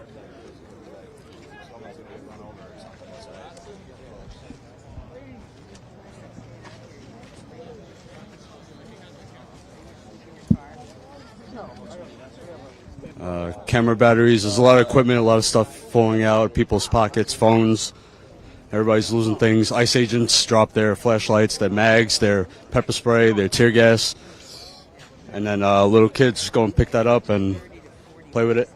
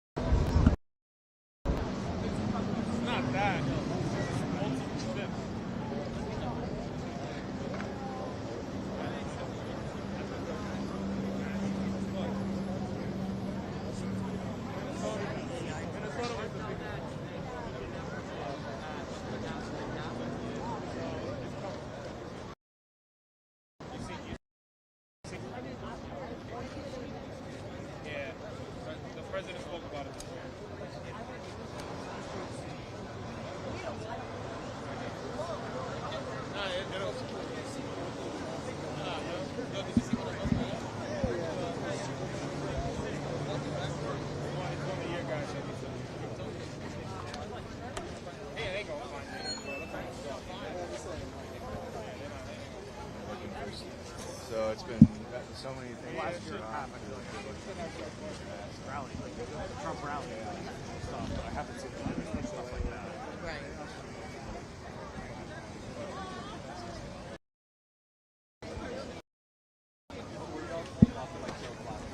Pandemonium on the streets. Near the port. No, I got it too.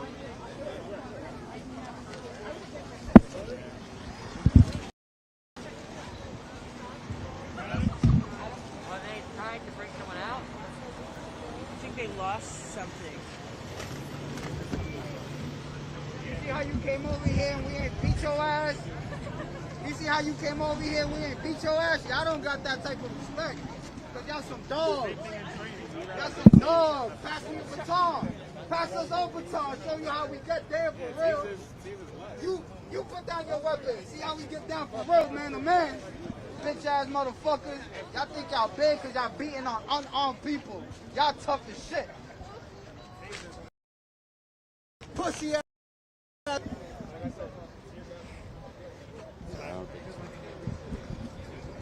because they get violent. They get violent. Yeah, but right now, for the most part, it's peaceful until part of it.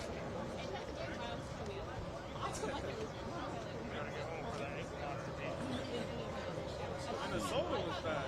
The soda was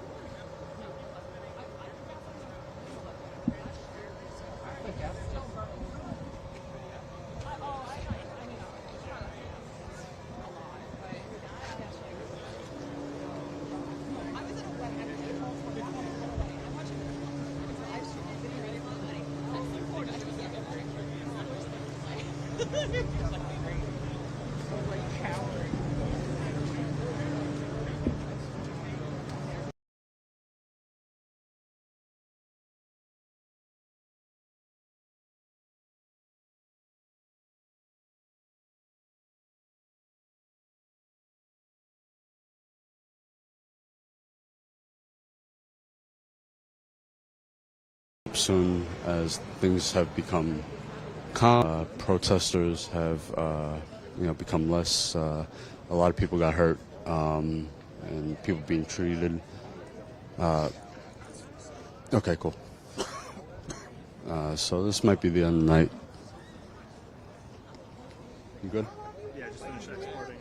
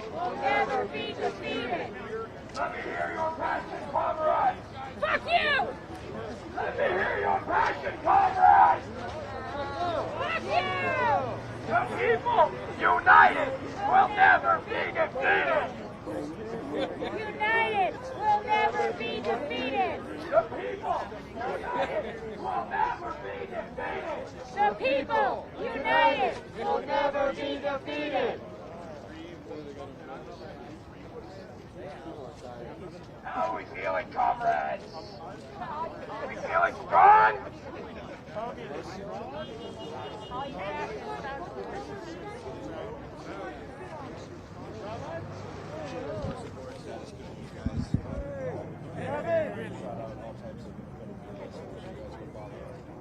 How you doing tonight? What's happening, man?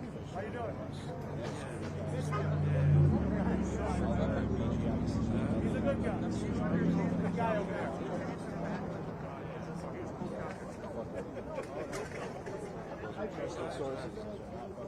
There's nothing behind this gear at all. Gavin Newsom. Got a big TV over here. Nice and close. Yeah. Smells like bacon.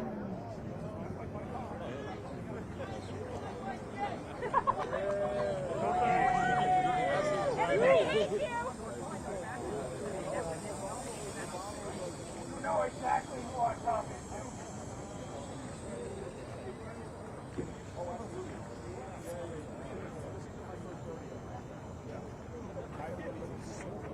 Big little thing.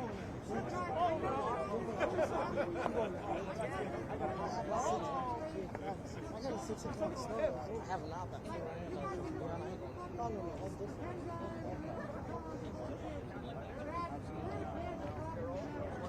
hear you. I think all that protective gear you got on might be fucking your hearing. I'm serious. Do you guys have any fucking hobbies? Do you really want to be out here right now? You think I want to be out here right now? Fuck you. You ever do fucking tape on the numbers bullshit? Oh, I can see some numbers and you're the fucking cop. Yeah, that's because they can get their fucking GED. No, I'm serious, and I'm sorry your mama didn't love you enough or whatever the fuck it was. But I'm saying, whatever status you're trying to be on right now, you just ain't fucking worth it. No, ignore them. Come on. You can't be totally interrupted, but they never fucking learned how to feel. Fuck you. Internalize that. Do fucking better. No, I'm serious. What the fuck are you trying to do tonight? What the fuck is the point of your life? You were just out here throwing discord. No, I'm not saying you should take your own life, but I'm saying you should fucking re-evaluate it. Kill yourself! Quit your job or kill yourself! Quit your job or kill yourself! Quit your job or kill yourself! Quit your job and kill yourself! Quit your job and kill yourself! Quit your job and kill yourself! Quit your job and kill yourself! Quit your job and kill yourself! Quit your job and kill yourself! Advocating for suicide. That's a great. Say you pregame! Donald Trump will not be president forever!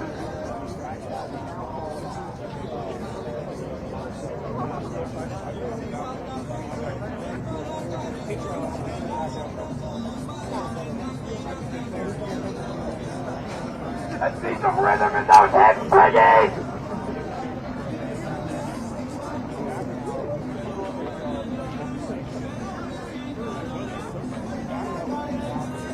You white supremacists know how to dance! Go me, Piggy! Yeah. He's American citizen, this guy. Yeah.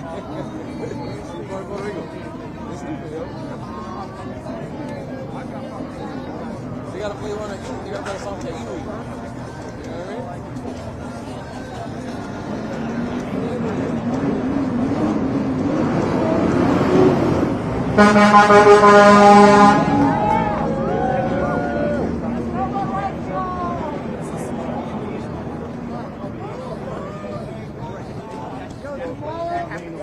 Everybody bring a stick. Everybody bring a stick to them all. Everybody bring a stick to them all. Fuck this motherfucker. That's the thing, right? That's the right. Just take it. That's over 5 people. That's all it takes. He always walks away. He comes, talks, and walks away. Oh my God, this shit is killing. I can't talk that.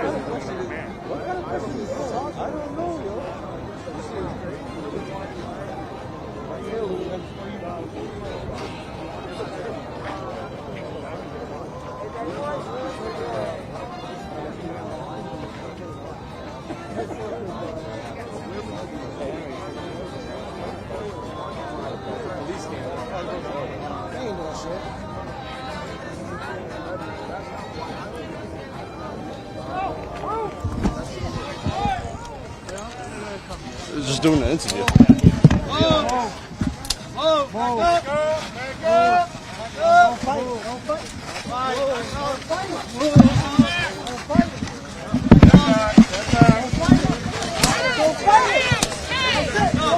Truck already passed.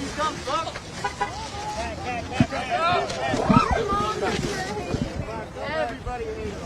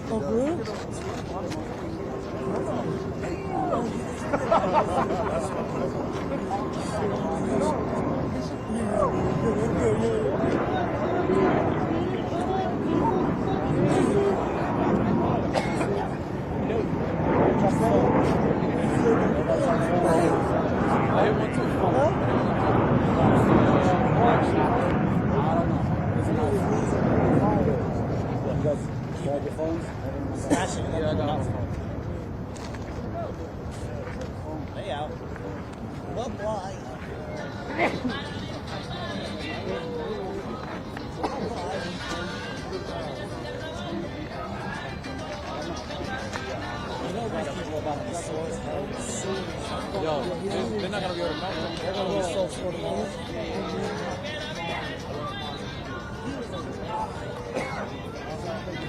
You get them in the bone.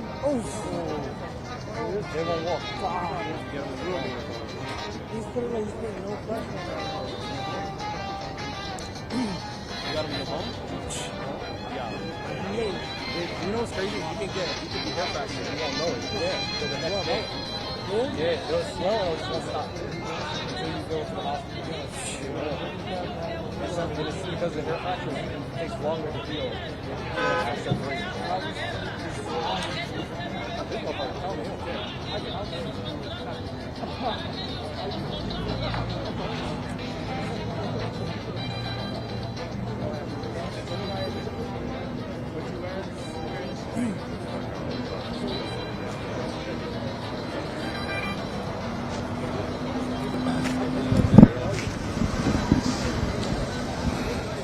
All right, folks. Well, the protest crowd is really thinned out, and I've just seen a large crowd of them leaving. It seems like things are, for the most part, wrapping up for the evening. This has been just another incredibly crazy night, seeing another step of agents who should have, I don't even know what to say, man. We've just seen ICE brutalize more protesters exercising their First Amendment right. Protesters out here doing one of the most American things you can do, which is protest, exercise free speech, organize freely in a public area for values that you believe in. And in response to that, agents of the government have responded by brutalizing the bodies of the people here, insulting them, and endangering their lives. We saw in this one of the most recent pushes, as 18-wheelers were continuing to drive by behind the crowd of protesters, ICE pushed the crowd back into those trucks, pushing them directly into the trucks and causing one protester to have their leg run over.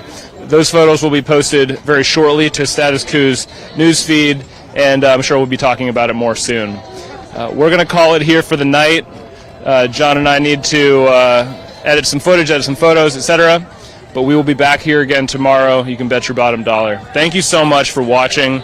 If you have it in you, we would love your support as a member. For as little as $5 a month, you can help keep us out here in fresh filters and lens wipes to get that the pepper spray off of our cameras. I know both of my cameras got a good bit. I've got a I can feel the pepper spray right on my forehead, covering my goggles right now. So if you believe in what we're doing, if you would like to support us, that'd be the best way. Thank you so much. Good night.